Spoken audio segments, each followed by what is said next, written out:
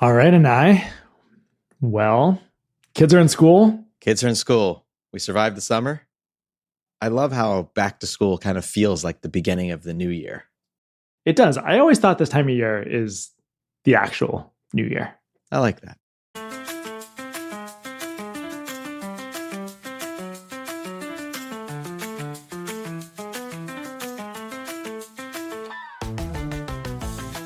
Welcome to the third episode of the Step Change Show. We're here to cover the stories of human progress. We want to understand the technologies, systems, and infrastructure that shape our world. And I'm Ben Eidelson. I'm a co-founder of Step Change Ventures, a fund that invests in the companies that are accelerating today's biggest step changes. And I'm based up in Seattle, Washington. And I'm Anai Shah, fellow co-founder of Step Change Ventures and based in Los Angeles, California. Today, we're going to be telling the story of the hyperscale-up of a recent infrastructure. The story of data centers. Every time you stream a movie, send a text message, call a car to pick you up, or talk to what feels like a fully formed computational consciousness, you are touching an invisible, physical empire.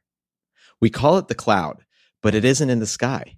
It lives somewhere very, very real. It lives in nearly 12,000 buildings worldwide, consuming almost 5% of electricity in the US. And it lives inside these garden hose-sized cables that are laid across the darkest parts of the ocean floor.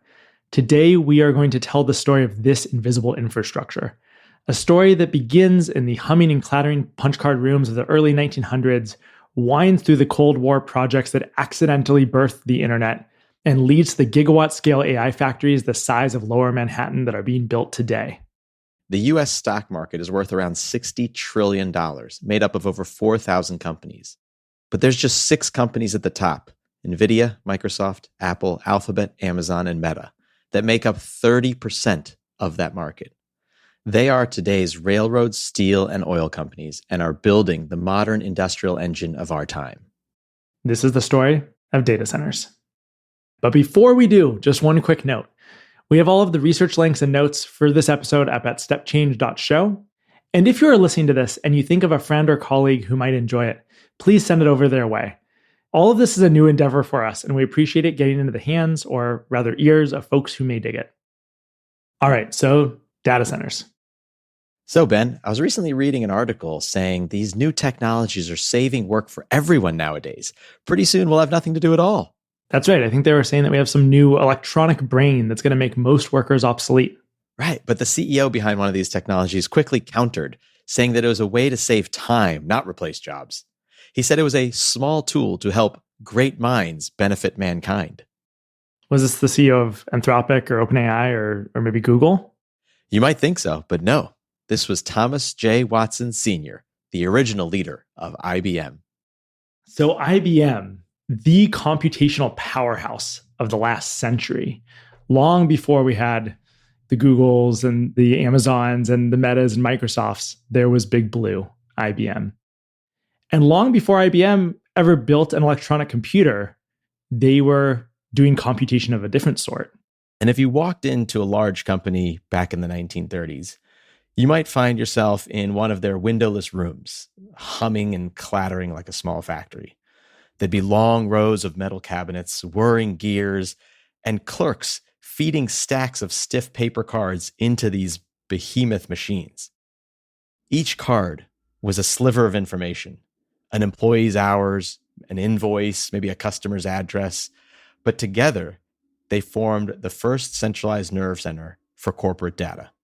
And I think that's why we argue that those rooms with those cards of information being processed on these devices that were doing computing are the first real data centers. That machine has quite an interesting history, born to solve a government problem, which is the problem of the US Census.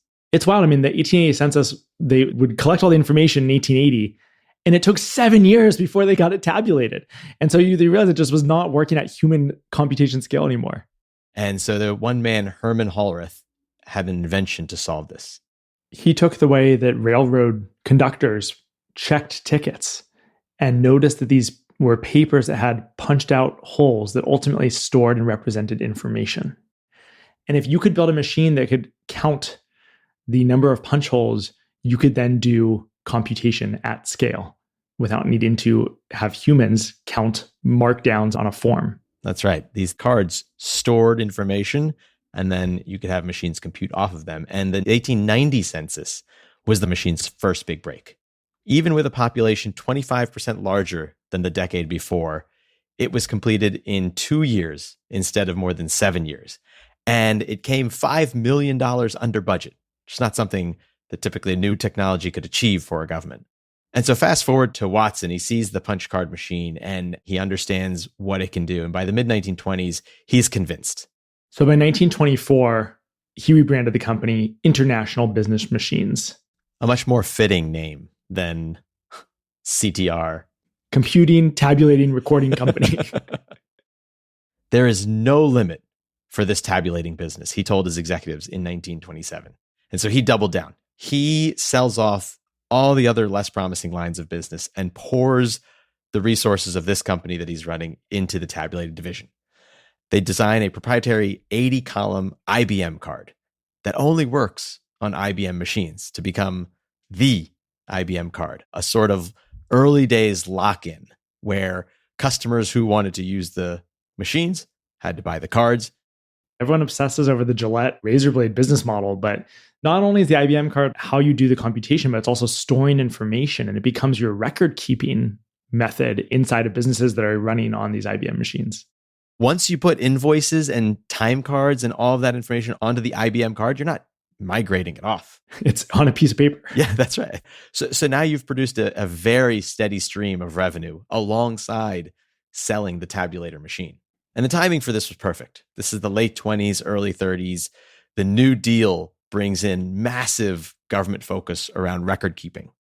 And in 1935, the Social Security Administration signed a contract with IBM requiring millions of their cards and machines to process benefits and print checks. One of their New York plants is soon printing 10 million cards per day. It's amazing. And within a couple decades, most large companies had punch card rooms. They had various machines they used to sort, tabulate, and store financial information, payroll information, employee information, customer information, everything you could think of. And then in order to manage that, they'd hire clerks and technical specialists to operate and maintain it. It's easy to take for granted, but this was the first time a company and its accounting and its invoicing was being able to be calculated at this scale. And you think about what's going on in this era, and this is when companies are starting to scale in new ways. It's also when more global trade is starting to happen. Thomas Watson Sr. ends up very interested in diplomacy and does a bunch of traveling around the world trying to preach that commerce across borders is going to create peace. Unfortunately, this backfires, and he does a lot of commerce with Germany in the lead up to the Holocaust. And there's a lot of different stories around IBM's computational power being used to help Germans with record keeping. And ultimately, this product is foundational to so much of the scale of this era, including the scale of war. Every time there was a war or a big government project, regardless of which country it was fighting, they needed IBM machines to do calculations. This was the way to process and store information.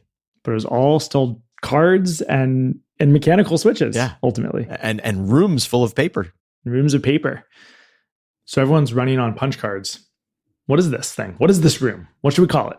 This is where we're going to put our stake in the ground and say the earliest data centers come out of the IBM punch card. A data center, the easiest way to understand it is it's a physical space or a collection of facilities designed to house and operate an organization's data and computing infrastructure. And so you can think of it as primarily storing information, computing information, and over time, connecting and allowing for communication of information. At its basic core, a data center and the evolution that we're going to talk about from the mid-1900s to present day is the physical space around storage, computing, and connectivity. At this moment, IBM was already this growing company of import, right? Doing global and international business. By 1945, they had around 25,000 employees and annual revenue of approximately 140 million. But something was about to change, and that's also coming out of the war. World War II was this big moment of government investment in R&D. One of the things that they found themselves often doing was calculating artillery firing tables, which take into account the wind speed and the weather and all of these different factors to figure out where they should shoot artillery. And so there'd be teams of human computers, clerks that were doing mechanical calculation to figure things out. But that was a bottleneck. And so the Army funded a team at the University of Pennsylvania to build the first real electronic computer, a machine that could crank through those calculations an order of magnitude faster. And that became the Electronic Numerical Integrator and Computer, also known as the ENIAC. This was all about math. It was focused on calculating numbers and producing mathematical results that will help them, in this case, be more efficient in war planning. Yeah, I mean, they didn't have the TI-83. Or the games that go on it. They didn't have Tetris. So they needed the calculator and that could go faster than the people that were a bottleneck at this point. And so the ENIAC had no mechanical parts that slowed its operation. It took up nearly 2,000 square foot room, but it did operate over 1,000 times faster than any previous computational device. And so it could execute 5,000 additions per second. At this time, IBM, which had the commercial product, the quickest punch card machine, could complete just 4 additions a second. So it's not an order of magnitude faster. It's 3 orders of magnitude faster. 4 additions per second to 5,000 additions per second. This seems like something that mathematicians and CEOs that are privy to this would think, oh, I can see the future. But no, a distinguished Harvard mathematician dismissed the idea as foolishness that there would be a big market for computers. He believed that the country would need maybe half a dozen, mainly for military and scientific research. Our friend Thomas J. Watson Sr., he said general purpose computers had nothing whatsoever to do with IBM or IBM's main line of equipment and profitability. But Watson's stubbornness to stay wedded to the past was only matched and maybe outdone by his son's stubbornness to push the company forward. Runs in the family, but takes a different shape. This is a father and son story for the ages. Thomas Watson Jr. eventually goes and fights in the war, comes back, and is ready to take his seat as a leader inside of IBM. He views electronics as the future of the company, and this becomes the intergenerational battle for the control of IBM. Thomas Watson Jr. saw that there was a future for the company in electronics and wanted to push it that way. There's some interesting parent-child psychology where you could see him completely frustrated and angry that his father's not going to jump on what he thinks is very clearly the future. IBM did do a wartime project with Harvard mathematician Howard Aiken that was a kind of hybrid electromechanical vacuum tube machine. They followed that with their first machine that they really wanted to demonstrate to the public after the war. And this was called the Selective Sequence Electronic Calculator, SSEC. This was in 1948. So they showed that in this Madison Avenue showroom right in the middle of Manhattan so that people could walk by and see this thing computing. And by seeing this thing, these machines are still the size of rooms. And it was fast. Not by today's standards, but by those days, it was very fast. It didn't have any memory in the sense that we're used to computers today having memory, but it had this punch paper tape as a form of storage. And despite Thomas Watson Sr. not liking this as the new business, he didn't mind the company getting some PR points for it. They'd send reporters down to watch the machine do computation. This is the moment when the press said, pretty soon, no one's going to have a job to do as a result of this electronic brain. The electronic brain that would displace workers. And so 1951, IBM's longtime customer, the U.S. Census Bureau, went with UNIVAC instead of IBM tabulators for its next census. And Thomas Watson Jr. recalls this moment saying, my God, UNIVAC is smart enough to start taking all the civilian business away.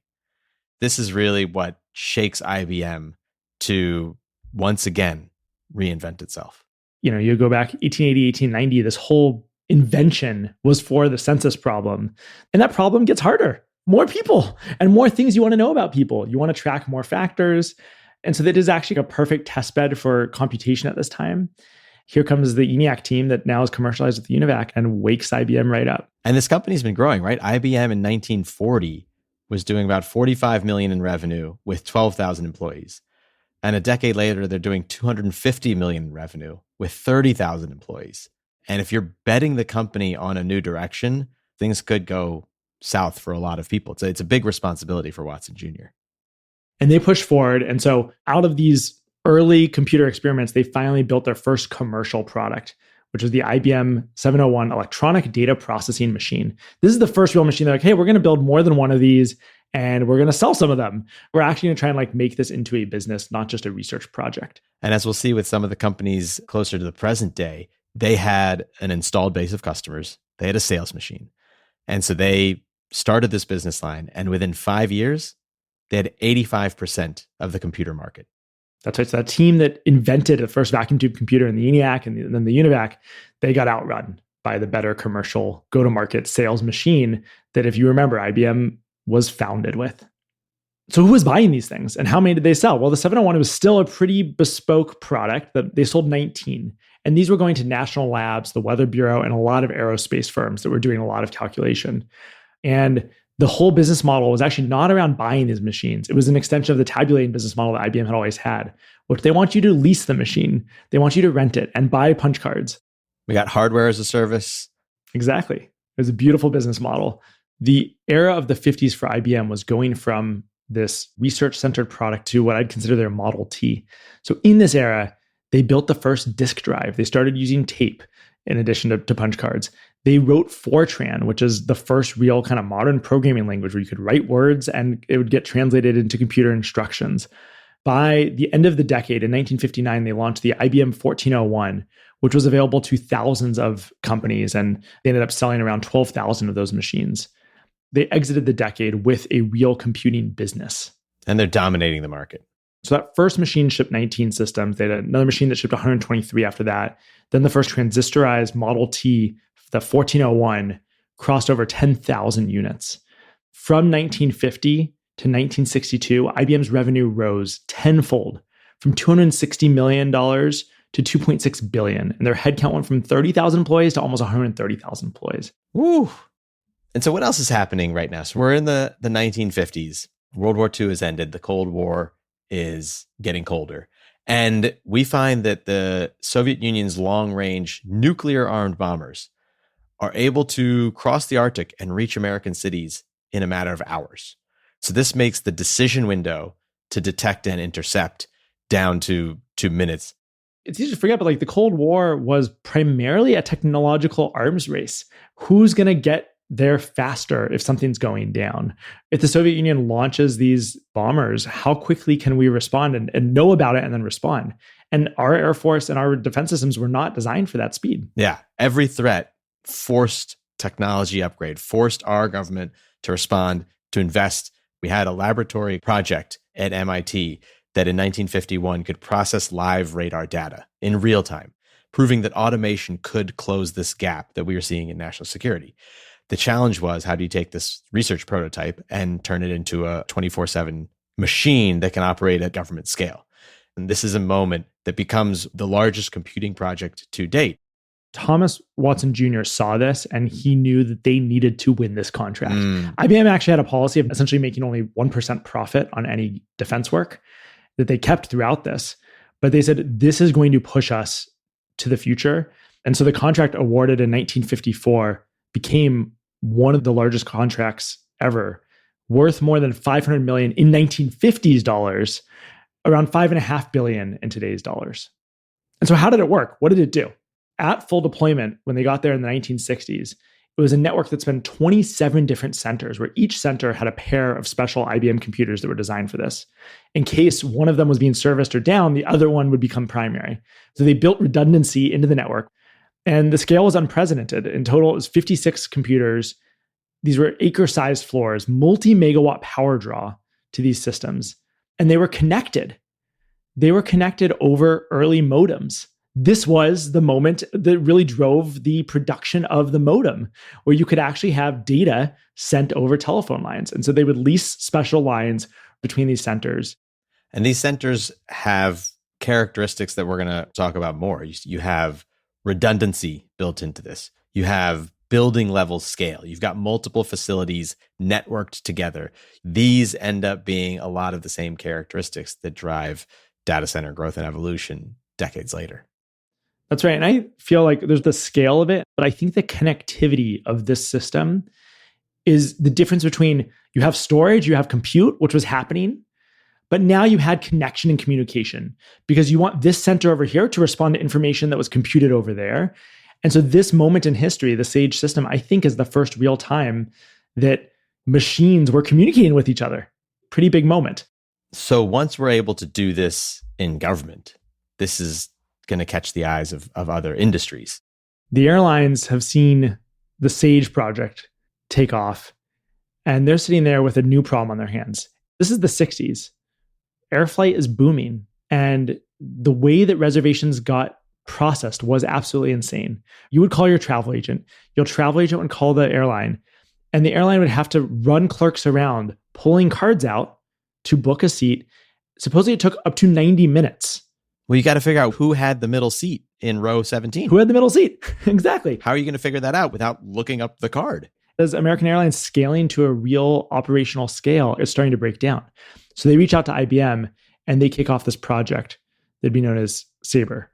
It was essentially like a commercial version of the Sage system. 2 IBM mainframes were purpose-built, would be connected over phone lines. Those systems would house the source of truth around the reservations. And there would be terminals.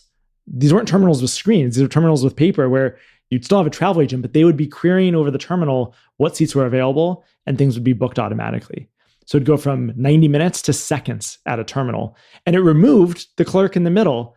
This set the stage for e-commerce. This is the first time I think you're buying something over a computer. You had 90 minutes to do a reservation to now down to seconds. And this scaled American Airlines operations by the mid-60s to be able to do 40,000 reservations per day. Insane. This system continues to this day to be part of the backbone of airline booking. It's quite an amazing foundational moment where commerce is happening between data centers.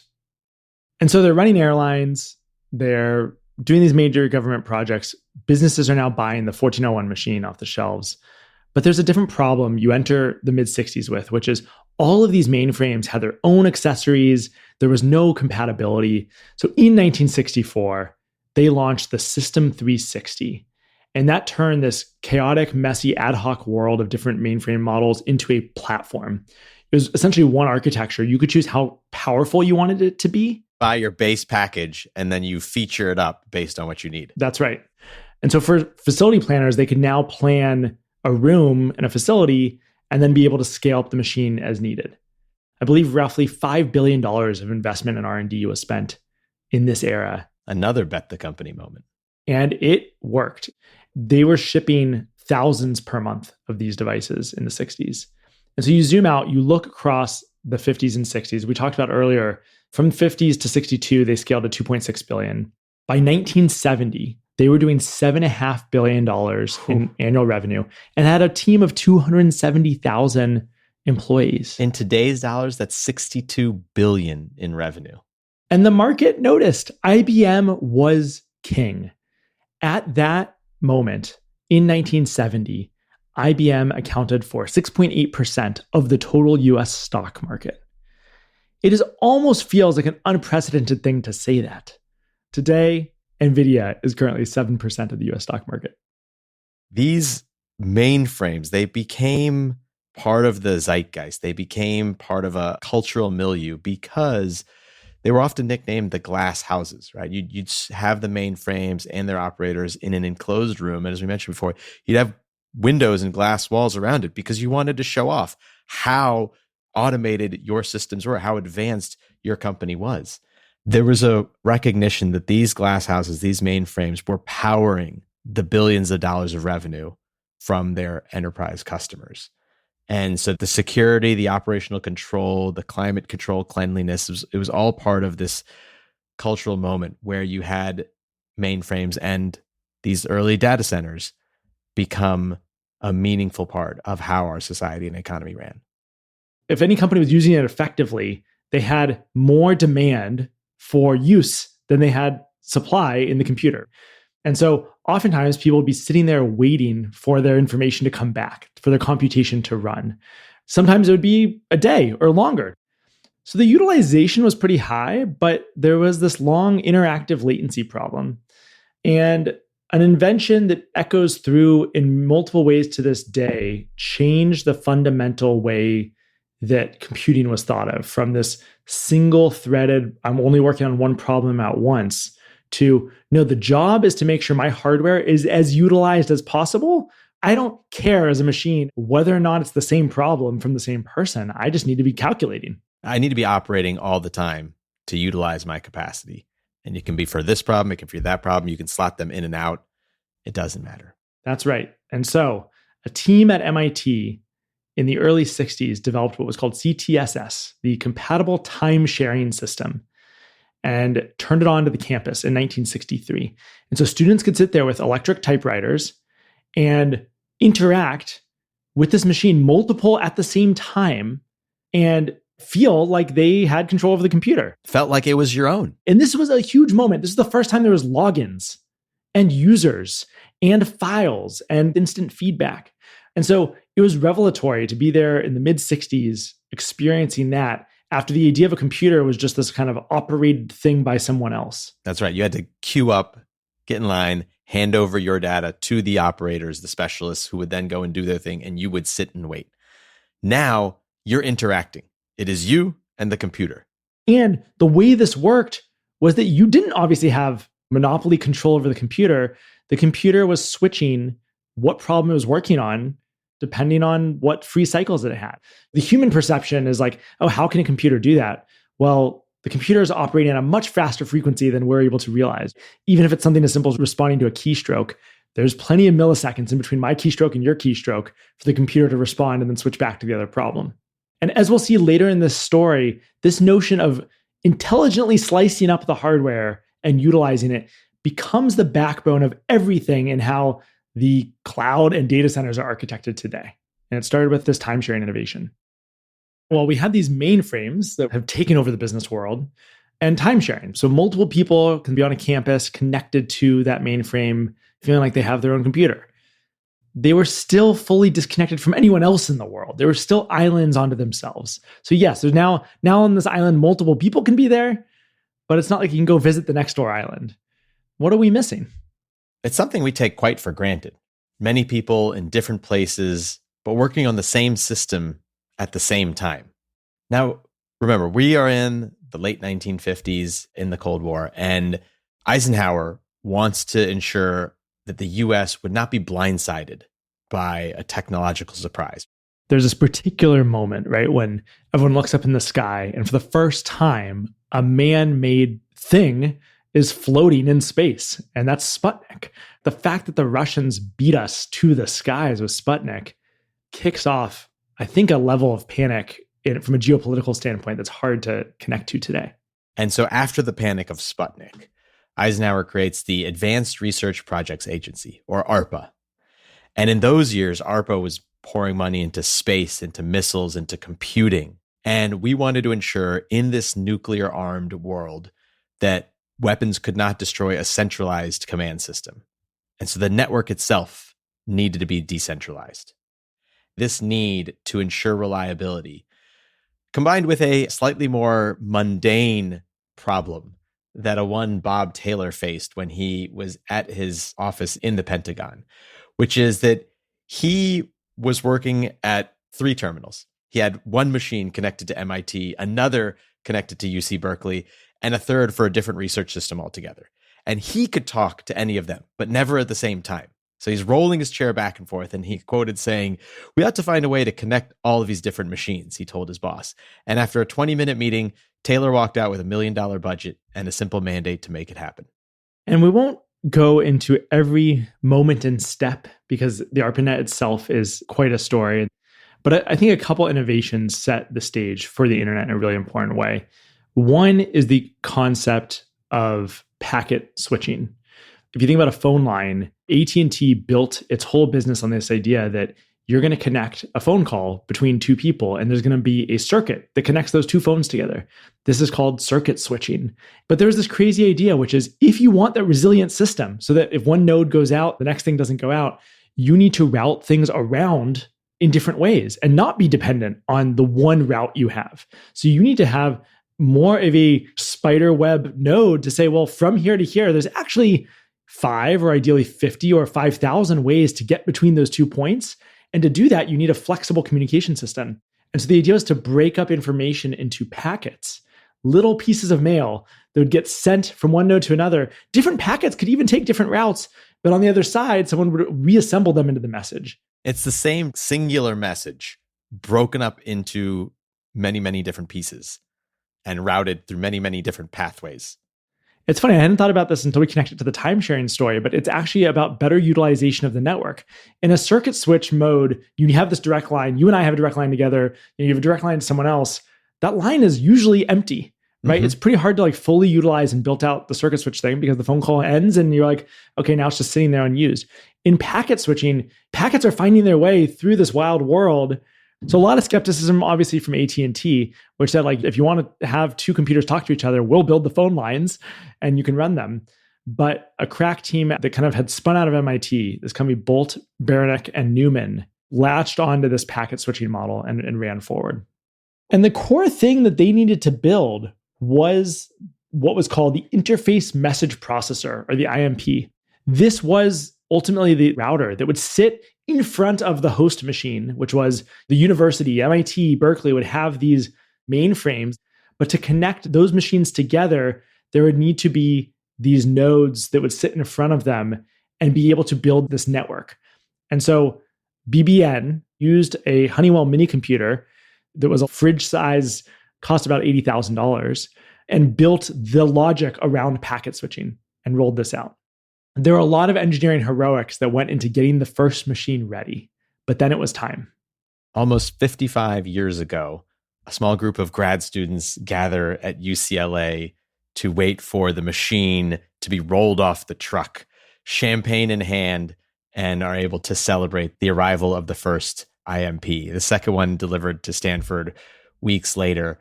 And the prophetic first message, as Laura has it, was meant to be login, right? You now have users that can log in. But after inputting the first 2 letters, it crashed. And so the first message was simply low. Low. So close to lol. And of course, what is a network with 2 connections? Pretty limited. But then they rolled out UC Santa Barbara, University of Utah, and then they were just rolling out new IMPs to the large universities month over month. And these became nodes, almost a new node every month. And then every new node that comes on the network amplifies the value, right? Because now it's not just bidirectional communication, it's multilateral communication. So they're building all this logic to do the resilient routing, to do the discovery of devices and everything that you needed to do that. And of course, the original pitch was, hey, we've funded as a government all these expensive computers at all these research universities. Let's drive utilization. Maybe one team has a special program for doing something, another team has a special program for doing something. Let's let the departments connect. One unexpected application really bubbled to the top, that the researchers discovered quick asynchronous messages were often more valuable than logging into someone else's system to run the code. And in 1972, ARPA's Bob Kahn said, everyone really uses this thing for electronic mail. And the network's purpose had quietly shifted from sharing machines to connecting people in the form of email. It's wild how as soon as you have enough connectivity, it's always the killer app. Right. The killer app is always people communicating at a distance. That's right. People wanting to do what we are biologically programmed to do, which is connect with other humans. And as sophisticated as these machines were, it was the simple act of asynchronous communication that became the killer app. And more people wanted it. There became new ways to connect within your kind of local network over these terminals, so then you could connect into the broader network. It was no longer that, hey, you wanted access to a terminal to access the machine on your campus. It was you wanted a terminal so you could email, your friends at the other campus. Sounds like an early social network that we'll get to later. And so the expansion continued. By 1972, there were 29 nodes. By 1975, over 50. And some of these connections weren't just from university to university. We were now leaping oceans. It was clumsy, but we were able to go over the Atlantic Ocean from a node in Virginia to the one in Cornwall, England. There was some story where they came back from some conference in England and someone had left their electric shaver behind. It was middle of the night. So in England, it was 3:00 in the morning, but he knew that his colleague was a workaholic. So he sent off a message at 3:00 in the morning, England time, seeing if this person was awake. And he was. And he saw that he was logged on. He's like, hey, did I leave my electric razor there? Can you get my razor, please? And it all worked. It was phenomenal. So by the early 1980s, other research networks started to pop up in the US and otherwise. People were like, oh, this ARPANET thing is pretty cool. We're going to build our own. There was DECnet. There was an IBM net. There was various nets that companies started to stand up, other research groups. It had a new challenge of, we want to talk to everyone on any of these networks. And how are we going to do that? And these IMPs were not designed for that. They had presumed that there was only one network that they were trying to build out. And so Vince Cerf and Bob Kahn, who were involved in ARPANET, figured out what they needed to build was this common language to figure out addressing. Where are we going to send this packet of mail? And then also the actual control protocol for the actual sending of information to make sure you don't send duplicate packets. And so this became TCP/IP. TCP for the transmission control protocol and IP for the internet protocol. You can think of IP as solving the addressing problem, right? You might be familiar with your IP address that then communicates through routers what you're looking for, who you're trying to get the packet to. And then TCP is the kind of reliable way that a packet gets acknowledged. Hey, this little chunk of information has arrived. It's like the certification of the mail. Signing for my package. I have an address so the package knows where to come, and then I sign for it. And I don't need you to send me the package again because I got it. And so this combination became the backbone for connecting all of these networks together, and ultimately the backbone for the next stage of not the ARPANET, but the internet, between networks, internet. And so in 1983, they took every ARPANET host and said they need to move to TCP/IP. And that switch, January 1st, 1983, became the framework for the modern day internet. Many networks all speaking the same language, able to connect. And that's where we have the advent of the .com, the .edu, the .gov, because we had now standard protocols for multiple nets to be communicating together. 20.3.1.72 doesn't have the same ring as pets.com. Pets.com, an important one. But we're not quite there yet. No. But by the mid-1980s, as Ben mentioned, there's multiple nets now connected, and ARPANET itself was showing its age.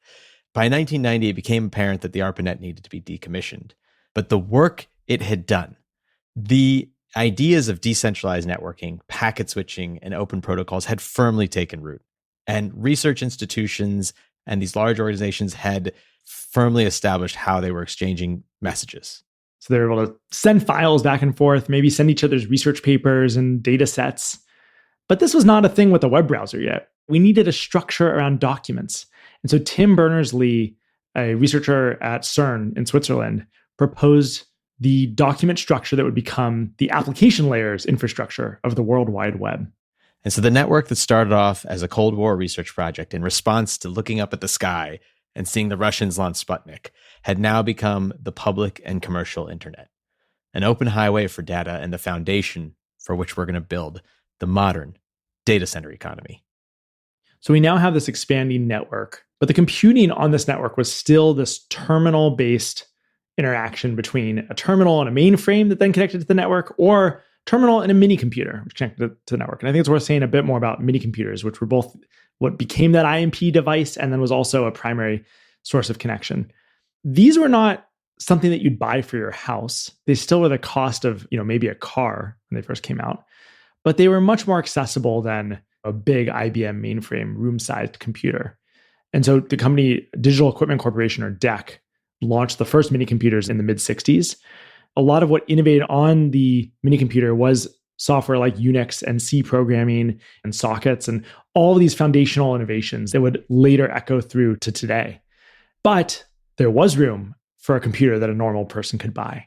On one fateful day, January 1975, the cover of Popular Electronics magazine showcased the Altair 8800, a machine you could buy at home for $439 or $1,500 souped up and run your own code. And there are a few hobbyists that went to the newsstand and picked up this magazine. Two in particular saw the cover and decided to do something about it. And so Bill Gates and Paul Allen, famously when they were at Lakeside High School in Seattle, they had access to a computer and a terminal, and they would spend hours and hours programming. But that's different than having one in your own house that you can play with. And so when they saw this come out, it was immediate that this was a moment, that computing has gotten cheap enough that a normal person could afford to have their own personal computer or PC. And you could see that if the first one was released at $450, it was only a matter of time before that would become accessible to more and more people. Microsoft formed immediately to sell a basic compiler for this device. The Apple II launches in 1977, which kicks off the PC wave for many folks, and it pairs with VisiCalc in 1979. So all of a sudden you had a killer app of a spreadsheet that wasn't just for home use, but now had like a corporate function to go and buy these PCs. And so someone can model a budget without needing to connect to the mainframe down the hall. I can stay at my desk and run my finance operations. That's right. And IBM, while they weren't the first here, they're actually pretty quick to realize that there was a problem for them, right? If everyone is doing all the computation on their desk, they're not going to need the mainframe down the hall anymore. The glass house has been shattered. And so they kicked off a skunkwork project. It was actually pretty amazing. They isolated it outside of the New York region, down in Boca Raton. And they said that this team is going to use off-the-shelf parts to design an IBM PC. And so in 1981, they built and launched the IBM PC. And they actually licensed MS-DOS from Microsoft, right? Founded 6 years earlier, as the core operating system. They thought that hardware was the business. Time would show them to be incorrect. And a bunch of IBM compatible devices, including Compaq and others, flood the market through the 80s. And so prices fall, hardware becomes commodity, and Microsoft, with DOS and then Windows, becomes the Wintel duopoly that ultimately takes the mindshare and market from IBM.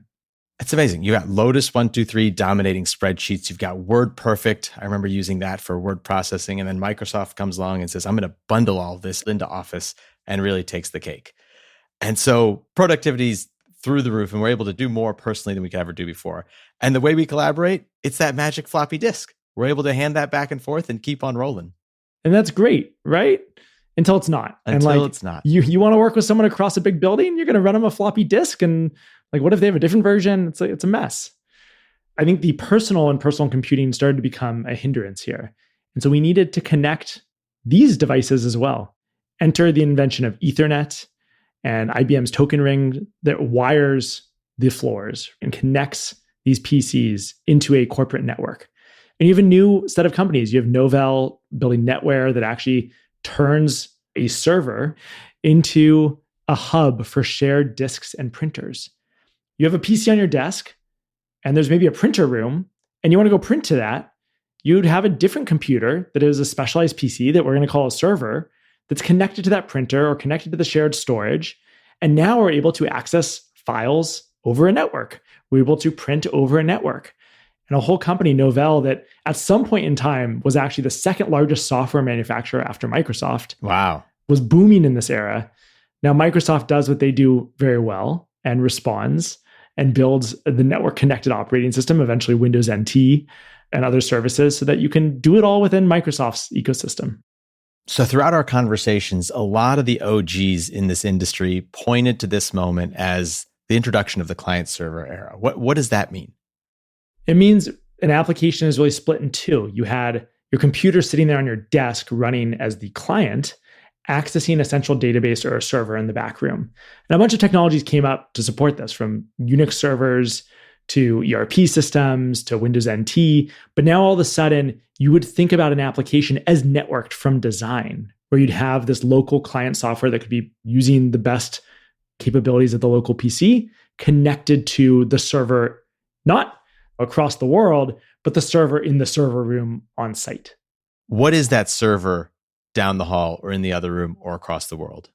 I think most notably is that in this era was the era that you take the architecture of the personal computer. So this is the x86 kind of Intel-based architecture or the Sun workstation architecture. And increasingly, those would become the servers that could run these applications. This was a notable shift, again, from the IBM mainframe era.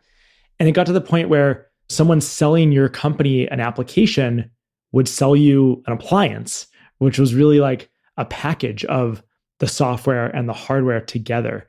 And so you ended up with the sprawl of different appliances that IT is managing, all serving different functions, all being written with their own bespoke software, with their own operating systems. And so while the functionality was amazing, people got very inefficient. Up until this point, there was a culture and an ethos amongst data processing professionals that put conservation as the highest level of ethic. To waste a CPU cycle or a byte of memory was embarrassing. I think part of it was it had gotten cheap enough. These servers had gotten cheap enough. These same servers would have been $10,000 a month to rent just 10, 15 years prior. And now it wasn't unreasonable to have them sitting there idle. At the same time, in a macro sense, this inefficiency later creates the space and value of the evolution of time sharing into virtualization, where we say, why can't we run these applications on one box? Why do they all need their own box sitting there waiting for a command? That's right. If the box is not being maximally utilized by a single client, share the box. We will do a whole focus on how that comes to be, but this is still an era of deep innovation, particularly on redundancy. You have RAID arrays, which is redundant storage for backup, tape libraries that are off-site, because you still have these massive points of failure. Your company's server, which might be your system of record for your customers, is sitting there in the closet. I heard from someone who ran some of IT at REI at a point that like they had a flood near their headquarters and they're like, well, the website's going to go down. We're going to lose all this business. And so this model was not designed for scale and redundancy in a major way. So to make this moment concrete of just how computing power and connectivity was starting to shift, let's talk about a deeply innovative retail company that is not Amazon. We're talking about the OGs of major retail and scale. It's Walmart. That's right. And so you're at the register at your neighborhood Walmart location. You scan the toothpaste, the barcode beeps. Within seconds, a satellite dish behind the store sends that transaction to the sky and over to Bentonville, Arkansas, where they're hosting their mainframe computer to record the sale. A few minutes later, a massive warehouse with data would update how many tubes of toothpaste you had just bought. And then perhaps before the end of the day, Procter & Gamble's factory would receive an update that they needed to make more toothpaste. This is the cutting edge of retail in the late 80s. And Walmart makes this massive decision to take this a step further and really drives innovation across the retail industry. They invested $24 million to build their own private satellite network, linking all Walmart stores to headquarters. This was really fairly unprecedented at the time, right? It is the largest private satellite network that had been built. And it created a unified real-time machine. And so any single event that happened within the Walmart ecosystem rides on this private network, and it enables them to mine their data in a way that was unheard of before.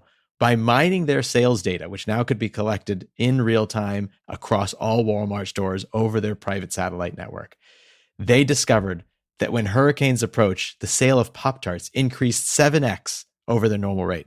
And having spent a summer working in Bentonville, Arkansas, I can tell you this is deep in their DNA. They are constantly looking at signals like this. Specifically, they discovered that it was the strawberry Pop-Tart that was most in demand before a storm, which led to the legendary insight of meteorologists predicting a severe weather event and Walmart stocking their affected stores with pallets of strawberry Pop-Tarts. It makes me wonder if the reverse being possible. It's like instead of checking the weather, you like go to Walmart to see if the strawberry Pop-Tarts are there because it's such a reliable system. You're like, I know that they're watching the weather. But I mean, there's some crazy innovation here. Both the satellite link and then Walmart supposedly was the owner of the first commercial 1 terabyte enterprise data warehouse they built with a company called Teradata. And so they were just maniacal about making sure all the sales and customer data flowed into one place. By 2001, just 9 years later, that 1 terabyte warehouse had grown to 70 terabytes. Wow. Right? And so this is just an explosion of connectivity inside the enterprise. While there was the personal computer and some people had fun with their computers at home, I remember playing on IBM XT and as a kid and some early programming, early games. It was not like most people had the real personal use case. We're still talking about a corporate-centered world. So we talked about the rise of PCs and the growing client server LAN inside of a company. We talked about these data centers. We talked about Walmart's satellite network. But what's happening now going into the early 90s in this whole ARPANET, NSFNet, internet thing? What's happening outside the office? Yeah, and perhaps what's happening under the ground. So the first network that was available to all these researchers was the evolution of this into the NSFNet. And it became the de facto US internet backbone. This net was connecting 2,000 computers in 1986 and expanded to over 2 million by 1993. And it was no longer just researchers who wanted to do stuff with it. And so the design and topology was this high-speed national backbone that had at this point gone to a T3 line, which is at 45 megabits per second, that connected a small number of regional networks. So kind of like a central hub and spoke model. And then these regional networks would connect to universities, labs, nonprofits. But this was not designed for commercial scale. In fact, it was prohibited, according to their terms of use, to have commercial traffic running on that backbone. It was specifically designed for research, education, and government data. And so I think some private commercial network could happen inside of just like a regional hub, but not across that whole big backbone. So you did not have the beginnings of what could be a commercial internet. If two regionals, New York and Philadelphia, wanted to connect, they had to flow back up to that NSFNet backbone. There was no neutral point where they could connect and exchange. And so this is the moment when commercial ISPs and telcos started to see, okay, like this internet thing is interesting, this packet switched model, people want to do new things with this. Maybe it's trying to get out of the lab into commercial use. How are we going to connect? What are we going to do? And in 1992, a group of network providers were sitting in Virginia drinking a beer, and they decided to connect their networks outside of Tyson's Corner. Now, this specific group of engineers were from Metropolitan Fiber Systems, the local telco. They chose Tyson's Corner outside of Washington, D.C., because you had a dense network of defense contractors and early providers, which were heavy users of the current internet. And they famously set up in a repurposed parking garage to become the de facto on-ramp for new ISPs. Now, when you think about an important hub, you wouldn't typically think of a parking garage, but it was the right place at the right time. And it turned into what's called Metropolitan Area Exchange East Coast. So May East is what formed. And if you connected into May East, that meant that you had the internet at your doorstep. This became the hub for the internet. If someone sent an email from London to Paris, it most likely went through May East. Within a couple years, you had roughly half the world's internet packets flowing across the May East parking garage. And I think this is something we'll see again and again, which is that the internet forms just around hubs. And it's not always obvious why that became the hub specifically, other than like it did first. And there's just this gravitational pull of connectivity. And this wasn't new to the internet. This was something that we saw with telcos. There's this concept called carrier hotels. If you're in a city like New York and you had two different carriers that are trying to connect with each other, right? Think Sprint and AT&T. Instead of having to connect all throughout the city in multiple spots, they would all show up in a neutral zone called a carrier hotel and build their connectivity infrastructure there. You'd be able to tap into each other's long haul routes, their local fiber routes, without having to build their own intercity footprints, each of them individually. And so May East was the first sort of flavor of this, where they would all come in and connect to ultimately a device. Think a switch that is connecting. Okay, you're coming in, plugging in your ISP's traffic here. I'm plugging in mine. Now users across our ISPs can connect, and it's just one big switch room. The problem is the internet is scaling, and you don't necessarily want to all be bottlenecked on one switch. It's not the most secure thing. And you know what? If you're, building eventually a video streaming service, or you make a deal between two ISPs, you don't necessarily want everyone else to be in on that deal. And so you saw the evolution of this model to a different model that became known as meet me rooms. And these are neutral physical rooms where an ISP or someone trying to hook into an ISP can provide their boxes and their connectivity, and then those two can connect together directly. So I'll bring your own box method. So instead of everyone connecting through the existing box, you BYOB your box for the deal that you want to do in the private meet me room. That's right. Something sounds funny about BYOB to the private meet me room, but we're talking about ISPs connecting for data Yeah, infrastructure. the farthest thing from a non-platonic conversation as you could be. And so sure enough, this all worked. And the NSF kind of officially sanctioned this method and designated these NAP points, network access points. The first one, Bain May East, they designated Sprint to run an NAP in New Jersey near the transatlantic cable landing points, one in Chicago and one in San Francisco. Then they eventually added May West in San Jose. And these meet me room models started to take off. The carrier hotels. You had One Wilshire, a large building on the west side of Los Angeles, which were law offices, and gave way to a single floor that could host hundreds of carrier routers and thousands of cross connects, eventually making it one of the most valuable space per square foot on the entire West Coast. It's so funny. It's like this ugly building or just relatively nondescript architecture. And you're like, what's going on in there? Law offices make sense. And now this is where the West Coast internet is coming through. That's right. And we'll talk a little bit later about undersea cables, but they come in and want to find their shortest path to One Wilshire. And the business model was pretty genius for this. These telco hotels, these meet me rooms ultimately provided power, cooling, and cross connect, and they would charge rent. And the dot-com boom to come would boost this model to new heights. And it provided an elastic infrastructure that internet companies in the dot-com boom and after could leverage, including, as we'll see soon, hyperscalers, where you could flexibly increase and decrease your capacity because they were specialized in providing all the necessary infrastructure to be able to host the connectivity. So all of this infrastructure being set up to commercialize the internet, to provide a scalable backbone, to enable the private market of ISPs and telcos and others to invest in making the internet faster. And we now have the World Wide Web. The NSF has actually funded a little project called Mosaic, which is the first kind of user-friendly web browser where personal computing enter the mid-90s and the dot-com boom. Let's boom. The ISPs are ready to build the network. All we need is the users. And boy, are they coming. May of 1995, Bill Gates writes the famous Internet Tidal Wave memo. The internet is the single most important development to come along since the IBM PC. And it was that same year that Netscape went public. Why was Netscape so significant, Ben?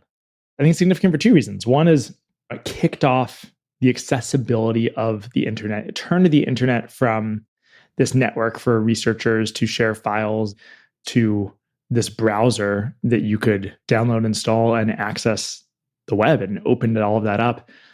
And then it was that from a product perspective, but that also captured the economic perspective and interest of, is there a thing here? Is there a new industry, a boom that you can make your millions or billions off of?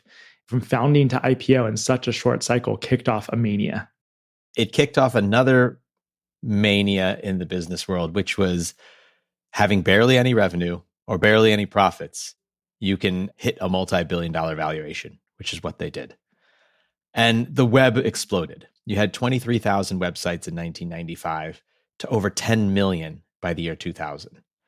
And global users climbed to over 350 million. NASDAQ tripled in 2 years.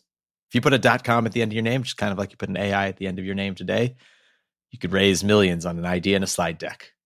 And in 1999 alone, you had more than 400 internet companies going public, pulling in $40 billion. What a liquid IPO market that we could only dream of today. Microsoft hits all-time highs in the stock market. The energy was manic, right? Founders in their 20s would become paper millionaires overnight. Engineers were hopping jobs for stock options. This is the rise of the Aeron chair and the foosball tables and the new economy where the rules of, things like revenue no longer apply to business. But it wasn't just applications, it was infrastructure as well. Carriers spent $500 billion on fiber and wireless. You had these co-location companies expanding at breakneck speed. This company called Exodus Communications was the world's largest web hosting provider at the time, providing server co-location. And its revenue went from 12 million in 1997 to 250 million 2 years later. And it peaked at a $32 billion market cap 3 years after that. It was laying the infrastructure in the ground and building the applications above it in a period of unprecedented growth. And so to launch a startup, you had to build a site, you had to build a service, you had to build a database. You needed money way ahead of time to buy the servers, to stick in the colo box. Wait, so you're saying in order for me to launch a web business, I had to buy hardware? Exactly. You had to take most of your venture capital dollars and spend it on servers, even before you knew if anyone wanted to go to your website to begin with. So you couldn't test your idea out. You couldn't A/B test. You couldn't do a landing page that drew in a wait list. Couldn't do any of that. Wow, what a different world. So all these new servers are trying to run on the new backbones that are being laid to power this boom. And the traffic still at this point met at only a handful of public exchange points. Networks were plugged into these shared boxes at places like May East that we just talked about. And that can only scale for so long. You'd start to hit choke points. And May East, one of the earliest network access points, became one of those major choke points. We needed different models for companies, ISPs, non-ISPs to be able to connect. You had DEC kicking off Palo Alto with the Palo Alto Internet Exchange, a non-telco neutral spot. Then you had the founding of Equinix, where they took that model and scaled it with their first site in Ashburn, Virginia. Ashburn is the Wall Street for data centers. In 1999, Equinix launches their first data center under this new model in Ashburn, Virginia, right next to May East, the choke point, but the original network access point. Isn't this near like DC? I've never been there. Have you been to Loudoun? I grew up right outside of DC on the other side of the river. Loudoun County is on the Virginia side. It's rural farmland. It's past Dulles Airport. There's really nothing there, but it's proximal to a large East Coast population, the intersea cables, and May East. And you actually had AOL choose Loudoun County in the mid-90s to set up a huge dial-up campus. And so they laid fresh fiber and drew even more carriers into the region. And May East had grown so large, it outgrew the parking garage that was in. And so the exchange relocated to Ashburn. And so you've got this unassuming farmland outside of Dulles Airport. And it was really catalyzed by a couple things outside of AOL pioneering the new site. It was policy-led. So Loudoun County ruled that data centers could be treated like ordinary office parks. They just eliminate all these special use hearings and provide incredible tax breaks over time to attract data centers into this network. Coupled with that, you have Dominion Energy that kind of see what's coming ahead and offered some of the lowest industrial rates to string high voltage lines to this empty land to bring power and fiber together to create the new data center model, which Equinix pioneered in Ashburn and became the largest internet hub on planet Earth. So it's the combination of perhaps for a moment cheap land, not so much anymore, fiber and connectivity, cheap and accessible power, and favorable policy. One interesting policy story that I heard on this, Apple was looking for where to put a new site in the late 2000s, 2009. Apple's obviously building more services, needs more storage, building more data centers. So they run a process, and it turns out that North Carolina gives them a better deal.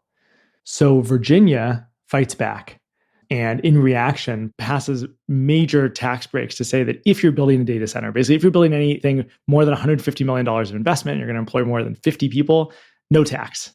Which you, of course, are if you're building a data center. Of course. Yeah, you can't build a data center for $150 million.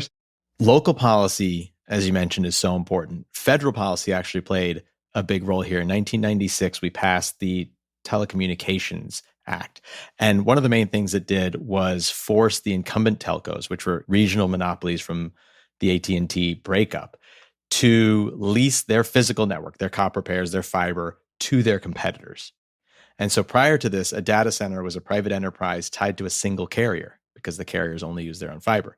Now it enabled carrier neutral sites. And so you could become a tenant of a data center and choose from multiple fibers provided into that building. And it opened up an explosion of choice for tenants and for this carrier neutral model. And so this is a flywheel of a deregulation environment to build this, because once they have the tax incentives in, it becomes a major source of economic prosperity for the region. Now, we'll fast forward later on in the story to today and maybe hitting some of the first real pushback. And similar to Frankfurt, Amsterdam, London, Tokyo, The biggest hubs are where you can find cables and carriers and connects the most networks with the least amount of friction possible.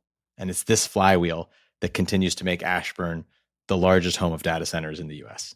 And what a time. In the first 6 months of 1995, internet traffic was doubling every 100 days. The telcos were convinced that you couldn't overbuild. You just needed all the fiber you could put down. WorldCom and these other telcos, they poured billions into this. And the idea of overbuilding, not possible, particularly in this internet boom, right? But by 2000, how much of that installed fiber was actually being used? It was only like 3% was lit up. 3%. So they just laid down fiber, the shards of glass that are just sitting there empty. So to give you a sense of the amount of fiber miles laid during this period, you could go around the circumference of the Earth 5,000 times. Wow. And so this was all over land, right? But how would you connect to Europe? And that overbuild, you're right, was not just limited to land. Nearly all intercontinental internet traffic rides on undersea cables, which I'd kind of heard of, but I didn't really have a full appreciation for the fact that bundles of glass threads are wound together into a garden hose structure and laid down on the ocean floor all over the world. And so imagine a planet stitched together with hair-thin strands of glass tucked into an armored hose and laid across the darkest parts of the ocean. That's the undersea cable system. And it's the real physical internet that connects the continents. So 99% of international data still rides on these cables, not satellites, that's racing pulses of light through fibers thinner than the human hair. The story arguably starts way back in the 1850s when we had the first telegraph cables that were crossing the Atlantic. They brought those across steamships and landed the first link in 1866, able to send news for the first time across the ocean. So instead of weeks, you could get the news in minutes? Yeah, you're not sending the news via ship. You're sending it via electrons. Amazing. And fast forward to 1988, and we land the first transatlantic fiber optic cable. It runs between the US, the UK, and France. And it kicks off this new era of cross-continental capacity. By the late 90s, as this boom was happening, you can imagine the funding routes going into wiring all of this up. You laid all of this cable down with specialized cable ships that survey the seabed, unspool the cable, and then near shore, they bury it underneath to protect it from anchors and storms, and then rise it up through some nondescript concrete box. And this garden hose has optical repeaters that boost the light every 50 to 100 kilometers. So you can sprint thousands of miles without fading. And then you get to land, and these concrete bunkers have the cable hop up into terrestrial fiber and then run straight to your one Wilshire or any of your nearby hubs that then connect you onward. What a wild thing. You have a garden hose shaped thing like moving all this data. Like, what do we actually mean? Well, modern cable, as an example, one laid in 2018 can move 250 terabits per second. To conceptualize that, you can send 6,000 HD movies in 1 second, or about 20% of global internet traffic can go in one garden hose. How is this working? Well, at the beginning of using fiber optics, you would shine a laser down and blink your zeros and ones. But we've moved from doing that with one wavelength to doing what's called wavelength division multiplexing. That's a fancy way of saying we use the rainbow. We're using multiple, usually it's around 80 to 120 different colors that can go down the same cable at the same time. The other thing is we've added more fibers. So instead of there being a pair of fibers, we now have up to 12 to 16 pairs of fibers. And then the last thing is called coherent optics. And this is a way of modulating the amplitude of the light. So instead of it just being on and off, you actually can have multiple steps. All of this adds up to today, probably 250 to 300 terabits per second maximum capacity in one hose. There's hundreds of hoses around the world. And I think the other thing that's really cool about this is like the thing that was laid was the glass. We keep increasing the capacity of the glass because the glass is the glass. Resilient infrastructure. It's kind of like railroads. It's like we're still using the tracks from long ago. Even if the engine gets upgraded. And just like we've been talking about with this network effect, when you bring more networks in, it increases the value and the speed. And so that's a big reason why Ashburn, as we talked about, hardened. Once hundreds of carriers and thousands of cross connects land into a single place, moving it is impossible. And so if you need to reach Europe fast from the East Coast, you're going to co-locate where the undersea cable is already coming. You've got New York, New Jersey, Virginia tying to Cornwall, England, and to Marseille. You've got the Red Sea and the Mediterranean corridor connecting into Djibouti as a critical touch point. You've got Miami as a key touch point into Latin America. Japan, Singapore, Hong Kong, Taiwan are key corridors into Asia Pacific. Mombasa and Lagos now light up Africa's east coast. So these are just hundreds of cables have converged that have connected the entire world. And this then forms the network of data centers that we have built and will continue to build through this story. And so the boom continues, right? No. There was something like the bust to that boom. That's right. And by 2001, everything collapsed. Advertising folded, startups folded. Exodus, that we talked about earlier, filed for bankruptcy, had nearly $6 billion in debt. PSINet, one of the largest ISPs, had already collapsed. And so was this the death of the internet and the death of the value of all of this fiber that was laid? Clearly not. It was the death of a particular moment and an overbuild in a bubble. But in fact, the actual infrastructure that was built out would prove immensely valuable as services that mattered matured and business models matured. In other words, I'd say the application layer of this era died, but the infrastructure lived on and would eventually thrive. So the dot-com tide went out, but the overbuilt of assets were exactly what we needed for the next chapter.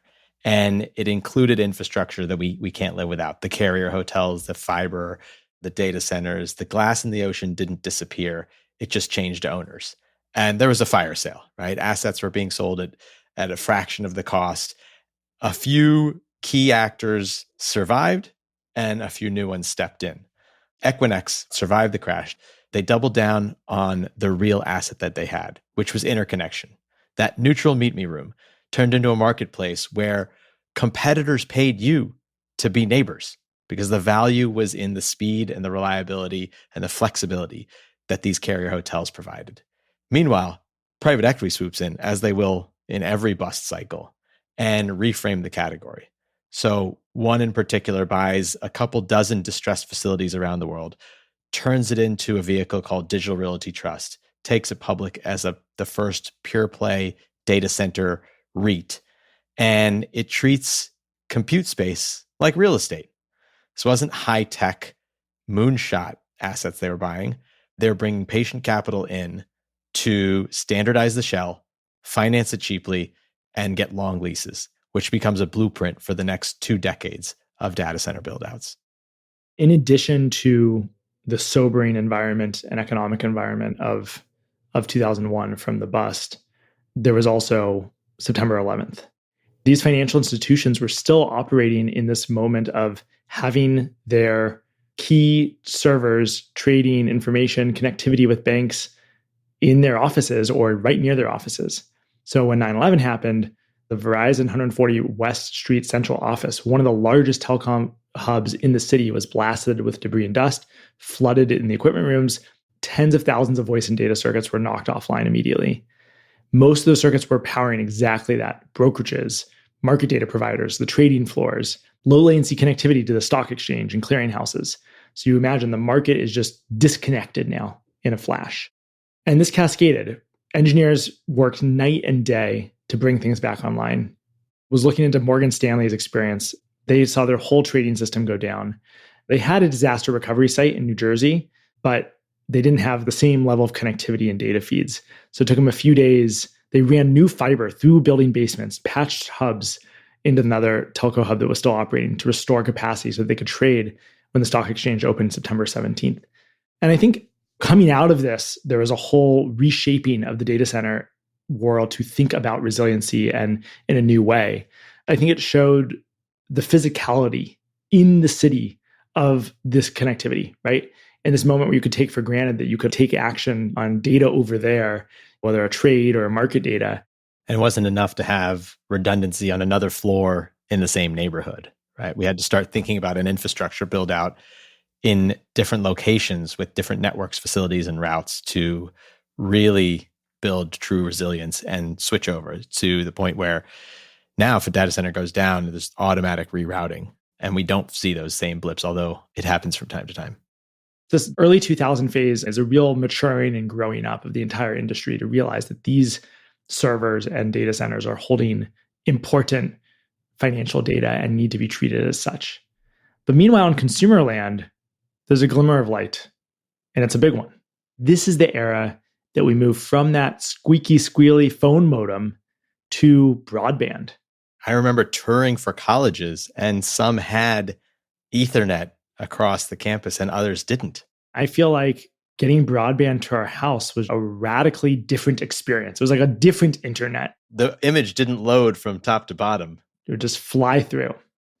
And so this is when BitTorrent starts soaring. This is when Skype launches 2003, and you can actually like make VoIP calls. Oh, Napster was possible. World of Warcraft launches 2004. I remember that taking the college campus by storm. Early web video products started to come out. By 2005, you had 1 billion people online, about 16% of the planet. So all those folks prognosticating with excitement in the late 90s were not wrong. They were just off by 5 or 6 years. Yeah. And so, there's also the advent of CDNs. So Akamai's footprint exploded to provide more and more storage and replication and caching at the edge. And so what exactly does this mean? It means at the places where your ISP is connecting, if someone's downloading an image, let's say you load the New York Times on your computer and someone else does on their computer down the street, you don't both need to go all the way back to the New York Times home server for access to that photo. It's now been cached on a nearby CDN that's directly hooked up to your ISP. So in the early to mid 2000s, you have the consumer coming back. Applications are flourishing. The internet is becoming a part of the fabric of society. And there are a handful of companies that survived the bus and captured this moment unlike any other. And they not only built incredibly large consumer and enterprise businesses, but they actually became critical infrastructure companies that helped build the modern data center world that is what we're seeing booming today. And so the place we're going to start with is the best place to buy books, Amazon.com. So whatever book you wanted to find. From A to Z. July 1995, Amazon launches. By 97, they IPO. And by 98, they are no longer just a bookstore. They're on their path to becoming the everything store. Now, it was not initially Bezos's and Amazon's intention to become the infrastructure provider of the world, but this high growth moment of the late 90s set the stage for what they would need to build, not just for themselves, but for everybody. In those early days, they were running expensive, quote unquote, reliable servers from the likes of DEC, extremely expensive products, high margin servers. Now, the problem is Amazon was not a high margin business.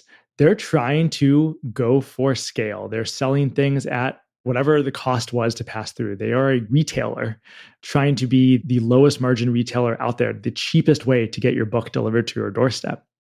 So running a retail business, they're always tight on cash. So to spend it on servers stopped making sense. So by 2000, they were spending so much on infrastructure, they were worried this was going to bankrupt them. And so they kicked off a big project to rewrite all of Amazon.com onto Linux and to run it on much cheaper HP servers. And this is when Amazon was famously a huge monolithic code base. Every new category they launched, they had to work across their entire code base, and it became this hairball.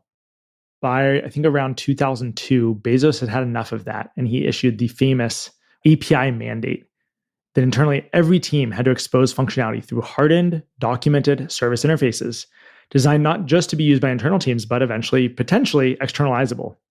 Classic Bezos. There are no exceptions. Every team must communicate through these interfaces. There was no backdoors, no direct threads, no direct linking. It doesn't matter what that technology did. It would, without exception, be designed from the ground up to communicate externally to other teams. And if you didn't do this, what would happen? If you didn't do this, you were canned.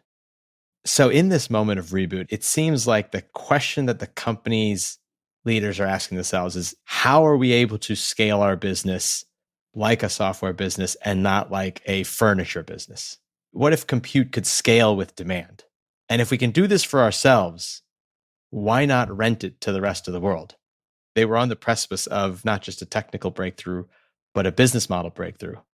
Because for decades, running an online business meant these multi-year leases, these expensive servers, over provisioning to handle peak demand. And Amazon would go on to flip this on its head and fundamentally change internet businesses by saying you can rent a server by the hour and pay for only what you use. It is both deeply innovative at the time and also funny because we've had decades, century of doing this with our electricity bills in our own houses or water bills, right? This is utilities. Utilities, you've always just paid for what you use. But what it continually enables is the driving down of cost, better utilization of centralized infrastructure. And Amazon had just lived through this painful period of having to rewrite their software and change their server architecture. And I think it was two things. One is we never want to go through this again, A. B, no one should have to go through this again. And C, if we start to build the infrastructure for the world, that's going to accrue to our costs and our benefit. And there's going to be a flywheel here. Just like any scale economies provider ever experiences, the bigger we get, the better. That's right. And that utilization is such a key point. So what happens in March of 2006? Amazon launches the first real AWS service, S3, or Simple Storage Service. What does this simple storage service do for me as a small internet business? It lets anyone put a blob of data on this non-physical disk and access it anywhere in the world. And that sounds simple as it in the name, but it was shockingly hard to put a blob, whether that was a megabyte or a gigabyte or a terabyte of data out there and have everyone around the world be able to access it quickly. Amazon abstracted everything away so that you could do that and just pay a monthly fee. You didn't have to build a server and plug in a hard disk and build another one that copied the data over and all of these other things. It just gave you what you need as a developer. So this enabled me to store information. Correct. A few months later, what did they do? They launched the Elastic Compute Cloud, also known as EC2. So I can store, and now you're telling me I can compute? How does this work? You can compute. And so what EC2 essentially was the ability to spin up computers, servers, as you saw fit. Now, what they were actually letting you spin up is what's called a virtual machine, where you can say, I want to run Linux, or I want to run a Windows, or I want to run some SQL Server OS. And I would have this virtual machine where I could deploy that, run it, and run whatever code I need to. And if I need a second machine, I push a button, get a second machine. If I need a third machine. And I pay by the hour, by the machine, only for what I'm using. This is outstanding. So I'm building a business, and I think I'm going to grow fast, but I don't know what traffic I'm going to get next month or in 6 months. And so I just raised a bunch of VC money. Now you're telling me I don't have to buy these expensive HP and Sun servers. And as I grow, I can just rent more compute and rent more space. Yeah, not just that, but I think the activation energy here was brought way down. Before, there's the challenge of getting a server and getting space and all that. But like in this model now, you just put down your corporate card and you're off and running with the foundational building blocks that you need. This is the Cambrian explosion for startups. Key to this is the utilization point. So many startups had bought servers that then never hit full utilization. Or we talked about all these appliances sitting in the backroom closet, not hitting full utilization. What enabled Amazon to drive utilization? It was the fact that, yes, they gave you a quote unquote server to run your operating system on. They did not give you a server. In reality, they gave you a virtual machine, not a machine, a virtual machine. Well, what is a virtual machine? A virtual machine is the flavor of, the concept of a plan, not a plan, the concept of a machine. And this goes back to a company, VMware, that was founded in 1998 by Diane Green and Mendel Rosenblum. Side note, I got to take operating systems in college from Mendel. And then Diane, as we get to later in the story, was running Google Cloud around the time I was leaving Google. So legends in this field and in this industry. And what VMware did is they made it possible to take a normal computer, right, whether it was a server or a PC for that matter, and run virtual machines on that computer. And why that's typically hard is a computer is usually made to run one operating system at a time. And that operating system is managing applications and making sure that the computer doesn't crash. Well, if all of a sudden you have multiple machines running on a computer at a time, and one does something that you can consider kind of unsafe, right, that would stall out the machine or do something that they weren't supposed to do, that could break the whole model. But VMware's first product enabled an unchanged Windows and Linux to run side by side on the same x86 box. This accelerated to even more interesting use cases. So you can actually hot swap VMs on machines at the same time. Let me give you a concrete example here. Let's say you're playing a game on a PC. It was as though all of a sudden, in the snap of a half second, that game moved to another machine mid-frame. So this was actually designed to be able to hot swap a virtual machine from one server to the next.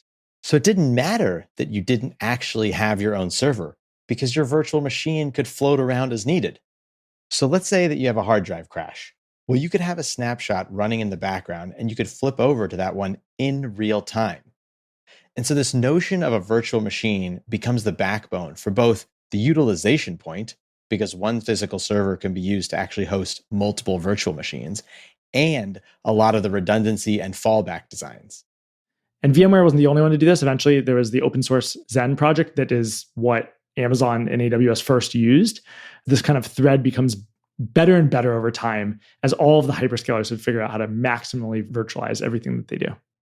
And so now, rather than me trying to run my pets.com and ensure that my product is getting to my customer and my website is doing everything, and then when it crashes, me having to stop everything and file the ticket and pause business to fix the crash, that's just abstracted out to the specialists, to a business that is designed to solve this problem for me.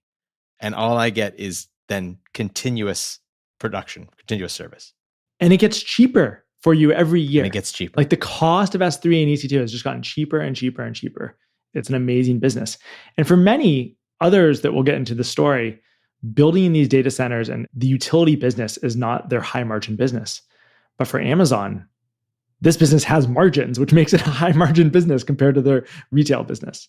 It's almost like if I were an airline spending all this time trying to figure out how to book a reservation, and then you gave me a program that could do it for me, I can now focus on serving the customer and serving more customers faster. And it explodes, right? If you look at S3 in 2007, there were 10 billion items stored in S3. By 2009, that's about 64 billion. And by last year, 400 trillion items stored in S3. That's a really big number. It's a very big number. It's a lot of items. This powers the startup ecosystem in industry, right? Let's go back in time to that.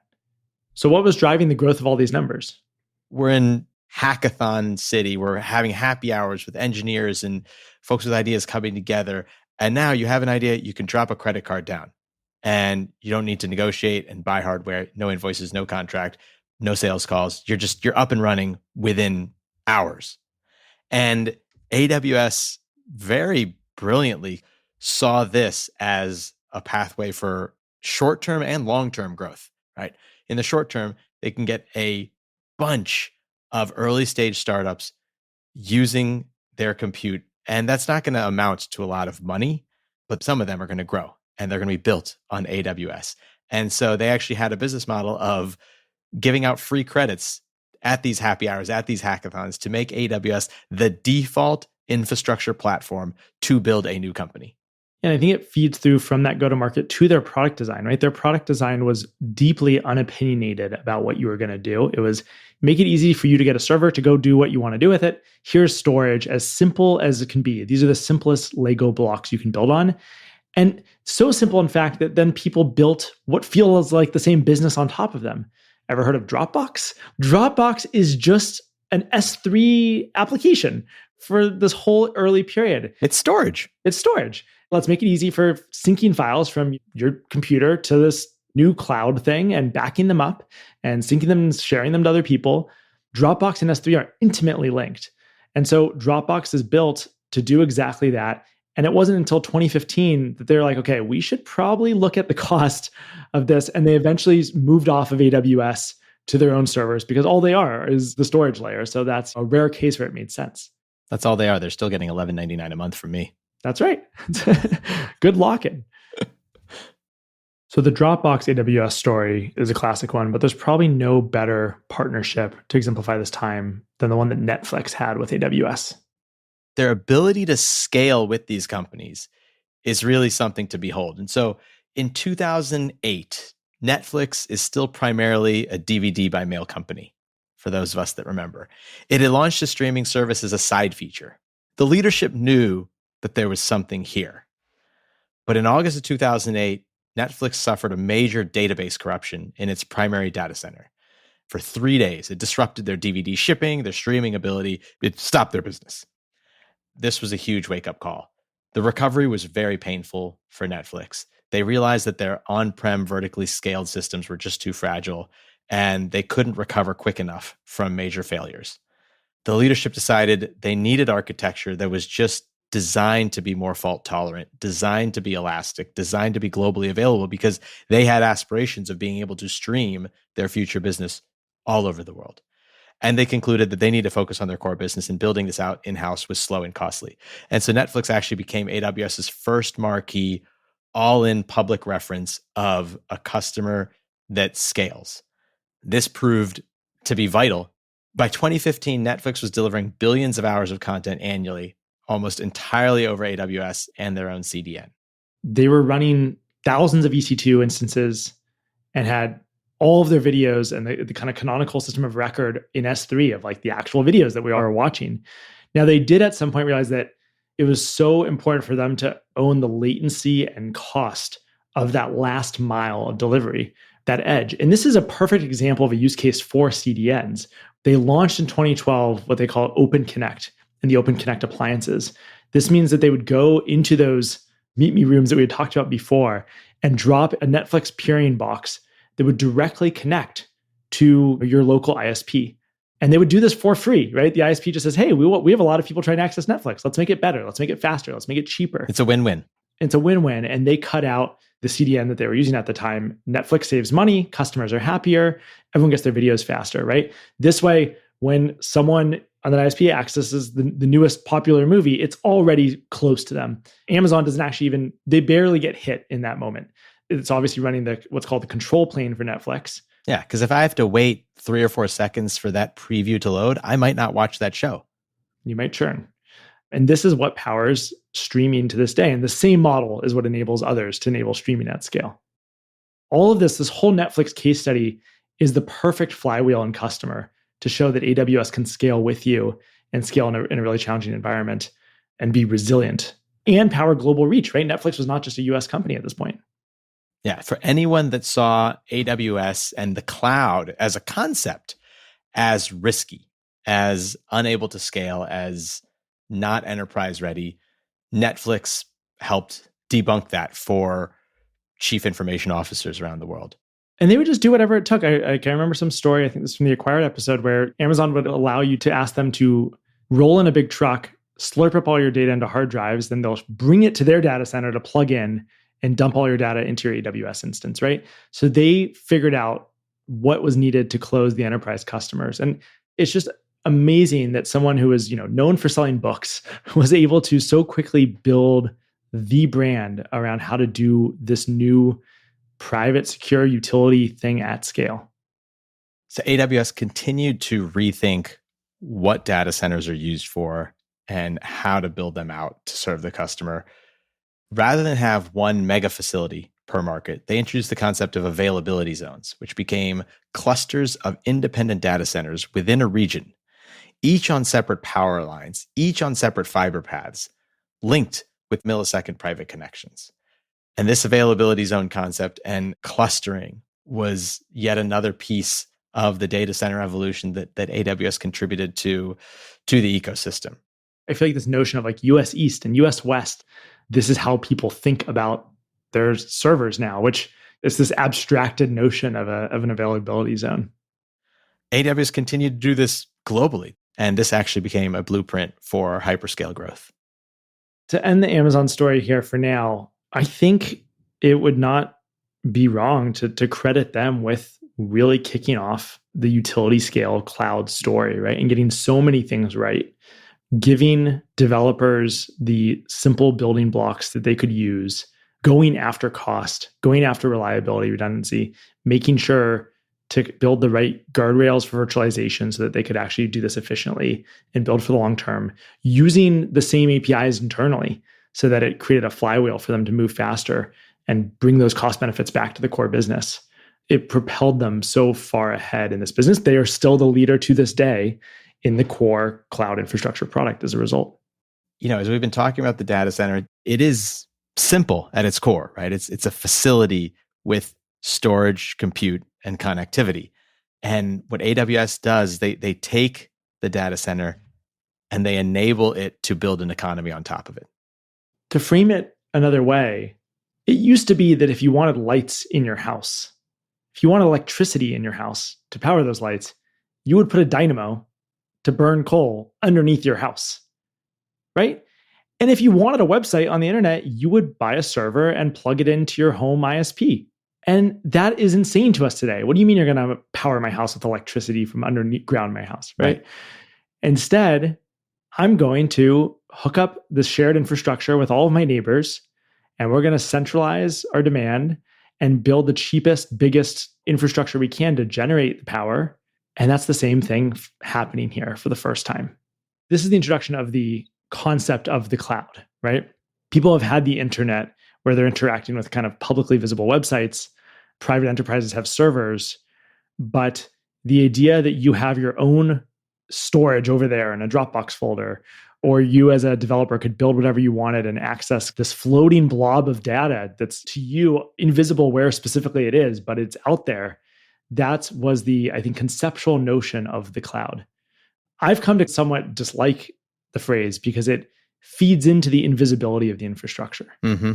Right? It says like, it is nowhere. Your photos are nowhere. Your storage is nowhere. And that's so far from the truth. It is somewhere. It is in multiple locations, in fact. The cloud is almost the designed antithesis of the glass room. The glass room where you want to show off, this is where it is. This is where the compute is happening. It is only happening here. It is happening right now. But it served a good purpose in explaining this notion of migrating to this unknown location and has remained pretty sticky, I think. So while Amazon was out there selling books, a little startup out of Stanford was helping you organize and access the information on the growing World Wide Web. Google was founded in 1998, and shortly after, it was handling about 10,000 search queries per day. By the end of 2006, it was processing the same number of searches every second. Google acquired YouTube in 2006, a year after its founding. And at the time, it was already one of the fastest growing websites in the world with 100 million video views per day. And I remember, folks having their first webmail-based accounts, like a Hotmail account, they'd have 2 to 4 megabytes. Well, Google notoriously on April 1st, 2004, announced and launched Gmail as a invite-only service that had a full gigabyte of storage. I remember you could get access if you referred in. If you referred in, or they started going on eBay for like $150. It was a hot ticket. By 2010, Gmail had over 150 million users, and of course, with more gigabytes of storage available. It was amazing. It was, from the very beginning, the front door to the internet. But it was also going to need to be an infrastructure company. And so you go back to 1999, a year into Google's life, and an engineer named Urs is being shown around as part of his recruitment by Larry Page, the CEO and founder. Urs says you couldn't really set foot in the first Google cage because it was so tiny. The cage was 7 feet by 4 feet with 30 PCs arranged on the shelves, providing the world with more Google than it could handle. Our direct neighbor was eBay. A bit further away was a giant cage housing DEC machines and Alta Vista. All of this was hosted at Exodus in Santa Clara, one of those co-locations that we talked about earlier. So Google competing with Alta Vista and all those others at the time, it was powering part of Stanford's search. That's right. And running off of 30 PCs. Running off of 30 PCs in this colo center. It cost Google about $1,400 per month per megabit per second of data. And so they had to purchase 2 megabits per second at the time. 1 megabit was about 1 million queries per day. From the beginning, Google looked at its servers and infrastructure differently. It was never interested in taking the tried and true path of buying the Sun or even HP boxes and using those. The most memorable stories of this time that explains this is the infamous corkboard. So in the early days, Google engineers literally mounted motherboards on corkboard. They had $15 box fans pushing air across. They had zip ties holding it together. And in a traditional IT philosophy, this is heresy. But the idea was that if a part doesn't add reliability, at fleet scale, strip it away. This all set in motion this ethos of questioning the assumptions and ultimately deep, deep vertical integration of their infrastructure. Some might really argue that that was like Google's superpower and still remains so to this day. If Apple's piling all of that thinking into making the perfect iPhone, Google's doing it to their data centers. And so Google had a number of innovations that came from this early time. One was around how to do power backup. So the standard was to spend for a facility-wide big battery. Well, by 2000, Google's questioning this model and seeing the waste in the large battery. And so they actually put little batteries on each server. Again, they were accepting that one might go down, but that was okay as long as the whole fleet was reliable. And so the key to all of this working was moving reliability up the stack into the software layer. Google was not using off-the-shelf file systems and off-the-shelf software. They built everything here themselves. They assumed that hard drives would break. And so they built the Google file system. This was like 2001, 2002. So this is a distributed file system that would take files, chunk them up, and spread them across 3 different servers, no matter what. So you could always have resiliency, and also this would make accessing a search index much, much faster. They built in 2003 Borg Cluster Manager, which ultimately was all about managing where jobs were running on which servers and which machines, and really was like an extension of the virtualization and predates Kubernetes, which we'll talk about a little bit later. So these were all the software components, but they were also questioning many of the physical constraints that people had looked at with servers. And so most notably, they did some of the first experiments in really this hot aisle, cold aisle airflow containment. Traditionally, data centers were just a bunch of hot computers in a room, and they would just blast cold air into the room. So you'd have to keep the room as cold as possible, often uncomfortably cold. And there was no real thought about getting the hot air out of the room.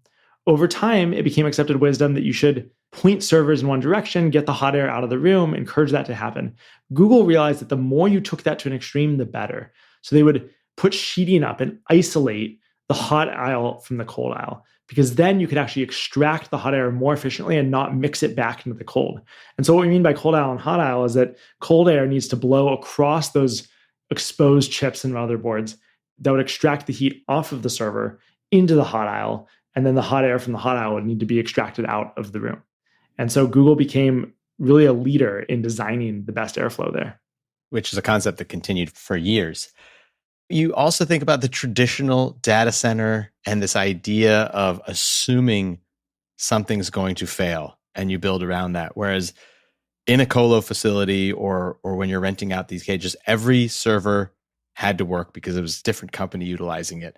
And not only that, 20 years ago, you had specialty cleaning crews that were moving around the data center, and they would sweep up the room and then analyze the contaminants, what they had just swept up, to understand how to continue to optimize the cleanliness and space around this. The idea of laying in a corkboard and a zip tie around it and assuming something would fail, it really takes the data center concept that existed today and completely flips it on its head. And then, as we'll see, drives better performance. All of this comes together when they build their own real first scaled homegrown data center. I love this idea of don't think of a data center the way we've been defining it, as a room packed with servers and power and connectivity. Think of it as a warehouse scale computer. Urs wanted us to think of it not as many machines, but as one machine. So you think about the components of a computer, right? The storage, the memory, the compute. And Urs saw what they were building out over time in their data centers and realized that they were just building a large computer that just happened to be the shape of the warehouse. Yeah. And if you accept this premise, then you stop trying to make each server perfect, but you start thinking about making the fleet reliable, and you design entirely differently. And so this is about 2004. You have a wild man named Chris Sacca.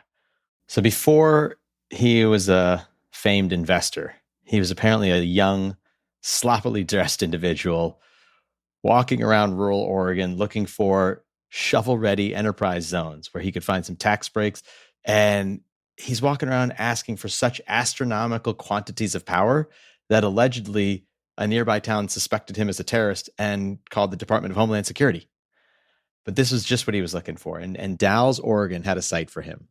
30 acres next to a decommissioned aluminum smelter that once drew enough power to power the needs of a small city. And Saka was ecstatic. He said, it was visionary. This little town with no tax revenues had figured out that if you want to transform an economy from manufacturing to information, you've got to pull fiber. And so Google went on to build out Dalles, Oregon, and bring all of their innovation to bear to increase the performance of this data center. And so what that meant was low cost, steady hydropower from the Columbia River, the Bonneville corridor providing high voltage transmission, a cool, dry climate that lets you run a cooling process most of the year that's very economical, long haul fiber that traces the river's edge, and a town that was hungry for a new tenant.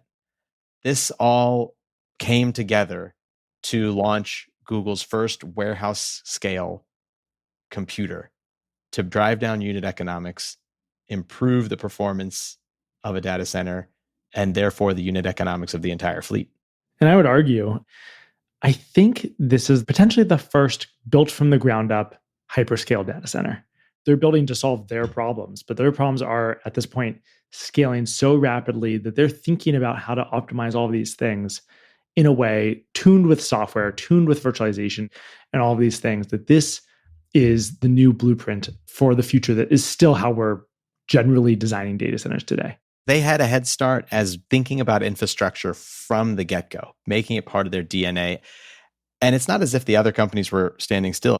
They were building concurrently. This was a race, and they had to do it quietly, and Google was the first to get operational in 2006. They quickly replicated this elsewhere in North Carolina and then in Finland, testing different climates to optimize using seawater, using hot aisle containment, other ways to optimize cooling and performance. Yeah, there's other areas they kept pushing on, right? Like the power supply system. So normally each server, you think about plugging it into the wall, it's converting AC to DC and then stepping down DC for all the various components. Google instead realized that if they could just have a higher voltage DC current coming into the rack, they could then convert once cleanly and do it late as possible.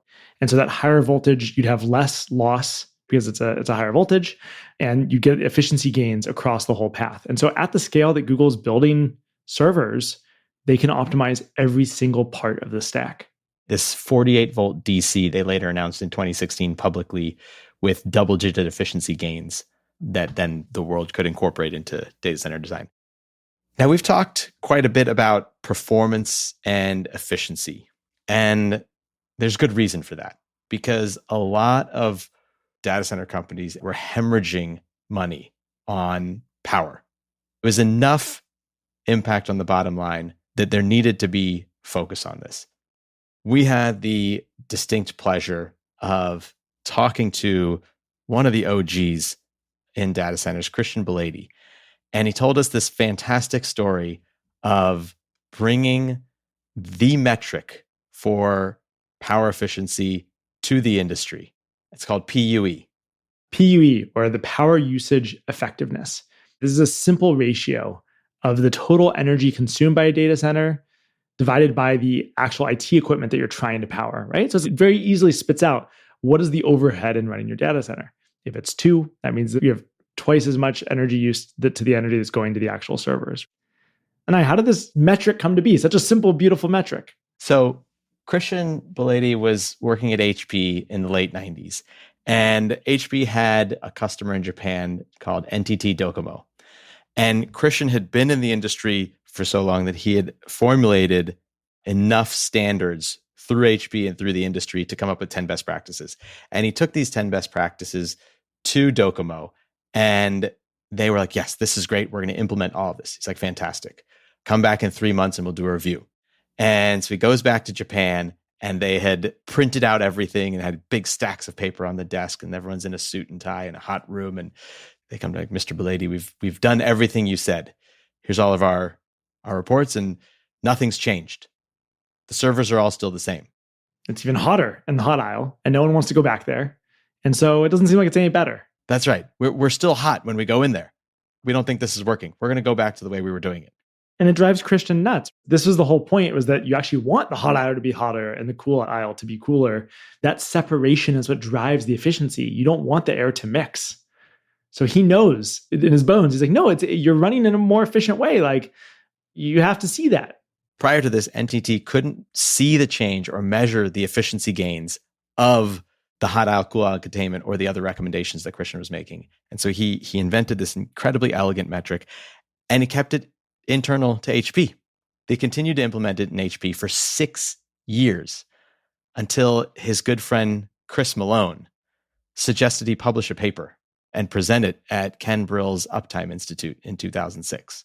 At the Uptime Institute, they present the paper and they kick off a new organization called the Green Grid to publish PUE and other metrics.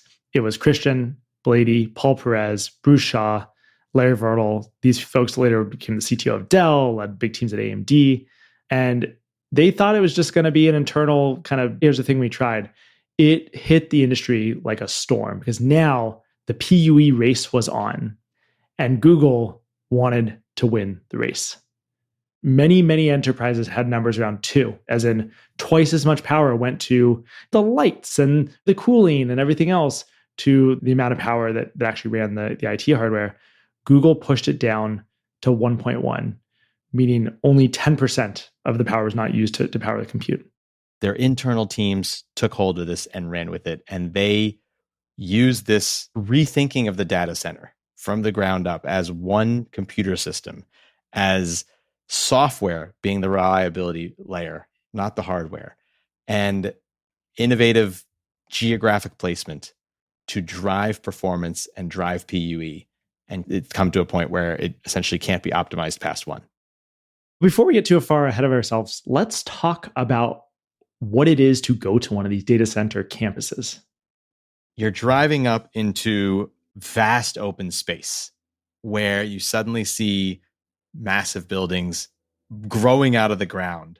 From the sky, it maybe looks like a distribution center. You can see some steam flowing out from the building, but you drive into this campus as it is. You start noticing, why would there be so much power infrastructure if this is just for a warehouse? Because you're seeing big battery packs or extra turbines or generators. The other thing you'll notice is security is everywhere. You'll have to pass through a series of checkpoints as you get to the front desk. Maybe they're powering Netflix, but they're also powering Pentagon operations. So they have an enterprise obligation. And so security is paramount. So you're approved, you managed to get through multiple layers of gates. And so there's a moment, the moment of big reveal, when you walk in and it finally hits you, the rows and rows and rows and rows of machines that just go on further than the eye can see. Yeah, these facilities, they're bigger than a football field. And they're lined with these racks of blinking lights and machines. You're hearing this constant whir, and you're noticing the temperature. Where you walk in, it might be fairly comfortable. I think 80 degrees is average in a Google data center today. What did it used to be like, Anay? You had to keep these machines cool. And the best way to do that was to chill the room. So it was frigid. The entire room was blasting with AC. Back in the 80s, you'd just wear that thick sweater all the time. And now they get to comfortably hover around 80. And that's because of that really good containment that they did of hot and cold aisles. Now you've taken in the machines, you've adjusted the noise, they've given you earplugs to put in to get comfortable. And you look up and you start to see the infrastructure that's coming in and powering these servers and connecting them. Google had famously bright colored wires and marked where the plumbing is, but it wasn't always like this, right? If you go back to the 80s, I think it was quite different. You now are building right on the floor, but one of the ways to cool the data center decades ago was to raise the platform. And so you actually would look down and you'd see that you're walking on panels above a hidden space where cold air is being pushed through. Per the trend of everything we've talked about with Google driving the evolution, what is the cheapest way to most efficiently do the thing we're doing? And it stopped being those raised floors over time. Hopefully that gives you a little taste of what it's like to walk into one of these. There is a nice Google podcast called Where the Internet Lives that really give a really nice tour of exactly this. They bring a good Google and Latitude Media production to it where you can actually hear the sounds as they record inside the data center. So the whirring is very palpable. Google's investments continue to grow. They continue to vertically integrate deeper and deeper. They grow their own sites. They start buying up their own fiber. They took advantage of some of that dark fiber that we mentioned earlier, snapping a lot of it up. And all of this is a capacity strategy. Ultimately, they want to have the capacity, redundancy to drive their own costs down. While, mind you, they're building the highest margin, best business in the world in the form of search and ads. So that whole flywheel is allowing them to continue to invest in this infrastructure. Google had this explosive demand as they are the web company here. They have explosive internal use driving the value of the vertical integration. But the whole industry sees what's going on with AWS after its launch. And Google is one of many companies that realizes they have some assets to put towards that too. And so they put together a team that launches App Engine in 2008. It lets you run apps on Google's infrastructure, but was very opinionated about the app. It only supported Python with a particular framework. So it was quite different than Amazon's basic building block EC2 approach. And it wasn't until 2013 that Google launched a general purpose virtual machine capability. As a result of this approach, as well as Google's lack of enterprise sales and marketing motion, it took quite a while for their cloud program to get running. Things started to shift in 2014, 2015. Google gets public about its containerization strategy. If you recall our discussion of virtualization, well, you don't actually need to package up the whole operating system. You don't really care that it's running Windows or Linux. You actually generally just want to run the application. Containers are really a way to do that at the application level. You see this continue even further more recently with the idea of serverless functions. And so Google in 2014, 2015 took the world by storm by open sourcing Kubernetes and the Google Kubernetes engine. It very quickly became the default way for programmers to use containers and migrate away from virtual machines. Now, they still didn't have an enterprise sales partnerships muscle, but Ben, you were there at this time, right? That's right. And so that's when they brought in Diane Green, who we previously talked about was the founder of VMware, to help build that muscle. So by 2018, their cloud share was 7%, AWS was 34%, and Azure was 15%. So they were a distant third. Following through to 2019, a new leader came in who's been the leader since, and he has made big pushes and is growing massively. Their cloud business is now a $13 billion business, growing 32%. Net, you look at Google's story, and it's interesting. They've always been technically ahead, especially internally. And they've always had an amazing dog fooders, right? Meaning people inside using their infrastructure. The problem was they did not know how to sell to this customer. They were not really a developer platform, especially to the enterprise. And this is a market where Amazon had cracked that. They really had to learn new skills despite having the best tech in the entire ecosystem. I think the other story is that Google's vertical integration sometimes went too far. They figured out the best way to do this for themselves, but sometimes that led to blind spots in what someone not in the Google ecosystem might need. So the idea that every developer is going to build in a new Python framework that Google releases is a little self-serving when it turns out engineers might just want maximum flexibility, which Amazon deeply understood. And it all starts with Urs giving the industry an entirely new way of thinking about it. Treat the data center as a single evolving machine. Build the hardware to suit the software that will survive its own failures. Put the buildings in thermodynamic, optimal, and grid optimal locations, and publish your math. Showcase your performance and your PUE so that everyone can have FOMO and try and play catch up. So Google was spending billions on land, buildings, hardware, designing its own infrastructure, and overturning the data center world by building software to bind it all, which forced the entire industry to meet hyperscalers like Google on its own terms. Competition was heating up, right? It wasn't just Amazon and Google. There were even more household names quietly transforming themselves. So by the mid-2000s, Microsoft was unquestionably the software king. Windows was powering 90% of desktops. Office was licensed to print money. But things were changing. Broadband penetration was climbing. We started to have the emergence of connected phones, BBM and BlackBerries and things like that at the time. And internet native companies, they saw Google and Amazon building and climbing and proving that you didn't need to buy software in a CD to run interesting computing applications. Remember, the cloud, as we've been talking about, isn't just about backend developers. Applications themselves were starting to move not just their backend, but the front end to the browser as well. Right on the browser. You remember Salesforce was leading the charge here. They launched with this idea of no software, all in the browser. And by 2005, they're doing nearly $200 million in revenue.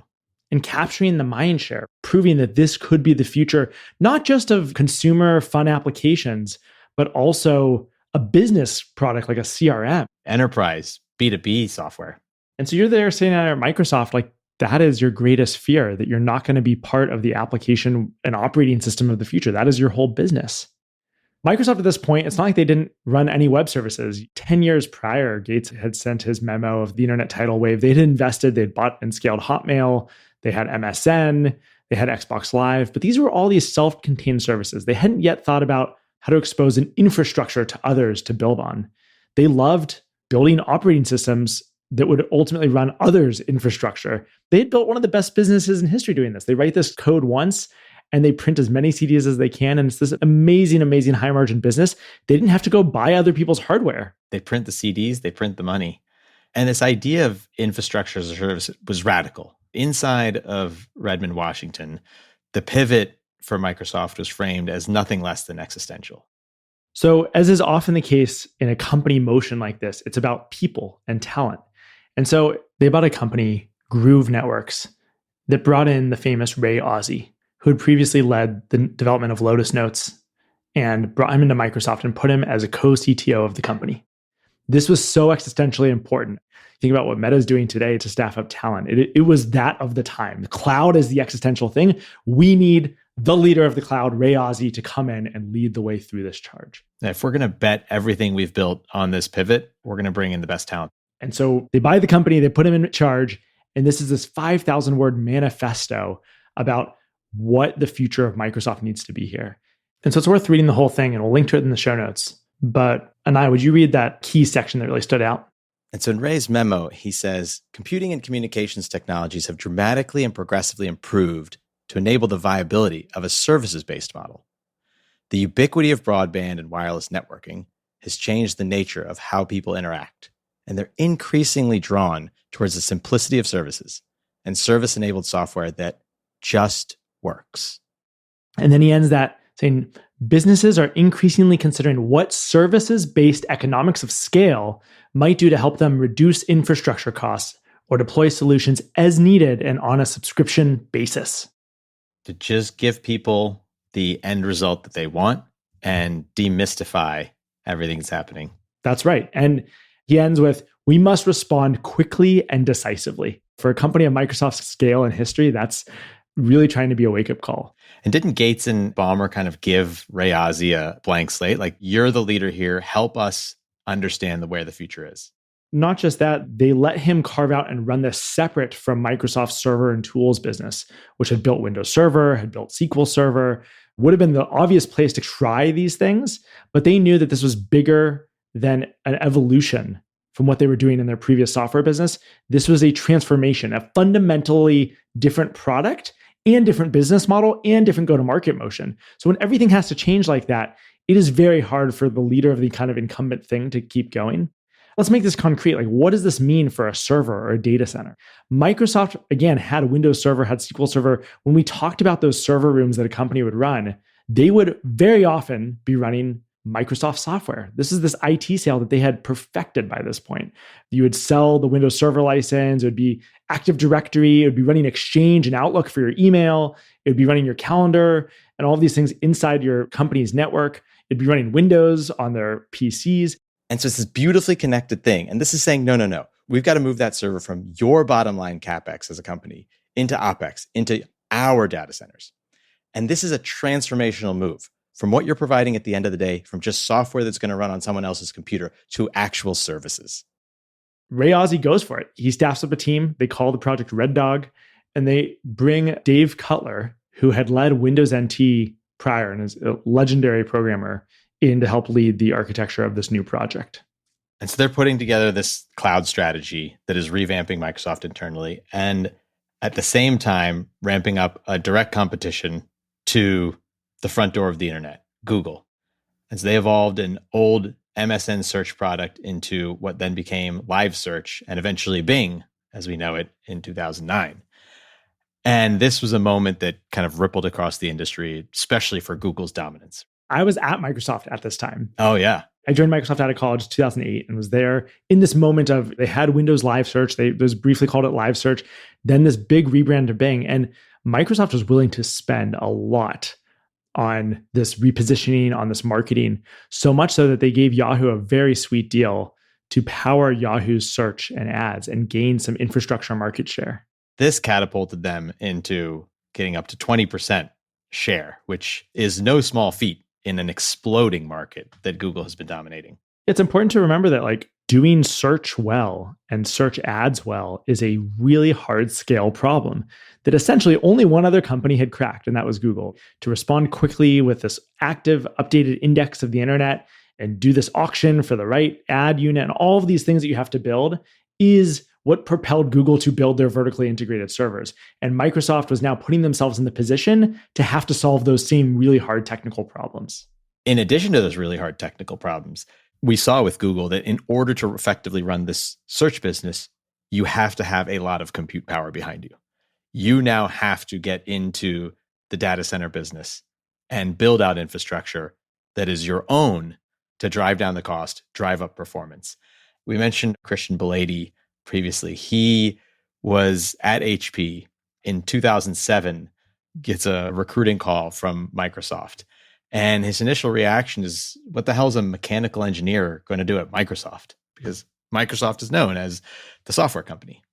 And so he turns them down a couple times. After the third call, he decides to go up for an interview, enjoys the process, gets an offer, but doesn't think much of it. And I believe he's at his parents' house when he suddenly gets an email from Bill G. Bill G at Microsoft.com.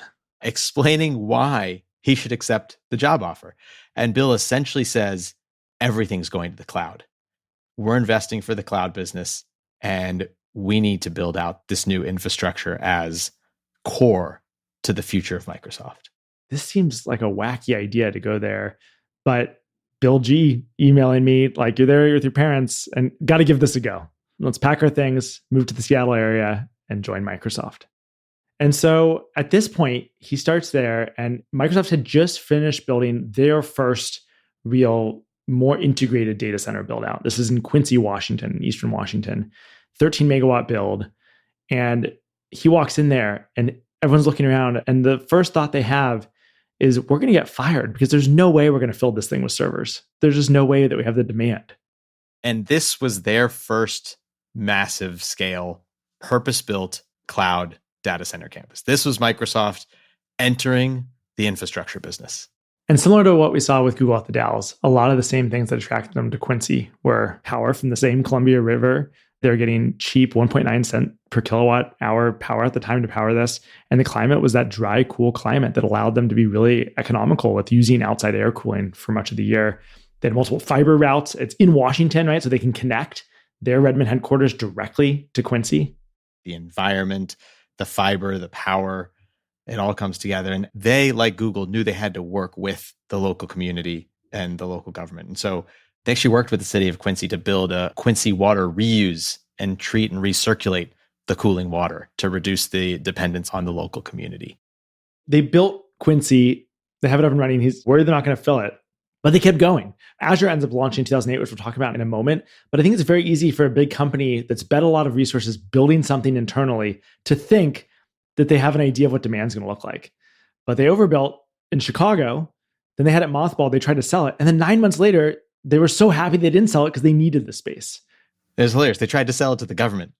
So what's going on there? And what's happening is they're launching this Project Red Dog, which would become known as Microsoft Azure. And it's hard to predict the scale of the utilization of infrastructure as you launch it. So let's go back to October 2008, the big reveal. This is Microsoft's big annual professional developers conference. And Microsoft unveils not Microsoft Azure at the time, but Windows Azure.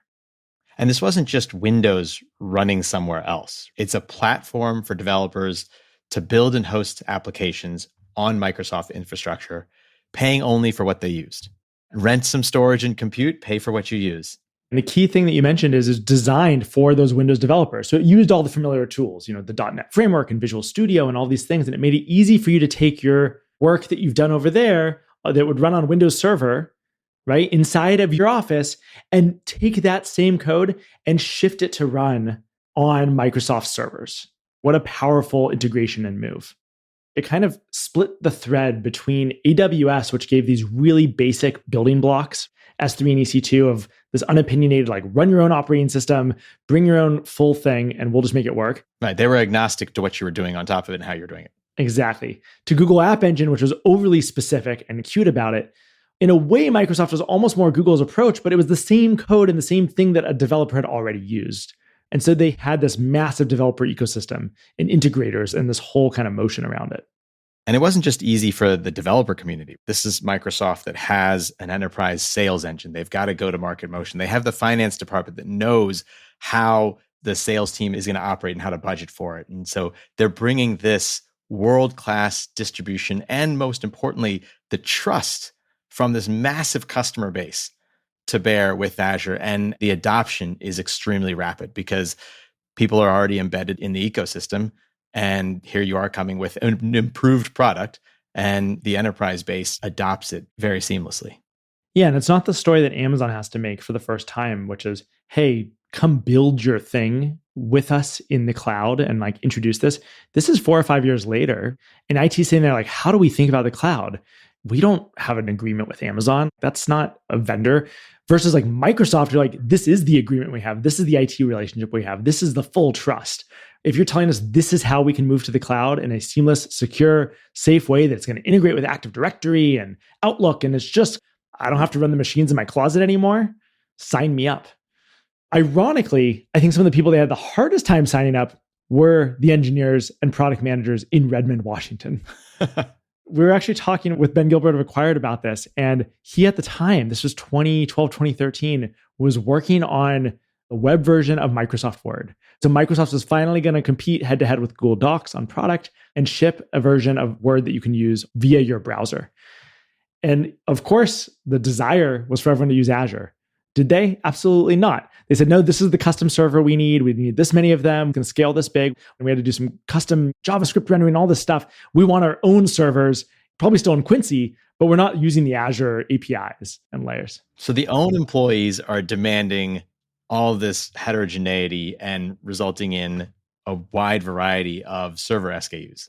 Amazon, for context, building out AWS, I think had something like 20 different types of machines that were running AWS. Google, in their whole build out, standardized on this vertically integrated, commodity built server design. And so they would just keep it down to a handful of machine types. So supposedly at Microsoft, there were dozens and dozens of different SKUs that Microsoft was maintaining. So instead of calling this a server farm, someone call it a server zoo.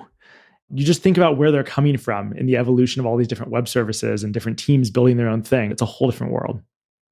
And around this time, I think energy starts to become an interesting layer as well. So similar to Christian getting recruited in 2007, thinking, what the hell am I going to do at Microsoft? He then goes out to recruit an energy expert, Brian Janis, in 2011. Microsoft saw the need for an energy person to be in-house. I'd say Microsoft saw the need, but I think Brian was confused. Brian was like, I do energy. You don't need an energy person. And his thought was, this is a dead-end job. Being an energy person at a software company doesn't make sense because what they're trying to do is all about land. It's all about fiber. Energy is a distant third or lower down the list in the priority of how you think about scaling this type of infrastructure. Yeah, I think at this time, for context, utilities were happy you'd show up with your 10, Quincy 13 megawatt data center, and utilities were like, sure, great, sign up. Yeah. Generally, power demand is relatively flat. There's excess power available, and they're happy to sign you up and increase their profits because it's not going to drive any new infrastructure needs on their end yet. And how things change. This is 2011, 2012. Fast forward a little more than a decade where we are now, and we'll get there. But Brian took the job and ended up building a phenomenal team. And within a few years, his team was actually the decision maker of where are we going to build out Microsoft infrastructure. And so it's a lead in to, we actually start to care about where our energy is coming from and the whole complexity around where you're sourcing and doing these clean energy buildouts that Brian's team was leading. The team thought it was a real kind of planning challenge, right? And so they're bringing this up to leadership around, hey, we need a lot of money to invest now to build this out. They're doing their annual budgets. They're projecting years in advance. They're getting into their mid-year review. Microsoft's in this weird transitional phase. They have Bing that they're still growing. They have other services. Xbox is booming. Azure is still early innings, so it's not the dominant use of their internal server build out, but it's a lot of different teams to juggle and predict. And so like this forecasting challenge is a real one. You bring this to leadership, and what are you there to say? And you've talked to all the business groups to figure out what they're thinking. And you go to Ballmer if you got your prepared notes, and within a few sentences, you get interrupted. And Steve Ballmer's like, the business groups don't know what they need. Let me tell you how to do this. And he says, give me the Excel sheet. You just draw a straight line from how growth has been going the last few years, and you just project it out. And you just build the data centers that line shows you to do. Just a straight line from here to 2020. The business groups, they don't know what the plan is. There's actually a lot of wisdom to what Ballmer's saying, because you realize that every team is trying to be excited about what they're building, and Azure is going to have all this demand, but no one really knows, especially more than 12, maybe 18 months out. So how can you plan if you're building long-term, multi-year build-outs for what anyone's going to need? In this moment of growth, it was quite difficult. And Janice's team found that he was consistently under forecasting. But he did go back many, many years later, and he was kind of curious how accurate were his forecasts compared to the straight line. In 2020, he looked back and Ballmer was off by how much? 5%. 5%. So they should have just followed the line. So sure enough, Microsoft keeps at it. And the power team at Microsoft, the data center team at Microsoft, becomes one of the biggest builders in this industry. They shift from leasing square footages to megawatt-based deals as they become a major, major hyperscaler. And there's a big learning journey for them, right? Because they were a software company and they had to grow very quickly into an infrastructure company. It was not an easy pivot to make. And they had to do that globally. The Microsoft team had the blessing of this entrenched enterprise customer base that was very loyal, very profitable, and very global. And so their go-to-market strategy was actually to follow their customers. And that meant that within a few years of launching Azure, they were getting calls from customers in Frankfurt, in Amsterdam, in Singapore. If their German multinational had data sovereignty questions, Microsoft would go and stand up capacity in the region.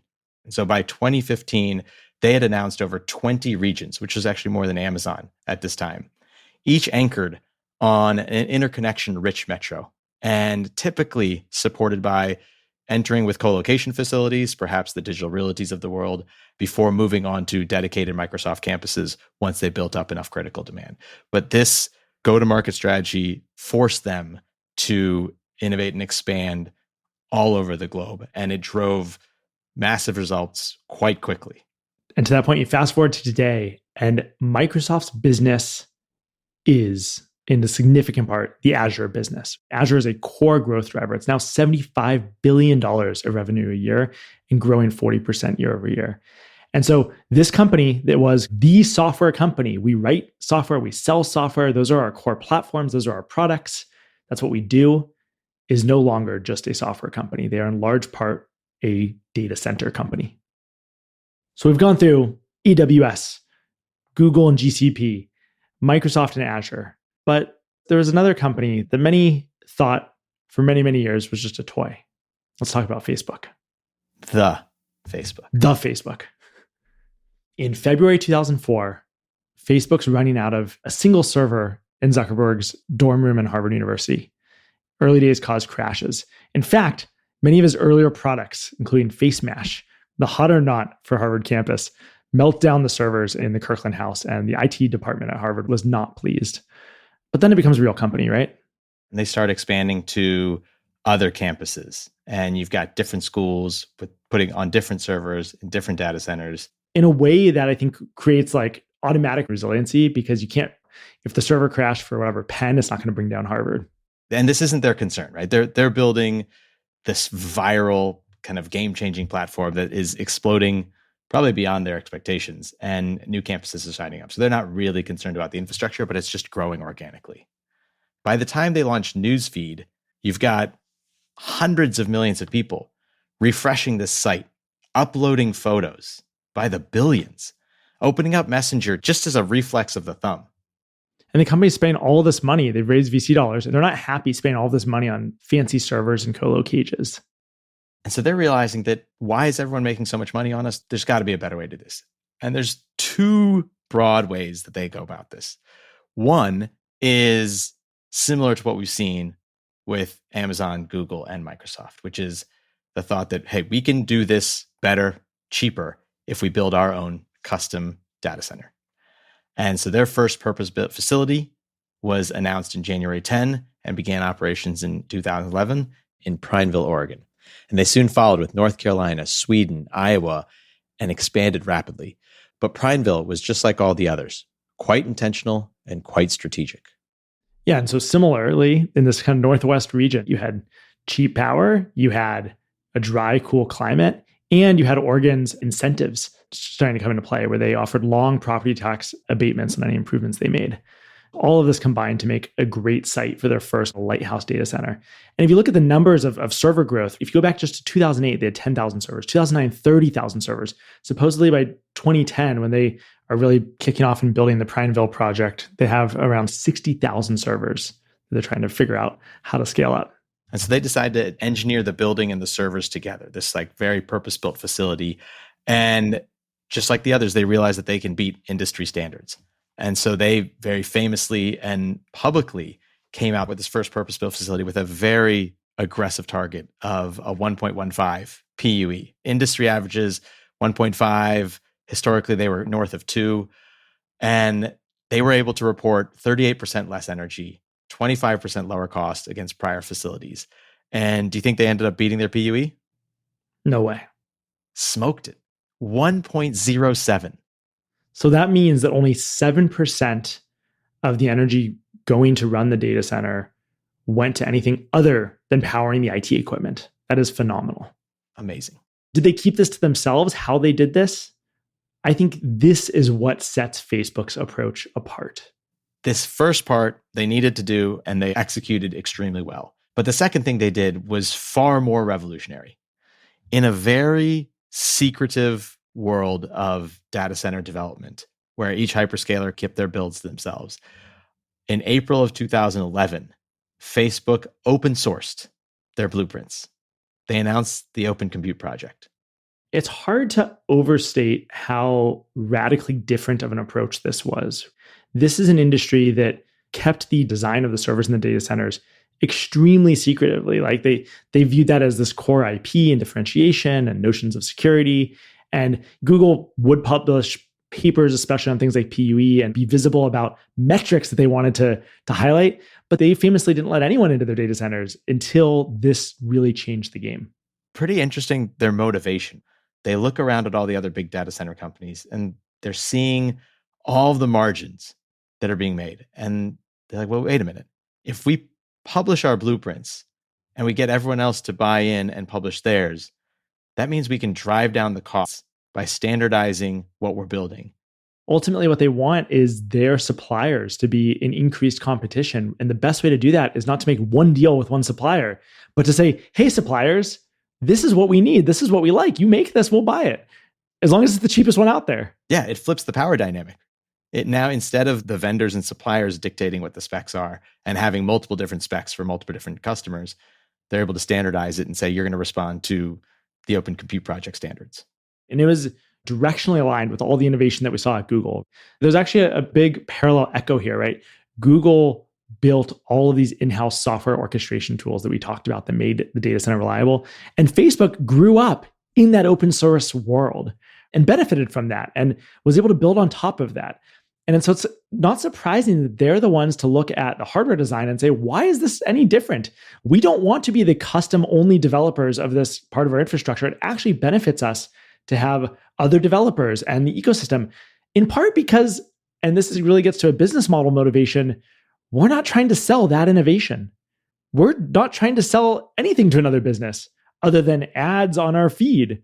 The better and the cheaper this infrastructure is, the better our business margins are going to be. Yeah, we want to take this cost item and reduce it And so we can put more of our budget, more of our focus onto the core business. They're looking at it and they're like, well, the industry is using a 19-inch rack because that's what the telcos did. Like, well, that's not suiting what we needed. There's no reason for the 19-inch rack. It was just a legacy element. And so Facebook decides to do it differently. They widen it to 21 inches and publish that to make it more efficient and fit their needs better. It's this funny thing how companies are open strategically. And so it's important to be clear-eyed about what they're open about and what they're not. Would Facebook publish publicly the exact way that their newsfeed ranking works? No. But that's very different than this infrastructure layer that benefits them when the ecosystem adopts it. I think one thing that's amazing about it is how much the industry rallied around it and started to join it. OCP ripples across the industry. Microsoft starts bringing their designs into it. Google contributes big improvements like we talked about, their 48-volt design. And telcos and everyone joins this, and it has the intended desire and the flywheel effect. It did normalize the idea of transparency. And this was right around the time where companies like Google at first were publishing their PUE. And so this notion of we can be transparent with our results as a way to drive the industry forward, bring down costs, and make this whole part of the business easier for everyone and spur more competition. This kicked off the sustainability race amongst these four hyperscalers. I would say this started all the way back in 2007 when Google announced that they're going to have operational carbon neutrality.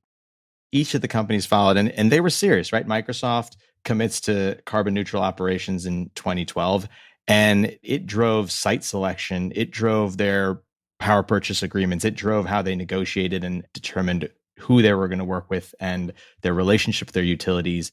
And it just accelerates and accelerates. Between Amazon, they kick off the climate pledge to get net zero by 2040. You have zero waste goals. You have water positive by 2030 by Microsoft, announced in 2020. Google catches up to have a similar announcement of the same date a year later. And so you just have this era of accelerating commitments and goals. And I think it's good to ask, why is this? Does it just feel good? And like, having worked at some of these companies, I do genuinely think the leadership wants the company to have positive environmental impact. And it is the economically right thing to do as well. These goals of efficiency lead to your data centers, which are a growing item of operational scale, costing you less and less. The other thing this does is catalyzes different renewable buying and procurement habits, right? Where these teams, like the one led by Brian Janis at Microsoft, become these energy buying procurement machines that are looking to help accelerate that next solar project, that next wind project, to then be able to buy via what's called a virtual power purchase agreement, buy the kind of accounting for the clean electrons. Google pushes this even one step further to say, hey, we want to buy electrons that are generated at the same time that our data center is using electrons. So we want this notion of 24/7 carbon-free electricity. And so this really pushes the clean energy ecosystem forward, I think, in a material way. And if we look at these three commercial cloud businesses of AWS, GCP, and Azure, they are behemoths. As we said, Azure hit $75 billion last year. GCP surpassed $50 billion. And AWS was on a run rate of $111 billion for that business. You total that up, that's $236 billion a year spent only on the direct cloud infrastructure businesses. Let's put this in perspective. So that's $236 billion across these three companies spent on the infrastructure. US consumers spend $500 billion annually on electricity. So we're talking about half the spend of all residential electricity across this country. And so I think it is safe to say that we have entered the utility era of computing. Now, it just so happens that the utilities are Amazon, Microsoft, and Google. Meanwhile, Meta, first of all, doesn't want to buy power from those three utilities. They also use so much themselves that they want to build their own and have no interest in selling access to it. They just need their own data centers to run everything that they're doing in-house at such an immense scale. And so we end the 2010s with a very mature cloud, right? I think it's almost in the background, and people don't even need to talk about and explain the cloud anymore. It's like, of course, this is how you're going to start and run your company. The functionality is all grown up. All of the companies are now running containerized Kubernetes things. Your services are portable. Yes, they have their functional differences and their sales differences, but they're all kind of mature and stable, multi-region, all of this stuff going on. Nobody asks, do you have a cloud strategy anymore? It just is the way business is done. You also have the new startups that have built out the missing pieces. You have the snowflakes of the world that are helping building more specialized databases. You have Datadog helping you with orchestration. Real significant public scale businesses that have built the missing components of the cloud moment. And the feeling right now is one of maturity of the cloud infrastructure, a maturity of a new large-scale data center build out, and at the same time, a huge pressure to continue to build. There is a global race. It is fierce, it is competitive, and it has many, many, many more players than just these hyperscalers. To give you a sense, Microsoft is scaled from 35 regions to 75 regions over the period of a couple of years. And so they were adding an entire region a month. This is data center region buildouts. Deal sizes were ballooning at the same time. A decade ago, a large lease might have been 5 megawatts. And you fast forward to the end of the 2010s, and every one of the hyperscalers are reserving 100 megawatt campuses. So a 20x growth in the size of the data center over this decade. These two big points fit. The whole idea that the cloud now can be taken for granted and invisible is because of these scaled global buildouts. You don't get to do that if the thing isn't just working as usage is exploding.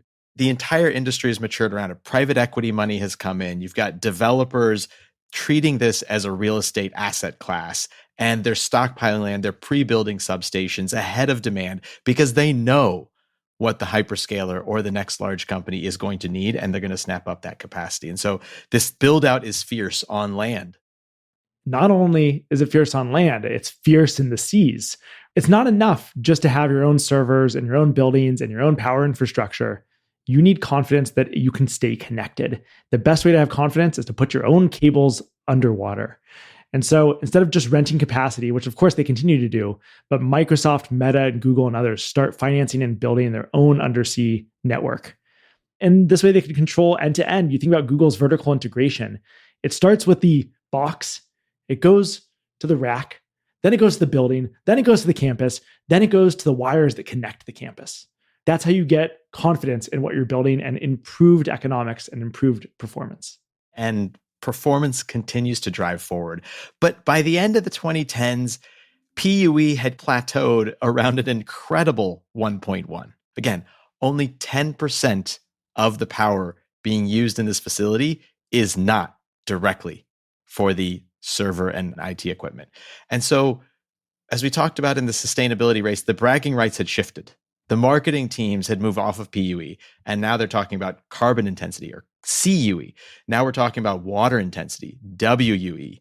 And the holy grail metric here is who is launching 24/7 real-time renewable powered data centers. And everyone's putting out their climate pledges, building into their plans, and driving the entire renewable energy and PPA world forward through this genuine focus on the carbon intensity.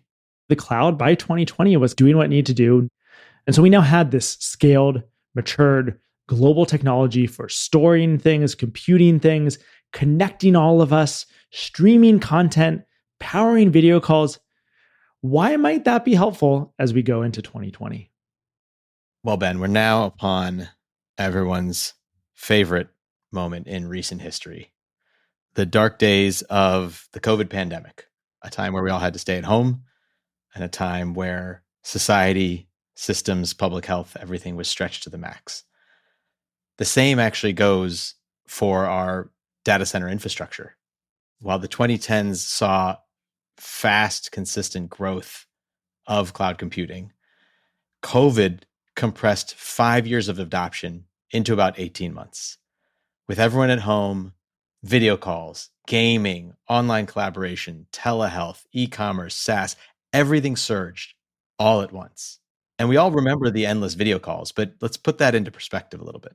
Going into this era, Zoom had something like 10 million folks as daily meeting participants. Fast forward just to March 2020, they hit 200 million. In 4 months. In 4 months. 1 month later, 300 million. So just explosive growth. Google Meet, similarly, 3 million new users per day in April. Peak usage was up 30x since January. And gaming was exploding. They're at home, they're looking for entertainment. So Steam is shattering records. Netflix and YouTube famously had to throttle down the network speed to lower resolutions to avoid essentially breaking the internet. I was at Stripe at the time. And to the e-commerce point, it was just this explosive moment where, sure, you saw some businesses, perhaps in travel in particular, struggle and go under. But the majority of Stripe's users were exploding, right? Everyone was ordering stuff online, Instacart and DoorDash. It's easy to say 5 years of growth in 18 months, but what does it actually feel like when you're working on the infrastructure? It feels like everything is breaking and you're trying to make sure no one in the outside world feels it. And we managed to accomplish that and very proud of that. The API stayed up and payments were processed even as they scaled rapidly. Another company in the crosshairs and seized the day was obviously Zoom. They had to scale infrastructure from 10 million to 300 million users in months. They added servers in co-location metros. They used AWS. They used Azure. They expanded aggressively on Oracle Cloud infrastructure. They were just doing everything they could to ensure that those video calls didn't have delays. Under the hood, the way Zoom works, you can think of it split into two. Zoom control pane, which was making sure that it would respond to your logins and understand what you are as a participant in a meeting. But then you actually had the video feed, and that would have these meeting zones where Zoom would make sure to connect you to the closest meeting zone in a carrier-dense building. So it's kind of very similar to the CDN networks that we talked about earlier with Netflix, but had this dual bidirectional nature to it. And so they were in a race to add more of these peering machines in those telco hotels that we talked about earlier. And soon became proof that cloud's elastic promise was real. In the greatest stress test of its times, the capacity could materialize as fast as humanity demanded it. This was the moment we're in, exploding demand. And there's a few key themes that affect the data center world in this moment. One of them is famously known as ZIRP. So on March 15th, 2020, the US Federal Reserve cut its target rate to the range of 0 to 25 basis points. What does that mean? In the infrastructure world, that basically lowers the hurdle rate for your risk, for speculative bills. So now campuses and shells can be built out way ahead of leases being signed because the carrying cost of that infrastructure was so low because your cost of capital is so low. If you're buying a house, this was the time when your interest rate on the mortgage was as low as possible. So you could buy more house. Well, if you are a company trying to build data centers, it's the same story. You can buy more data centers. Your same amount of principal is going to go much further in building out more. And as a company in this infrastructure environment, you can take more risk. The hyperscalers took advantage of this and started pouring money into building new data centers, but so did Blackstone. So in 2021, Blackstone purchases QTS Realty Trust, one of the largest data center builders in the industry, for $10 billion. There's so much capital floating around. And the beauty of the data center asset class was that it has started to look very predictable. It was looking like utility style returns. Everyone's investing in the REITs and the infrastructure debt. This is fantastic for the counties that were building this out, namely Loudoun County, which we've talked about before, right? Their budgets are suffering in the COVID era period, but because they're data center alley, they saw their server equipment tax go past $400 million annually. And so that prevented them from needing to raise property taxes to fill their budget gaps. I think at some point their vacancy was below 1% in all of this. So there's just so much demand for space, co-location, interconnection, everything is just flying off the shelves. Another major theme here is what is defining the build out. And what you find here now is that it starts to grow the panic around the urgency for electrical supply. And it was both a amount of supply of power that you want, as well as a time to power. Because there was this capital looking to go to work. The question was actually, how soon can you get me the power? This is new, right? The scale of the data centers earlier, this 5, 10, 15 megawatt data center, didn't necessitate a big conversation with the utility. We're now talking into the 50 to 100 megawatt builds, and this changes the dynamic with suppliers. We had folks in Ireland saying, for the first time, we're going to pass regulation that says the utility can block a data center from coming in because it's too much load. You can't just walk up to a utility and plug in for 100 megawatts. For the first time, grid capacity and planning was a throttling factor in how fast data infrastructure could grow. The era from 2010 to 2018, 2019, which was this big shift to the cloud that we talked about, was one of increased efficiency in these systems that ended up balancing out the increase in demand and capacity.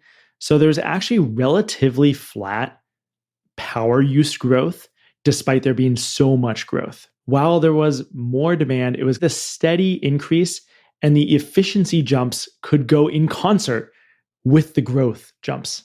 So you buy a new phone, you buy a new computer, most of it's all the same, except you just get more processing power because of Moore's law. And that brought about these efficiency gains. And so we were building a lot of new data centers and compute, but total energy consumption of data centers actually remained relatively flat throughout this period.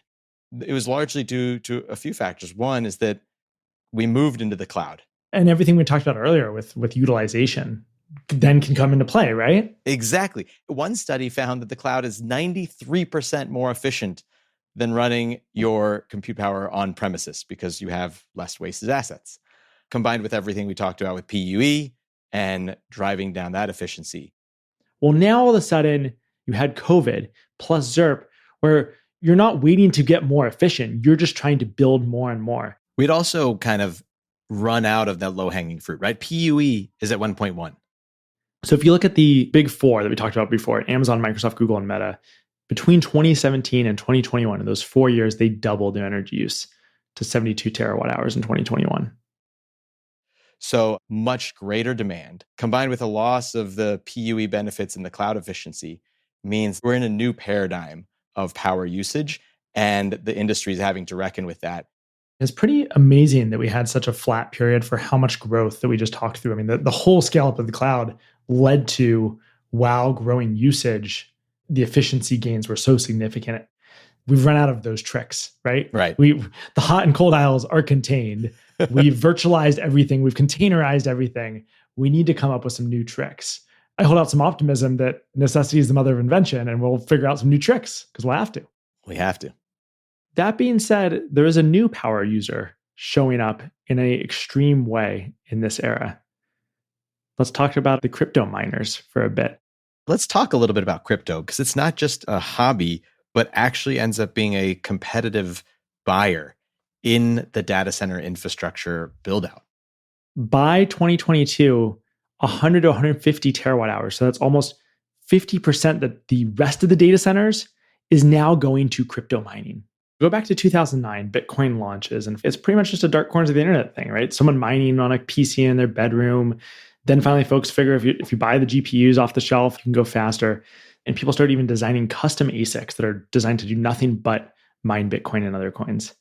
By the mid-2010, mines had become significant power loads, and folks had started to build these out wherever they could find cheap electricity.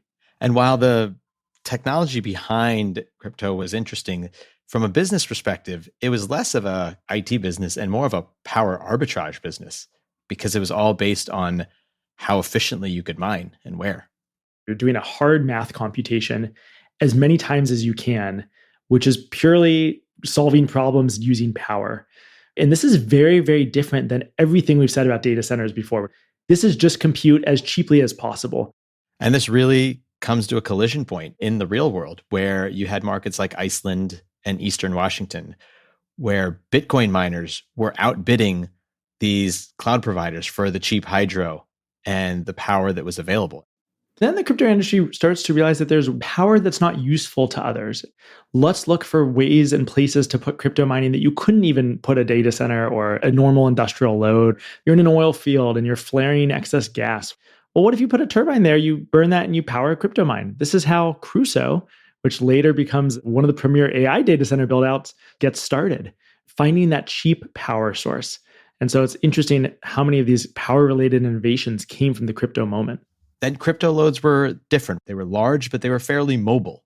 So that was an advantage in terms of where and how quickly they could place. But it was also meant that policy could step in and shape the industry fairly quickly. By 2021, most crypto mining was happening in China. There was the cheapest power.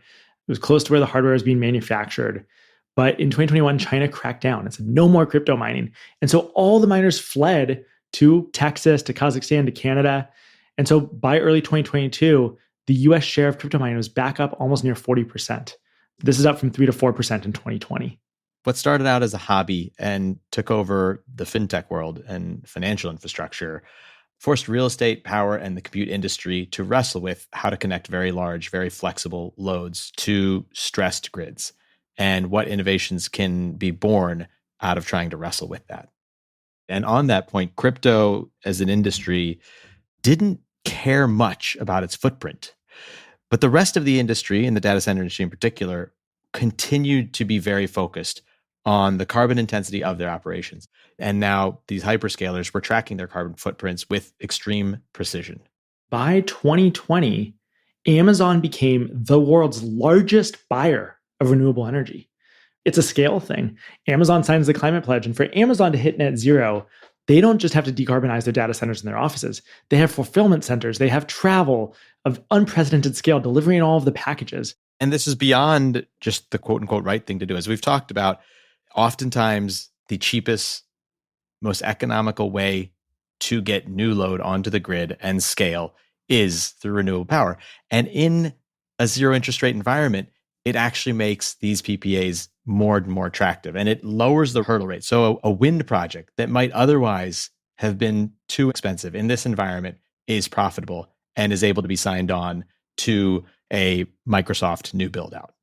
It's hard to appreciate the flywheel of more demand for the data center services driving data center build out, which can be funded by a zero interest rate environment, which then all drives all of the renewable energy build out, which is similarly funded by the zero interest rate environment. You just had an infrastructure build flywheel running that set us all up for what might come next.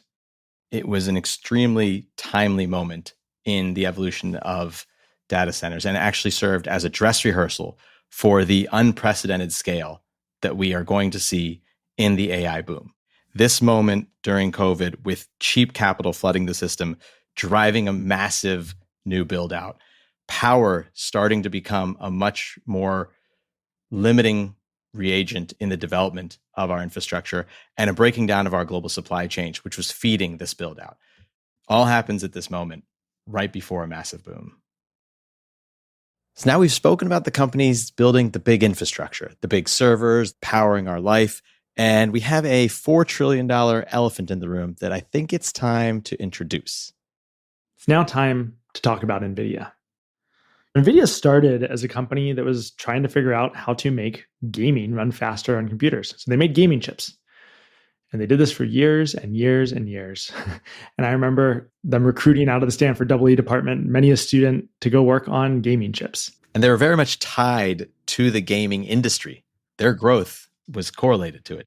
But it turns out the same thing that you're doing in a game, which is doing a bunch of math to figure out how to render a pixel on a screen, is what you need sometimes to do complex science. A bunch of tough math problems at once. And if you're going to build a cryptocurrency, what are you doing? As we said earlier, a bunch of tough math problems at once. A lot of compute. Matrix multiplication at scale, to such an extent that their stock price starts to get tied to what's going on in crypto mining. First, they were been tied to the game industry. Now they get even more correlated to crypto. And come 2018, you have the crypto winter. That fall in the crypto industry dragged NVIDIA's stock down 17% in one day. Over the period, they get cut in half. And so enter COVID and you hit a crypto boom bust cycle. But machine learning algorithms are spitting out more and more recommendations to us as we're sitting on YouTube and Netflix and Instagram. And you know what powers a recommendation model? An NVIDIA GPU. And so growth of these training models takes off. And you can see it as a line item, right? In their earnings. They have this carve out for what they call their data center business, which is really the growth of this business. You see 60% growth. This hits nearly $4 billion in just a quarter. And this is mostly consisting of their A100 chips. They're selling thousands of these. Right. And so these A100 chips become the backbone of the early era of training models. So in 2020, Microsoft announces a next stage of their partnership with OpenAI. They commit to buying 10,000 or more of these A100 chips to build a special data center, a special supercomputer for OpenAI to continue developing their models. And remember, at this time, OpenAI was not really a household name. It was a research project, right? Yeah, I mean, that's right. I mean, it was a leading, well-funded AI lab with this deep collaboration with Microsoft, building models that were available via API. And in this same year, they published a paper that really demonstrated something that they had discovered and what they call their scaling laws, showing that the bigger the compute was that you threw at the problem, the bigger the data set you threw at the problem, the better the model. And Google was discovering very much the same thing. The more chips, the better the model. How convenient. The more chips, the better the model. Music to Jensen's ears, I think. Indeed. And so in 2022, right as the crypto crash is coming, you have OpenAI released a new model, GPT 3.5. It's a huge upgrade from GPT 3, and they had built it in their new Microsoft data center. And they're thinking about new ways to show to the world the value of what they've been able to build. Are you saying not everyone wants to use an API sandbox to understand how good a model is? Right now, it's a little bit hard to access. But maybe if you put a simple box as a UI and create a little bit of a chat feature on the GPT. It'd be a nice demo at least, right? Right. A few people might be interested. So they decide to put out this chat function on November 30th, 2022. The launch of ChatGPT. In 5 days, they had 1 million users. This was far and away over the team's expectations, as well as their capacity planning. According to Sam Altman, they expected an order of magnitude less interest. By January 2023, ChatGPT has become the fastest growing consumer software application in history. So after getting 1 million users in 5 days, they have now crossed 100 million users in just 2 months. And by this last summer, ChatGPT's website is among the top 5 most visited sites in the world, right after Instagram. So there is real consumer and enterprise pull. The world's been waiting for AI to be a thing for a very long time. But this is the moment where everyone says, okay, this is it. This is the time. You end up with over 1 billion prompts a day. People are loving this thing. And everyone knows, well, to make it better, we just need more chips. Why is Jensen so delighted? Well, where are we now, 3 years later? More chips, better models, right? 3 years ago, in 2022, NVIDIA's data center revenue was growing rapidly. $4 billion in revenue that quarter. Last quarter, their data center revenue was a staggering $39 billion. So that's in 3 years, it's growing nearly 10x of what it was. To add 36 billion of quarterly revenue in 3 years, it's unprecedented. This is powered by this discovery of the scale laws. And the timing of their product launch could not have been better. They had the A100 that was essentially the kind of training, scaling your training, but they launched the H100 in 2022. That was designed for this moment. It was the rocket boost of a chip. It added new special math modes tailored for transformers. It added more high-speed memory. As a result, it slashed training time and made inference faster. And these H100s are flying off the shelf, from selling 1.5 million in 2023 to over 2 million in 2024. And the big players, having learned from the past years of the cloud boom and the COVID demand boom, they're ordering these in the hundreds of thousands. And these things are not cheap. Each chip is like a car, right? $40,000 a piece. Supposedly you couldn't buy one chip at a time. No, why would you sell one car at a time when you can put them in boxes? They really sold in 2 models, right? There's training boxes and inference boxes. And the training box is an 8 GPU box with a CPU in the middle. And they're hardwired with this NVLink connection. What's really interesting about this is it's all about making it effectively one big GPU. It's all about creating this really high bandwidth connection between these GPUs, because when you're training, that's what you want. In NVLink, if anyone's ever built a computer in their day, you would have what's called a PCI connection in a motherboard. The way that your NVIDIA graphics card would plug in to your computer was using PCI. Felt like this really fast connection. Well, it's not fast enough for this. So NVIDIA invented NVLink. It's up to 15 times faster than that connection. So these 8 GPUs can communicate extremely quickly. One training box, it's about $500K to buy one of these things. Then they also launched these inference boxes. And so this is 2 GPUs coupled with a bunch of memory. To be clear, inference is when you're asking ChatGPT a question and it's responding. That process of responding is inference. You want a lot of memory to be able to understand all of the content in that response. These boxes were designed with a lot of fast memory connected to be able to share context across the model. Now, selling these GPUs in a box actually has a physical space implication, right? So you've heard us talk about the racks and racks in the data center as far as the eye can see. Well, these racks have slots for servers.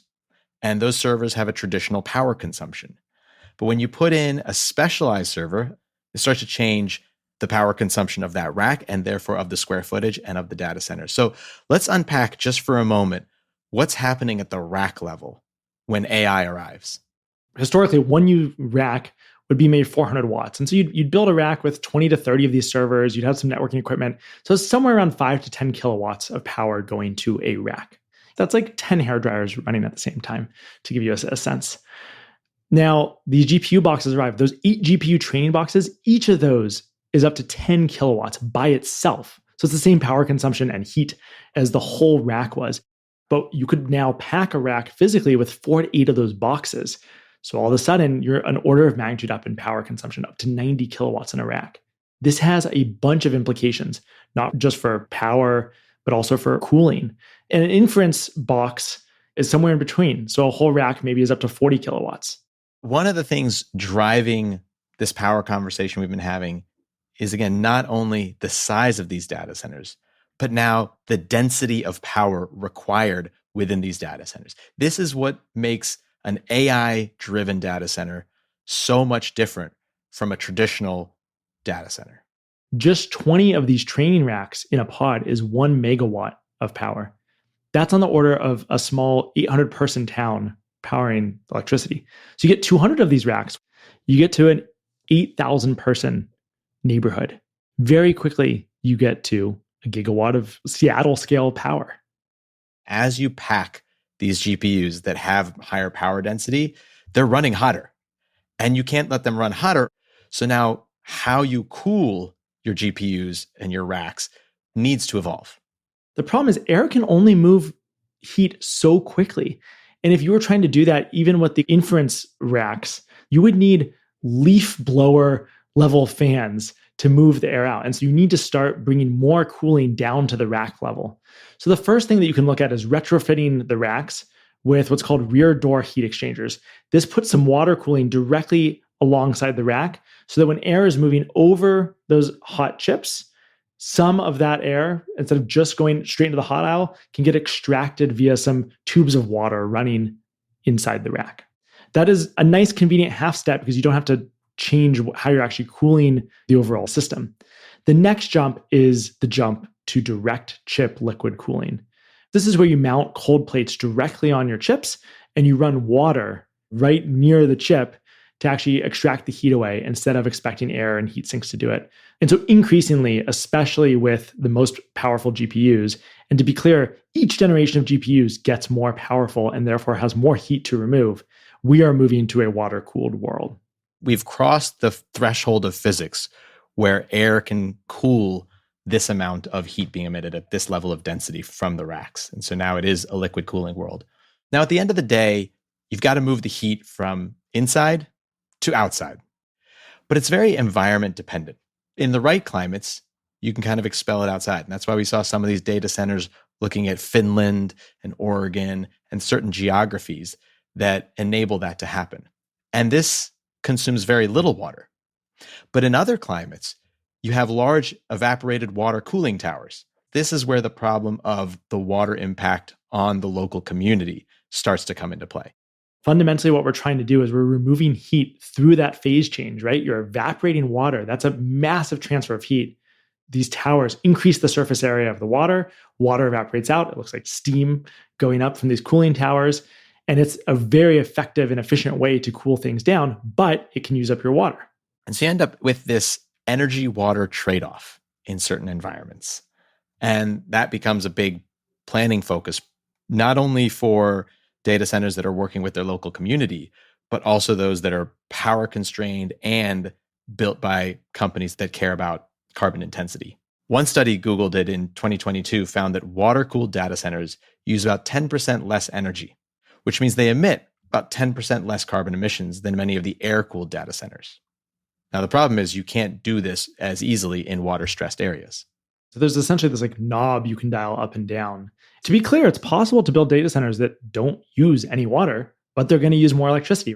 To run your, an air conditioner in your house, you're not using a bunch of water, but you're taking a ton of energy. And so I would argue if we care about water, the best thing we can do is have clean electricity to make this an easier trade-off to make. So if you zoom out and look at water, globally, data centers consume over 550 billion liters of water annually, which is a big number. To put that into context, a single 100 megawatt data center can consume 2 million liters a day, or the amount equivalent to 6,500 US households per day, both direct and indirect water usage.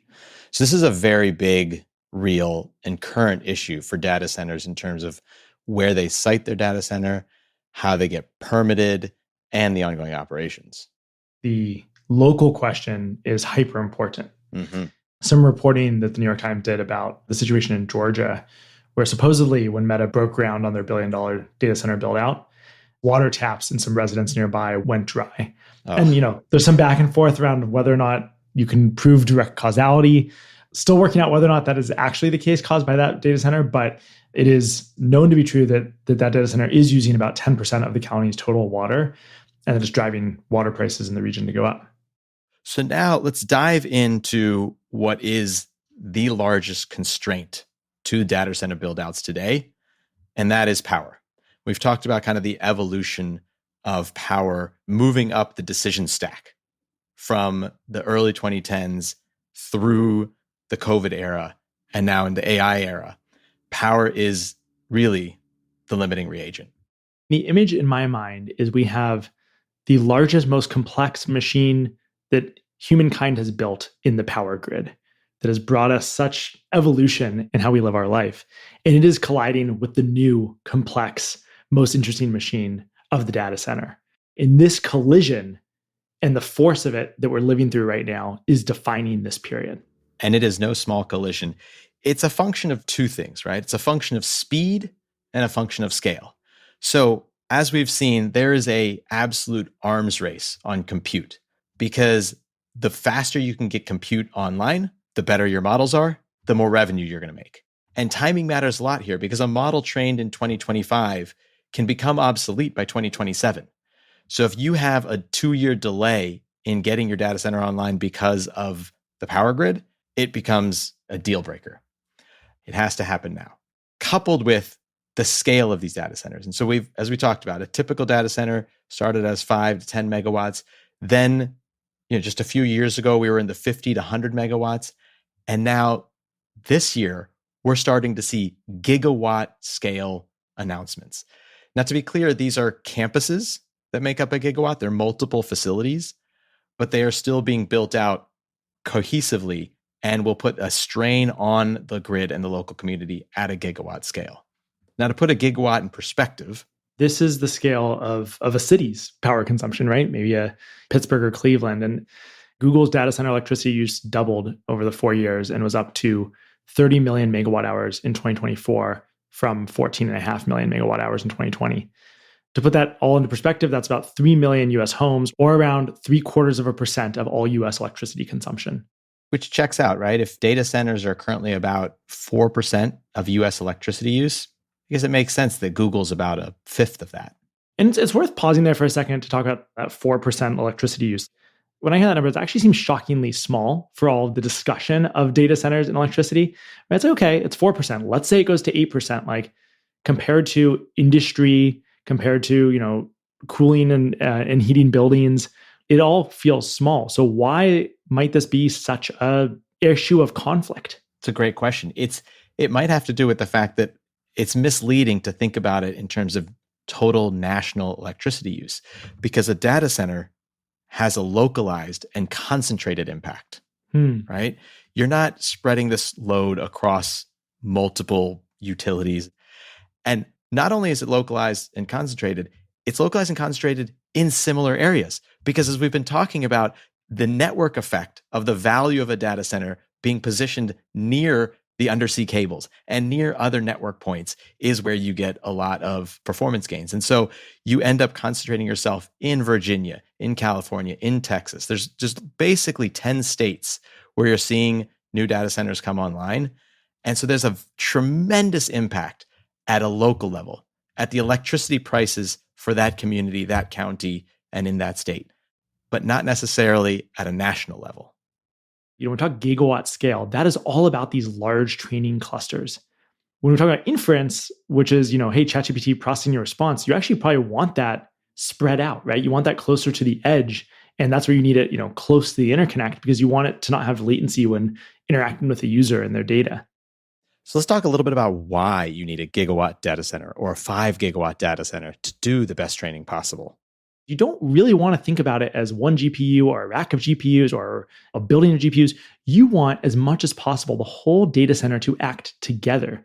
Because the way that a transformer actually trains is that it makes guesses about what should come next. And then it compares that to reality. And then it tunes the weights across it. And you're doing that collectively across the whole model. And to do that, you need all of the computers working on the problem to be able to communicate quickly. Otherwise, the whole thing is training slowly. The faster those exchanges can happen, the better. And so you want the connectivity between chips to be as fast as possible. You want the connectivity between boxes of chips to be as fast as possible. And so it does not work if all of a sudden half of your computers are on the East Coast and half are on the West Coast, because the speed of light across the country is going to slow you down by multiple orders of magnitude than within one campus, within one center. And that's why Meta wants to build a 5 gigawatt campus, because that's going to get them the biggest training model possible. There's also an interesting nuance here where training models hit higher load factors than an inference model in a typical data center. You're trying to run this all at once, and you're utilizing ideally all your expensive chips. And so all of that leads to a higher utilization and more power and more compute. So we talked about the speed. More time to power is time to revenue. We talked about the scale, now going from 100 megawatts to gigawatts. So this creates an objective function when we're thinking about the power constraint on data center growth. And that ends up being, how do we secure large 24/7 power where you need it, when you need it, quickly, and ideally as clean as possible? Should be easy, right? Oh, wait, not to mention there's supply chain bottlenecks in transformers, bottlenecks in gas turbines, bottlenecks in labor and in specialty skills. We don't have the most up-to-date, freshest grid with transmission lines. So this gets into a very tense moment and an area that breeds arguably innovation. So the reality is getting affordable power that is 24/7 quickly and cleanly is going to be very rare. That Goldilocks situation doesn't really exist today. And so we're going to have to compromise on at least one of those variables. Now, you've got a few different options to get these data centers online, right? You can either hook it up to the grid and use power that already exists. You can build new generation of power that's off the grid and power that data center. Do some sort of hybrid in between. And over the long term, we can build out large new generation like nuclear, geothermal, and others. Watching this up closely, there's both a lot of moments of concern, right? Because we're kind of at times doing things like keeping a coal plant running longer than we might have otherwise. But there's also a lot of interesting moments of innovation, a lot of growth in storage to help supplement what's going on and smooth out power generation and co-locating these in new hybrid ways. And there's a tension that's largely dictated by timing, right? There's a near-term pain that local communities are facing when you bring a data center online and potentially increase electricity prices. But there's also cause for optimism because you've got well-funded companies who have an interest in long-term sustainable power. And the fact of the matter is the most affordable long-term sustainable power we have is going to be clean and renewable. And so this moment actually offers an opportunity for us to accelerate a lot of new clean build on the grid and reshape our electricity infrastructure. I think at the end of the day, there's also a big issue of incentives. These hyperscalers, they want to build these models now. Many of them are used to mostly still building their businesses on software-based timescales. And the reality is, despite all the discussion of the utilities and electricity, for them, it's a bottleneck. The actual cost of energy for them to build the biggest models is like 2 to 6%. It is all in the people and the hardware. Right? It is all in the chips and the humans. And so for them, it's all, as you said earlier, and this speed to getting out there. And that's not how our system is set up. That's not how our incentive structures are set up, right? That's right, because the utility supplying that power operates on an entirely different paradigm. In a typical electric utility, power delivered in 2027 is valued at the same amount as power delivered in 2030. Utilities don't differentiate from those products, but the customer, a Google or Meta, massive difference for their business. They need power today. How much more would they pay if they could get power now versus 3 years from now? And how much could we unlock in terms of investment into our utilities if they could take advantage of the fact that companies are willing to pay a lot more today than in 2 years? Brian Janis calls this the watt-bit spread. It's kind of the economic arbitrage between an available watt and the ability to turn that into a bit. Reality is the speed of regulatory change in utility tariff pricing, which is a fancy way of saying how quickly the utility can change anything about their economics, is slow. And so, despite there being like an obvious market demand structure, it's not going to change in the next 12 months the way that utilities price their product. Utilities are public goods, right? They power our lives and our schools and our hospitals. And so, for good reason, they are regulated. But because they are regulated, they take time to change. And moreover, we have a federated system. We have some 3,000 different utilities across the United States. And so making that change across this country, or even in the 10 states where data centers are getting built out, will take a lot of time. Power has become the dominant question of where can you build your data center, because you can't go do it without that. But it didn't remove the fact that the other questions still remain. For example, you need people to go build the data center. You need a lot of electricians. You need all the components and the supply chain and the thing to build the transformers to step down the power. Based on how we've been talking about this, you might think that data centers are almost entirely a US story. And while the US is the dominant builder of data centers, there is actually a global story here and global infrastructure being built out and a strong need for sovereignty for other nations. So in order to help understand what's going on here, let's go back in time a little bit to understand the drama that's setting in globally. I think it's worth looking at, just fairly recently in 2018, you had Europe pass GDPR, and that set this world baseline for privacy. Thank you, all the cookie pop-ups, but also really tight controls on where EU data sits and what happens if you have the EU resident data outside of the EU. And so this is really, I think, a reaction to where are people storing data about our citizens. And so there's controls about what happens if you're holding or transferring data outside of the EU. In 2018, the US passed the Cloud Act, which essentially lets US authorities lawfully demand data from US providers, even if that data sits on servers outside of the US.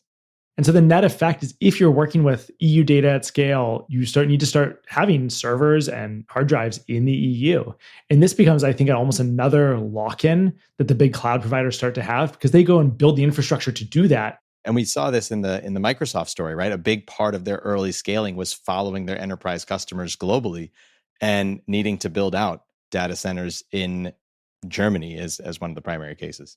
And so if the EU, US looks like a little tiff drama, I think it's time to move to the major geopolitical data center drama, which some have deemed the new Cold War. And there's a book called the Chips War, which centers around this notion of the US and now China in a fight over everything, but centered on this technology, right? So, let's go back to 2012, which I think really kicked off this last decade, 15 years of animosity here. The House Intelligence Committee report warned US carriers away from using Huawei and ZTE equipment, saying that we shouldn't use this in any sensitive government system. Now, that, of course, starts to spiral outside of just government use. That was first with the carriers.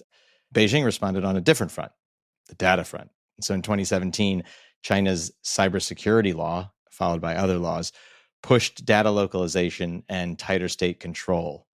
And so the US companies had to respond by localizing operations, which essentially means AWS, Apple, Azure, they either had to sell off to Chinese partners or find a Chinese government-linked company to be a partner.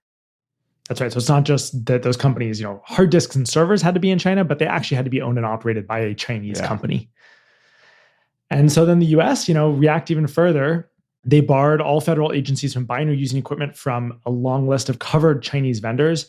And they barred the FCC from approving any new authorizations from Huawei, ZTE, and others. So this just ramped up further and further. This brewing war was not just limited to land, but also involves our friends, the undersea cables, right? And so in 2016, Google and Facebook partnered with a Hong Kong-based company to build the Pacific Light Cable Network, a massive 12,000 kilometer undersea cable linking Los Angeles to Hong Kong, Taiwan, and the Philippines, part of that global network of undersea cables we were talking about earlier. Seems like a great idea. What could go wrong? And fast forward 4 years later, 2020, the US national security officials say, we don't know about this Hong Kong landing point anymore. We think that's going to be a vehicle for Beijing to have surveillance, across this important backbone of the internet. And so the FCC ultimately blocked that route. And so now the cable hits Taiwan and hits Philippines, and those are lit up. But the Hong Kong branch that's been laid, I believe, is just laying dark. Oh, so I'm sitting here in Los Angeles without that cable to Hong Kong. Now moving back to land and to chips, the battle continues. And so in 2022, the Commerce Department rolls out these sweeping controls on advanced AI chips and fab tools. And so remember, this is the moment where we've gone through a COVID boom. We're seeing an uptake in usage from crypto and streaming and now AI. And the Commerce Department tightens these controls again in 2023 and again in 2024. And this feels very active, right? I mean, literally every quarter of NVIDIA's earnings, there's discussions of this. A few weeks ago, the US opened a channel that said NVIDIA and AMD can ship certain chips that are dialed back, like the H20, but they have to give the US government a 15% cut of the revenue. It's a pretty unprecedented pay to export arrangement, like a lot of things that are unprecedented that are going on. But if you zoom out, it raises some good geopolitical strategic questions on how we want to engage, right? Yeah, it's foundational to the new economy that's being built on this advanced compute power. And it remains to be seen how this plays out. It may backfire, right? China is not terribly keen on being dependent on US production. So they are infusing mass amounts of capital in their chip sector. It's still a step behind NVIDIA in terms of raw performance and software ecosystem dominance. But given China's resources, you have to assume that gap is going to narrow and narrow quickly. There's a reason China wanted domestic energy. They want to have their own domestic production of silicon here. And so they've invested heavily and they're catching up, right? I mean, some estimates are that they're 60 to 70% of, NVIDIA performance. It depends on what they're doing, but they're investing, out of a $50 billion fund to improve chip development. And even more so, they're passing policy that says data centers need to source at least 50% of their chips domestically. So they're making sure to really stand up not just the supply side of the market, but also simultaneously the demand side of the market. The story is less about whether Chinese chips can equal NVIDIA's top-end designs and more about how quickly that's going to happen, given the demand and the capital that they're putting in. So in short, at the moment, the US is still ahead, but the China chip ecosystem is accelerating rapidly. And their backlog of demand for NVIDIA chips, which is being withheld, is going to matter less and less and less over time. I mean, the other dynamic that you have geopolitically is governments are seeing the AI data center boom as an important future part of their economy. A deal that exemplifies this is the Emirates deal with OpenAI, around this UAE Stargate build out, right? A 1 gigawatt AI cluster in Abu Dhabi. And all the ecosystem players from Oracle to NVIDIA to Cisco to SoftBank coming in to finance this and collaborating on the build out. And I think it just raises a lot of interesting questions. What about the location of a data center matters to a government? And the map is stark, right? If you look at where AI data centers are located today, only 32 nations have them, and most of them are in the Northern Hemisphere. You have large swaths of Latin America and Africa as fully dark. And governments are deeply, deeply concerned because they are wondering that if you continue to rent compute power from faraway data centers, you remain at the whims and you remain vulnerable to foreign entities and foreign companies, and you aren't able to support domestic enterprise or domestic scientific research or academia with the same level of control. And so this idea of compute sovereignty is top of minds for a lot of people. And a lot of emerging markets are worried that the AI era runs the risk of leaving them even further behind economically. There's almost a rough analogy to energy independence, right? And like, do you have it regardless of your relationship with another country? And that feels like the important thread here.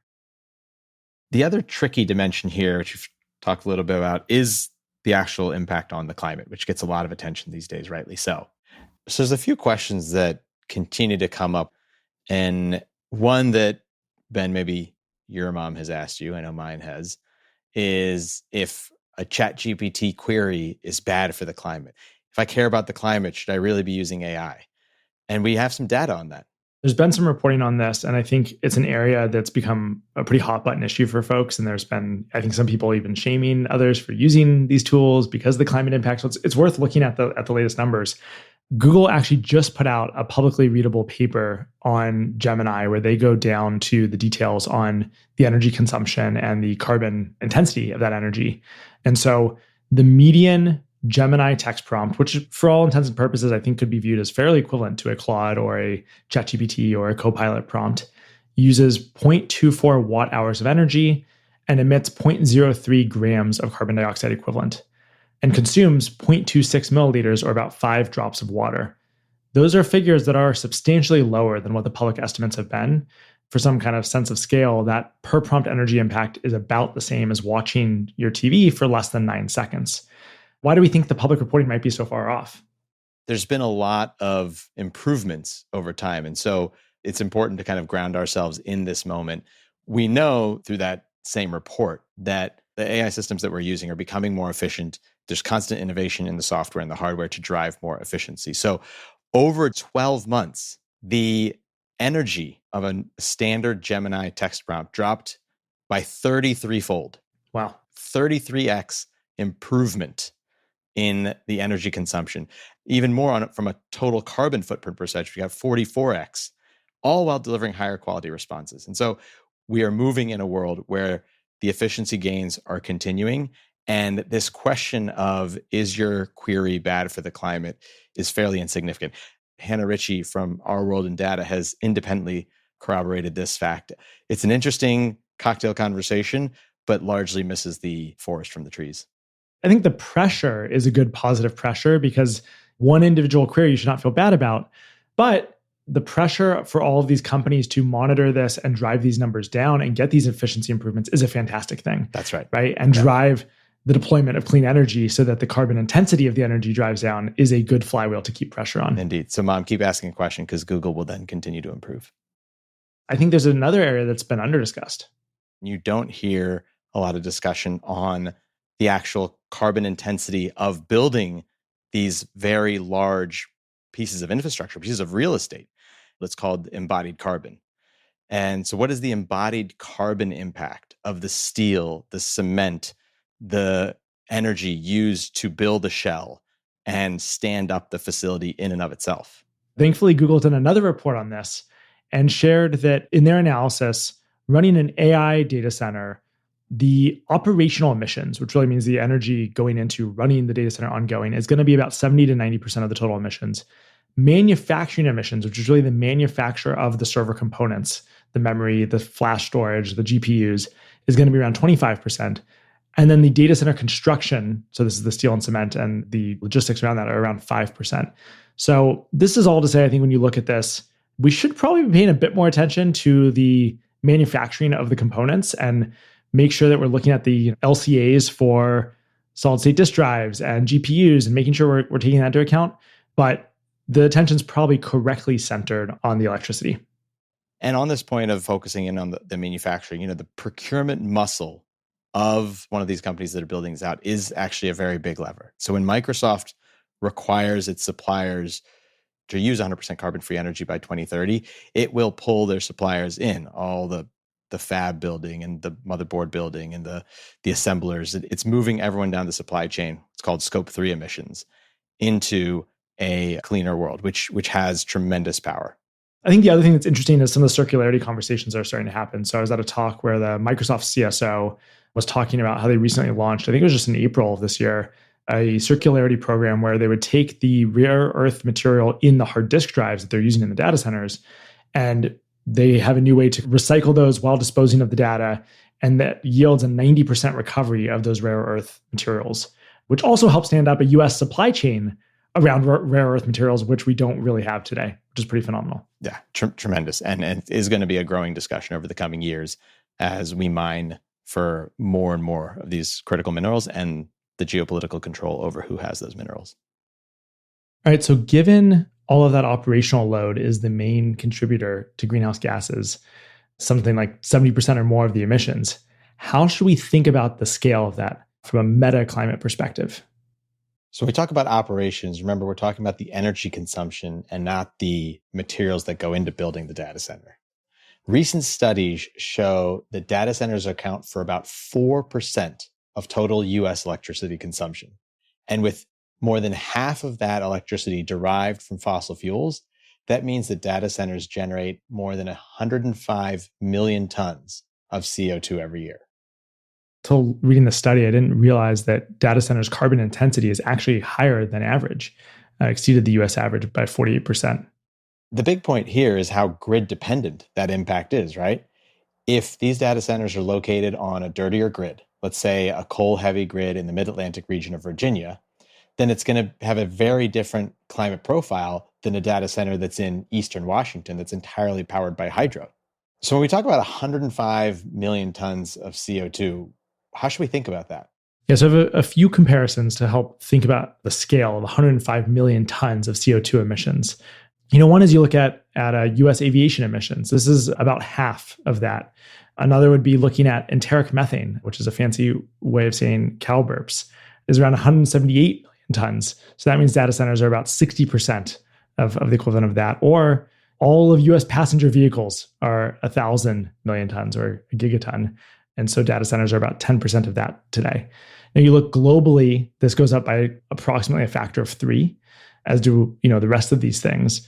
So overall data centers are not insignificant. They're worth tracking on the map here, but quite fractional compared to passenger vehicles, big emitters like livestock, and a third to a half of something like global aviation. The interesting thing, I think what makes this a hot topic is not just the current scale, but the projections, right? And so if all of a sudden we double on our current grid in the US, if we double, then now we're caught up to the emissions of aviation in the US. And if you keep going from that and you keep the trend line up, you could imagine data centers becoming a fairly dominant story in emissions. The other leg of the stool in this conversation is how it's affecting the local communities that these data centers are being placed in. And so one of the themes that we've found come out through this is the impact of these data centers are concentrated and they are disproportionately felt by the environment, the ecology, and the people that immediately surround it. And so we metaphorically went to Memphis, where xAI is building a very large data center on the banks of the Mississippi, 15 minutes from downtown. And there Elon is commissioning a 200,000 GPU unit data center. And there's been a significant backlash from the Memphis community for a good reason. I think a lot of it centers on how are we going to provide power to that, because the utility said that they can provide xAI power for about 50 megawatts of load, but xAI wants triple that amount. That's a lot of GPUs, and 50 megawatts isn't going to cut it. So they brought in gas turbines, 35 turbines, which could theoretically power 420 megawatts. The problem with that, it's good they're solving their power problem, but the other problem with that is these are highly polluting gas turbines.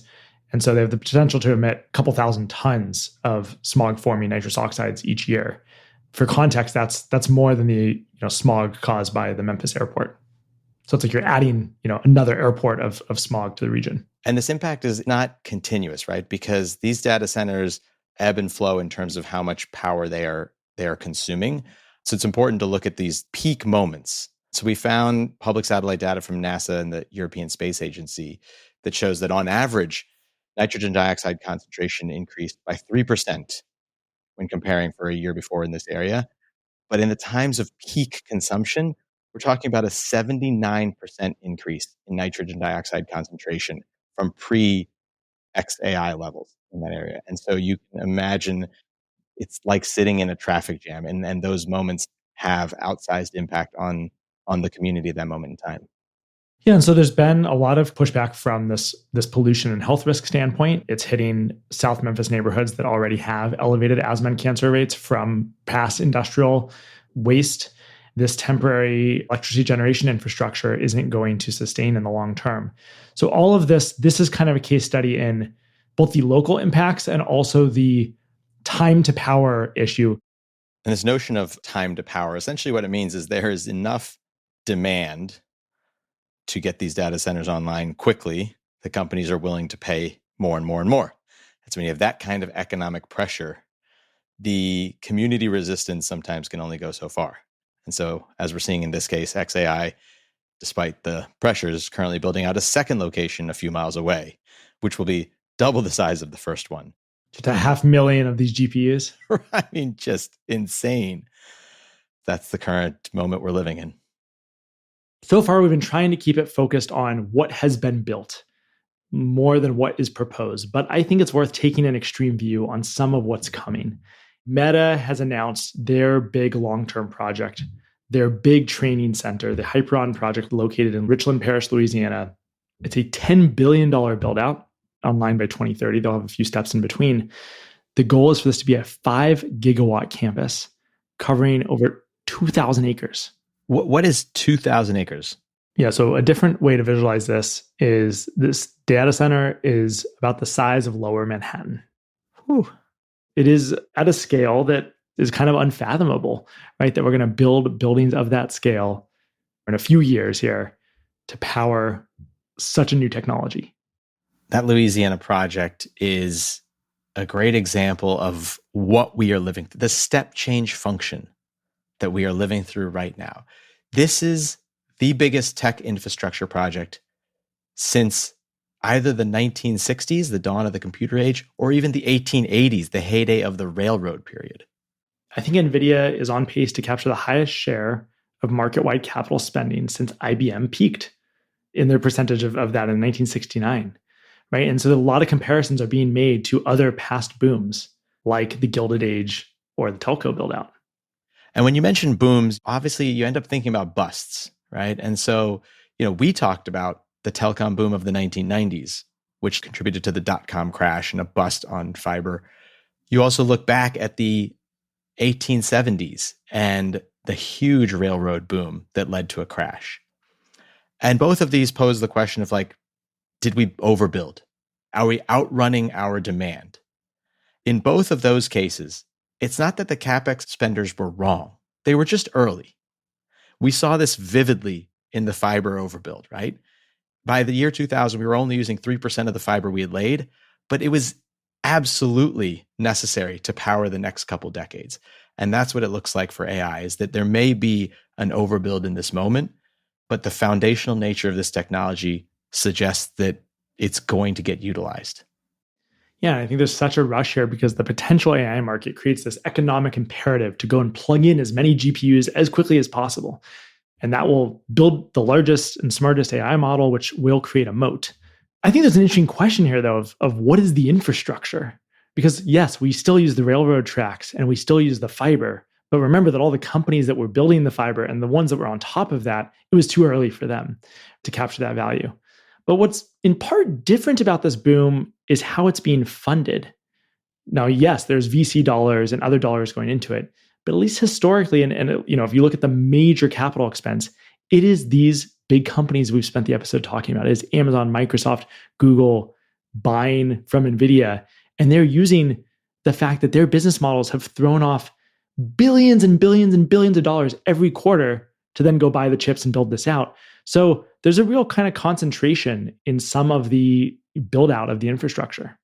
Those previous boom busts financed by the banks end up drawing in the rest of the economy. And while there is some private credit actors and venture capitalist actors, because it's largely financed by free cash flow of these private companies, a bust hurts them, which will drag down the stock market, but is hopefully insulating the rest of the capital providers that are not involved. There is supposedly now more private credit starting to come in to fund this, and that could create linkages to other parts of the system. We will see how that plays out. We've talked about the story of data centers up until present day. Let's zoom out for a second and talk about just where we are today from a sense of scale. Let's start with the most basic question. How many data centers exist today? There are globally approximately 11,800 data centers worldwide. Now, of course, the counting of this gets nuanced when you think about the closets that still exist with servers as they did back in the day. But by and large, we're talking about independent construction. And the US is by far the largest with over 5,000 data centers, followed by Germany, the UK, China, and Canada. So the US has almost half the data centers. It's wild. Yeah. Heavy concentration in the US. Obviously, other countries are catching up. China is building very quickly. So this begs the question of who owns all of these 11,000 data centers and who's spending these hundreds of billions of dollars. And you can kind of think of it in four broad categories that's representative of the US, but also it fits globally. And so the first category are our friends, the co-location centers, the ones we've talked about, Equinix, Digital Realty, and others. There's about a dozen of these that are building 10 to 100 megawatt blocks in the US and around the world. The second category are the hyperscalers, the Facebooks, Amazons, Microsofts. You can add in Apple, Oracle in there. They account for almost half of global data center capacity, and they're the lion's share of new growth. But importantly, you still have thousands of private server rooms in banks and retail facilities and public institutions that are out there. And so while large in count, they're relatively smaller in capacity, but today still make up about 35%. And finally, you've got legacy telcos that are still owning and operating data centers. Now, the interesting thing about this is the trend, right? You're seeing enterprise and public sector data centers trending down and new build increasingly going to hyperscalers and these purpose-built co-location facilities. So how much actual physical real estate space are all of these data centers taking up? This is like anything that gets into this level of detail, it can be hard to pull exact numbers, but one reasonable estimate is that maybe there's 1.5 billion square feet globally in data center build out. For context, if you took an average, median US home of around 2,200 square feet, that's around 730,000 of those homes of square footage, or 28,000 football fields. Importantly, including end zones. That kind of feels like a big number, but for some comparison to some other infrastructure in our life, if you just took the US interstate system, so this is, I-5, I-90, the big interstates, just the asphalt of those interstates is 10 times the square footage. So let's talk about power. Remember, the impact of data centers on power, it's quite localized and concentrated to its physical location. But let's talk about it in a sense of scale. And so we mentioned that in the US, it's about 4.5% of total electricity. That's roughly 17 million households annual use. How can I conceive of that power? Yeah, I think if you look at the electricity consumption of the city of New York, it's about 3 New Yorks to power all the data centers in the US. Or if you look at all data centers globally, it's about equivalent to the power consumption of the United Kingdom. If you look at other comparable industries, it's pretty close to the power consumption of the chemical industry or the primary metals industry. This is extracting iron ore and smelting aluminum. Similarly, on the water question, there's a tremendous amount of nuance in how to aggregate total water consumption. But let's just do the average of the average. Let's take direct water for cooling, indirect water from the power generated for the plant, and get a sense of how much water this is using. US data centers together consume about 250 million gallons of water per day. That's about a quarter of what the city of New York uses. So we've talked about the space, the data centers, how many of them, who owns them, how it's being powered and cooled. Well, what's actually inside of them? Let's think about the scale of the compute power. And it's actually a little bit difficult to figure out what humanity's overall compute power is. But let's just say there's about 50 to 100 million servers globally. Yeah, and so the best way I think to get at this was to go back to the electricity usage numbers and then look at how much compute power we get per unit of electricity. What's surprising here is that if you run the numbers, we've around 40x'd humanity's compute power over the last decade, but only have grown power consumption about 2.5x because we've gotten more efficient. And if you look at that new compute power that's come online, only around 10% of data centers are AI focused today. Of course, that's a growing percentage. So compute power is one part of what the data center is doing. Let's give a sense of the scale on storage. Yeah, so in the last decade, we've 3 to 4x'd total installed storage capacity to around 15 zettabytes. And so we're speaking to a friend of the show, Byron, who made me understand the modern marvel of hard drives. So imagine the head of the hard drive is scaled up to the size of a Boeing 747. It's flying at 560 miles an hour. And it is about one piece of paper thickness above a football field. That hard drive head is reading and writing to every single blade of grass, moving at 560 miles an hour. That is absolutely insane. And so we have all these hard drives, we have all this compute, and now they're connected via these submarine cables. How many of those do we have now? We have approximately 600 active submarine cables that are powering 99% of international usage on the internet. So in total, we're about 100x the global bandwidth that we were a decade ago. And we've seen internet bandwidth continue to grow 25% year over year. And so these numbers are today's snapshot. Now, there's a lot of projections out there of where growth is going to go over the next 5 years. It can get fairly outlandish, but suffice to say, growth is continuing to accelerate now and in the years to come. All right, well, we talked about Byron's plane, reading and writing blades of grass. Now it's time to land our plane, and let's do the themes. What did you realize bubbled up for you over the course of this research and conversation? It's been a journey. I did not know a lot coming in and have learned way more about the ins and outs of data centers than I ever imagined. And a few big things will continue to stick with me. One of the first books we read was called Tubes. And it's this nonfiction, nerdy detective story to discover where this thing called the internet lives. It turns out the cloud is quite physical. But even more interesting, it's strangely concentrated. The internet has almost infinite edges, but it's got a shockingly small number of centers and has been built in this hub and spoke structure. And so for me, that starts with May East, right? Ashburn, Virginia, home to 13% of global data capacity and has once carried north of 30% of the world's internet traffic. That is the undisputed capital of the internet. And it's so wild that became the hub just by kind of being the hub. There's just like this center of gravity that spiraled on itself, like a black hole of data center investment. Almost by accident, right? Yeah. The internet structure is based on this mesh connectivity of global cities on coastal shores. It's Virginia, New York, DC, London, Paris, Amsterdam, Tokyo, Seoul, Lagos, all connected by these 600 undersea cables that are literally powering the world's economy.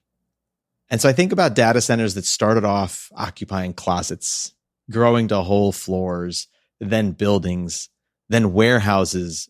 And I start to think of the cloud as a building, as a factory where a bit comes in, gets massaged, gets put together in the right way, and then it gets sent out to its destination.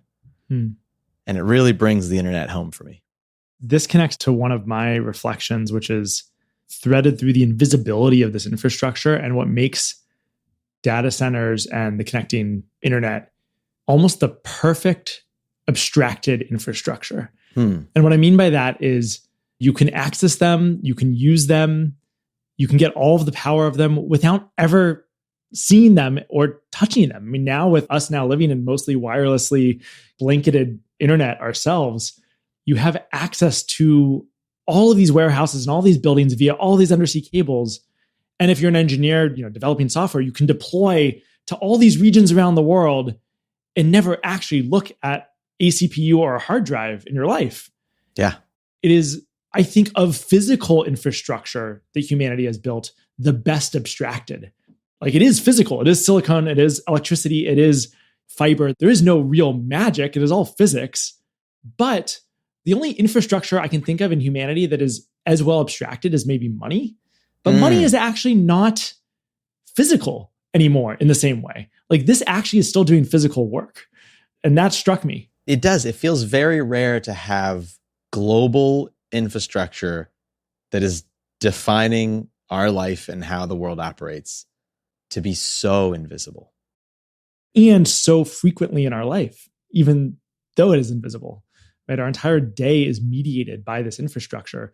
But if your entire day is spent on the train, you're very aware of where the tracks are and you can see them and you're on the train. That's the engine. Right. Even fire, we probably used it selectively throughout the day. The railroads we got on and off. The car we got in and out of. Electricity, we turned the lights on and off. This is a modern marvel that we're only not using when we sleep. And That's even right. then, it's doing stuff for us. It's tracking my sleep. I'm wearing a ring that's tracking my sleep, sending bits to, Aura's servers. Yeah, as you were saying that, it's like you're getting on and off a train. You're kind of like turning electricity on and off in a kind of transactional moment. This is almost more like you're living in it, right? Ooh. You're living in this infrastructure, but we never see it. I just had a flash of Ready Player One. Yes. Putting on the full suit and immersing myself into another reality.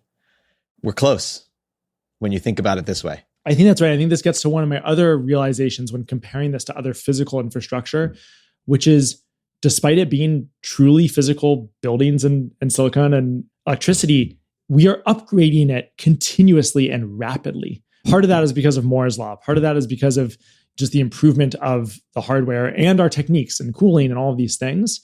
But I feel like most other infrastructure in my head, you get to, okay, this is a reasonably good way to build a train track. Now we need to go build more of it.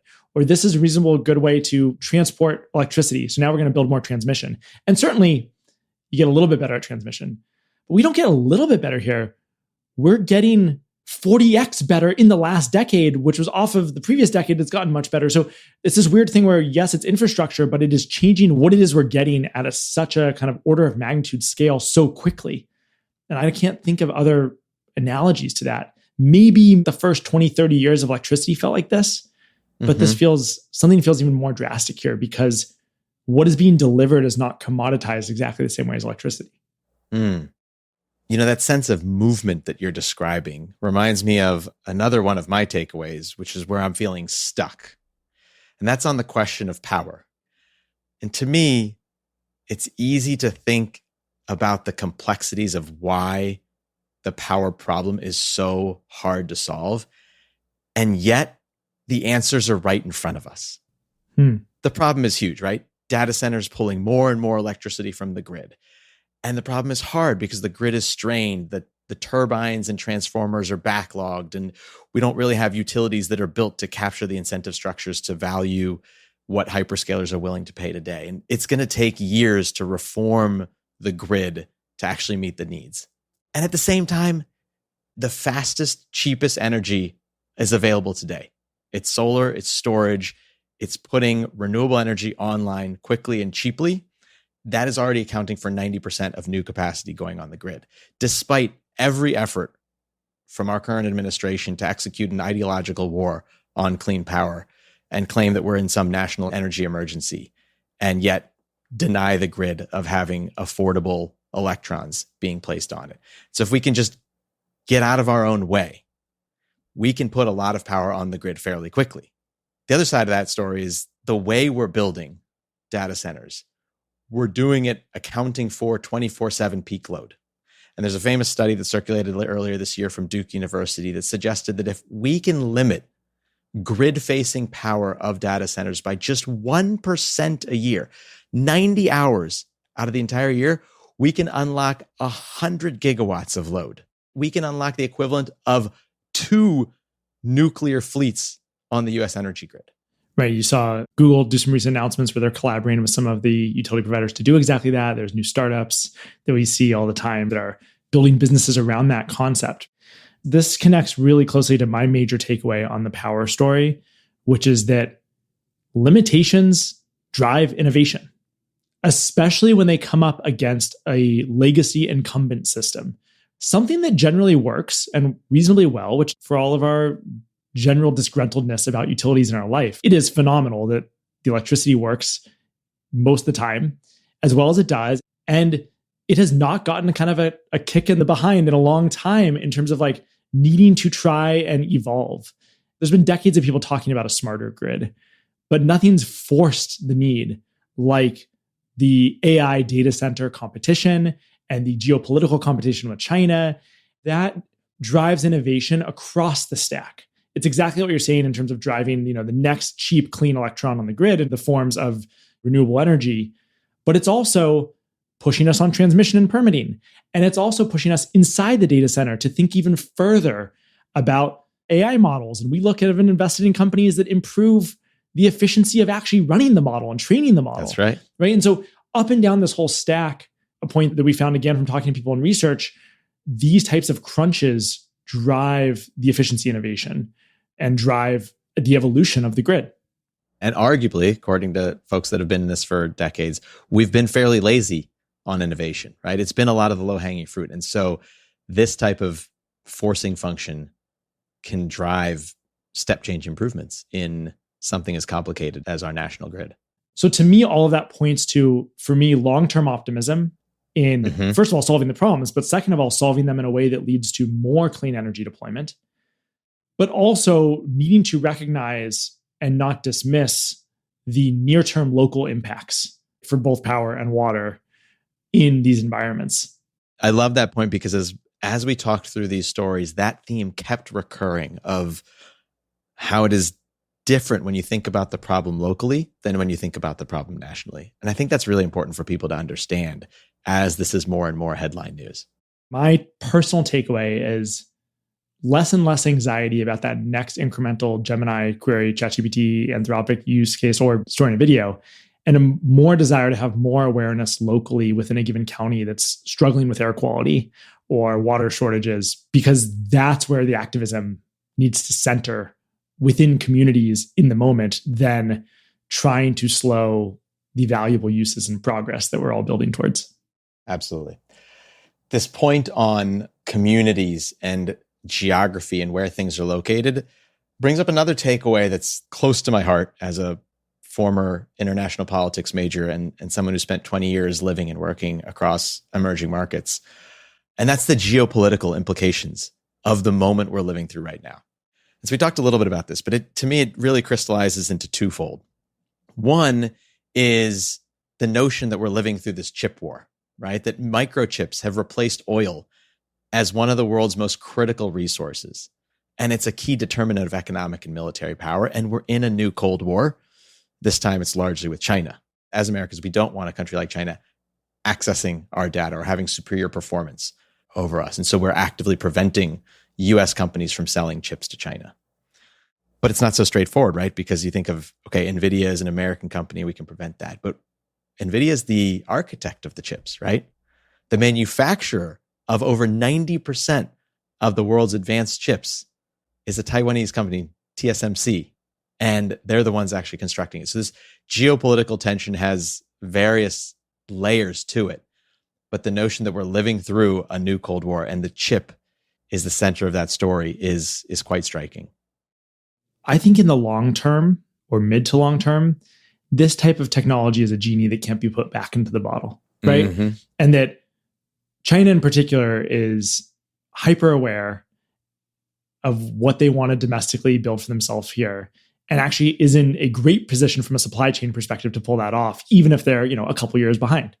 You've seen them spin up the AI labs, spin up their own domestic chip manufacturing, and do impressive jobs. And you can say, well, we're 18 months ahead, but like, what is that in the scale of this kind of foundational technology? Yeah. 18 months is a blink of an eye. I lean again towards long-term optimism that this competition creates good incentives for us to rethink our fundamental constraints, which are mostly on the clean energy deployment side. One big thing China has going for it that we don't have is their ability to grow generation of clean energy much, much faster than we do in the US. Again, because of their solar panel supply chain, their battery supply chain. Their government structure, that their ability to build is unmatched.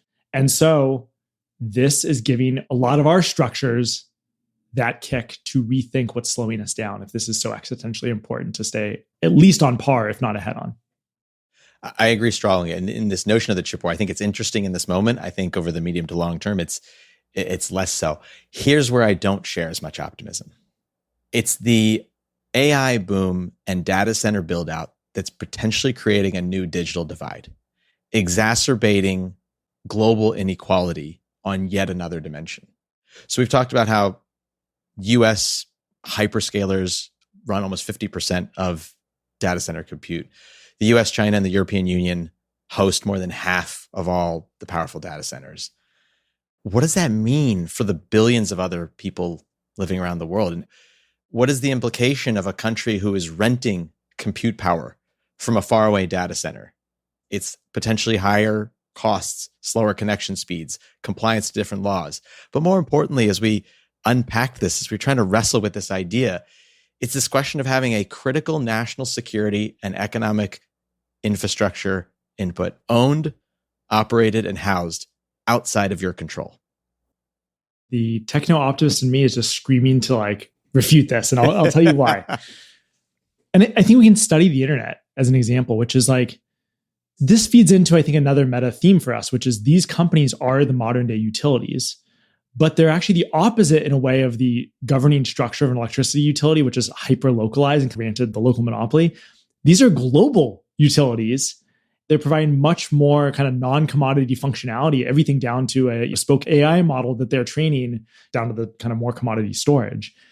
And the business model of a utility is to, as we've seen again and again, provide more as cheaply as possible to as many customers as possible. And you've seen the biggest internet companies grow by incentivizing and subsidizing free services to more and more people. And that has led to a lot of the world getting connected that was not connected just 10 years ago. There's reason to be cynical about, well, what is Google and Meta doing trying to get more of the world connected? Don't they just want more customers? Obviously, yes, they want more customers.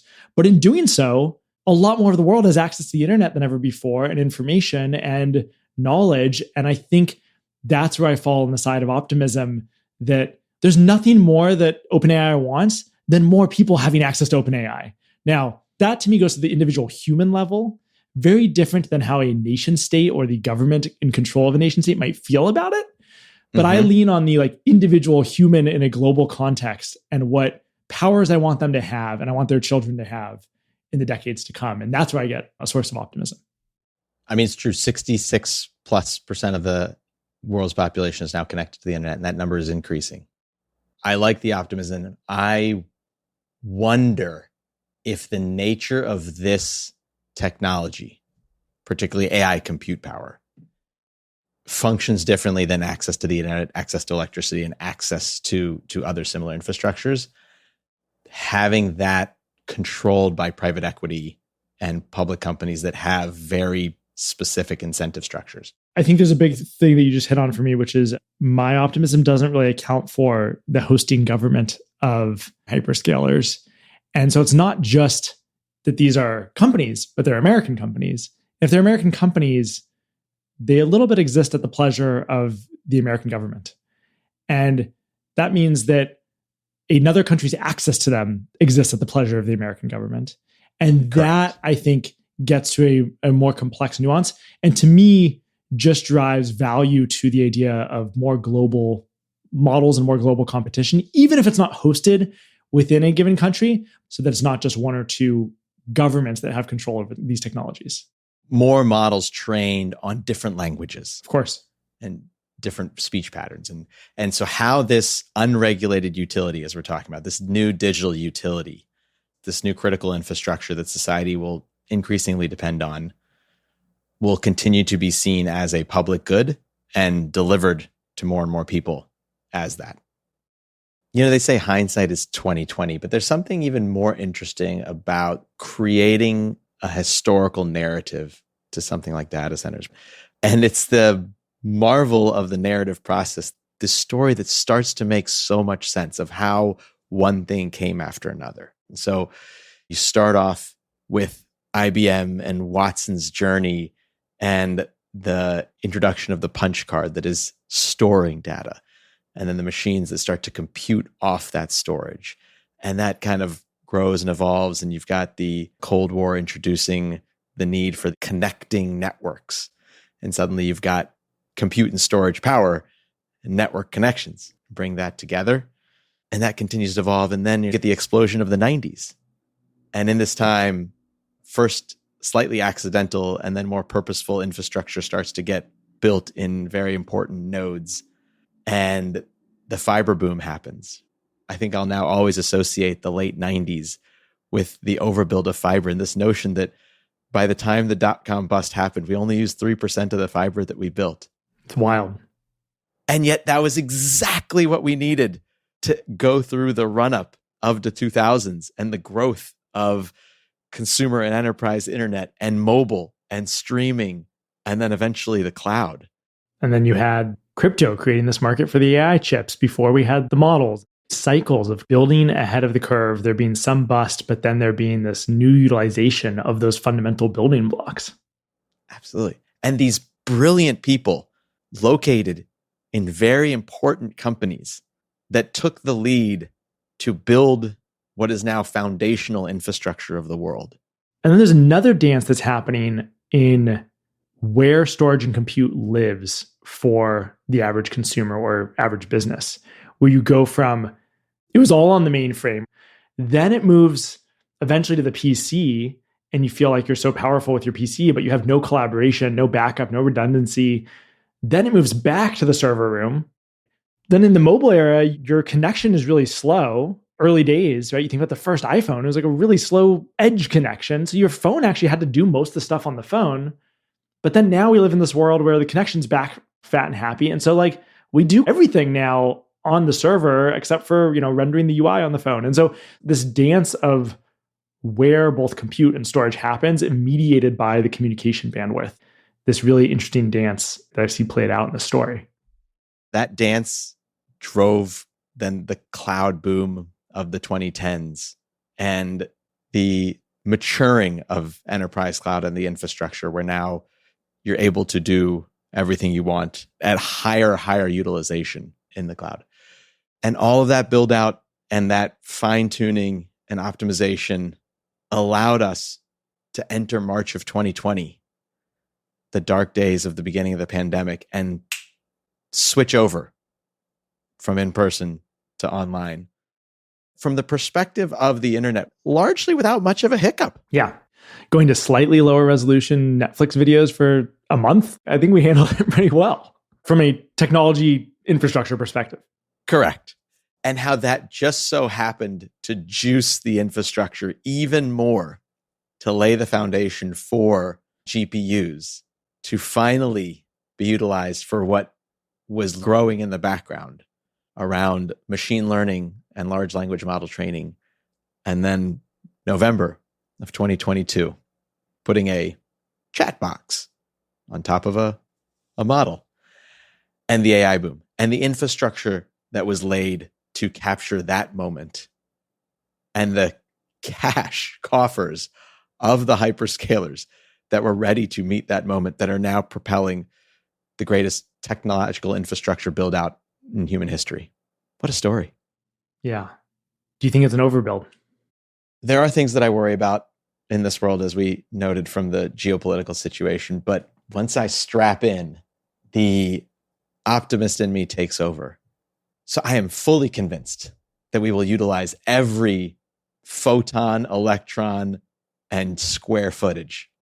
I hope that this is the opportunity where we collectively can seize the moment to get more clean, firm power online, more affordable power online, where we can use technology and renewable power to reduce the depletion of water resources in critical areas, the opportunity to build a newly skilled workforce to build out this new infrastructure, the opportunity to modernize our aging grid, our transmission lines, the way we do siting and permitting, the way we do environmental review processes, the way utilities are incentivized to meet demand, the opportunity to spur local economic development in communities all over the country and the world, the opportunity to have large enterprises build out infrastructure that will be a net benefit to the consumer where they're locating their assets.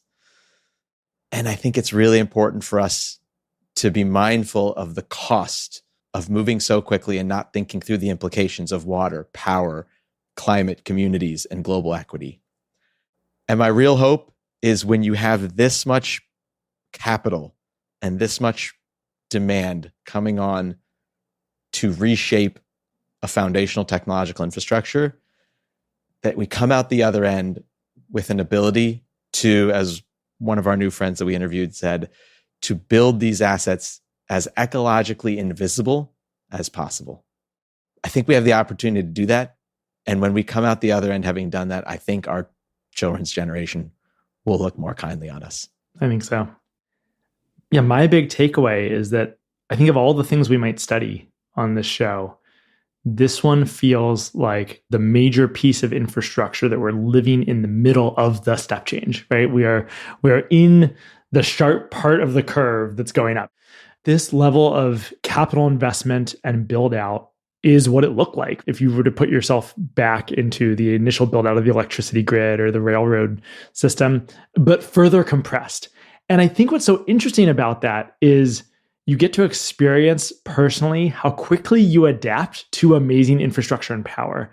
How quickly we've adapted, I think, to having the latest large language models at our fingertips. And now I have Claude Code and I'm a few weeks into using that. And I have what feels like new powers, but I'm kind of getting used to it again, right? And so we lived through most of this story and have vivid memories. Like I remember Blockbuster. And I remember when Netflix was a DVD rental service, and that was because it was too expensive to move streaming video at that scale. And now it's blindingly cheap. And so the business model changes, the products completely change. And so we are living through this cycle of infrastructure iteration and evolution at a pace that's rapidly changing what we can do with it.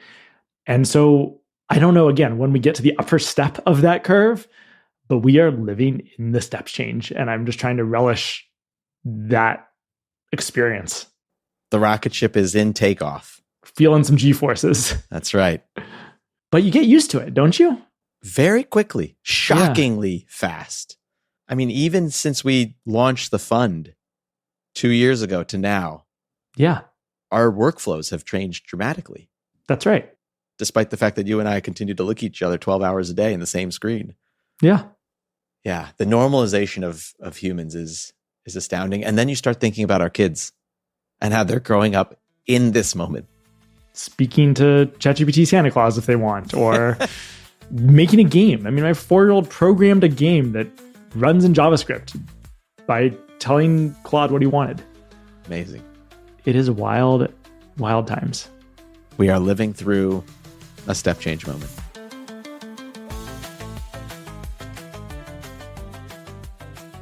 Thanks for listening. Hopefully, you're that much more informed about the invisible infrastructure that's not so invisible and powering the modern world.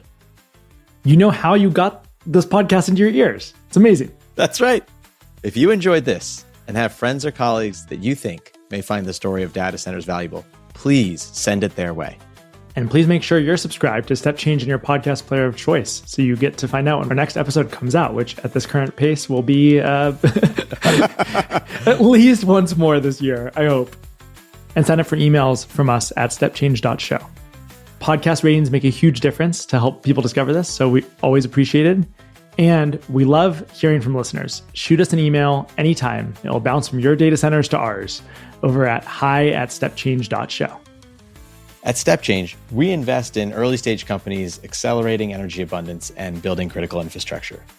So if you're a founder working on software to help make all of this work, from data center management to efficiency to power generation, reach out to us. We'd love to chat and learn more. And last but not least, we talk to a number of folks in the data center and cloud worlds who's helped us tremendously with this research. Deep appreciation and gratitude to Christian Belady, Peter Gross, Brian Janis, Sean James, Byron Rakitsas, Brandon Middow, Nat Bullard, John Kumi, and a thank you to Ben Gilbert and David Rosenthal for all of their acquired episodes on AWS, Microsoft, Google, and NVIDIA. And a big thank you to Nick Patry, our editor, and to our wives, Shiba and Anna, for hearing us talk about data centers for the last 6 months. And all right, until next time. Thank you.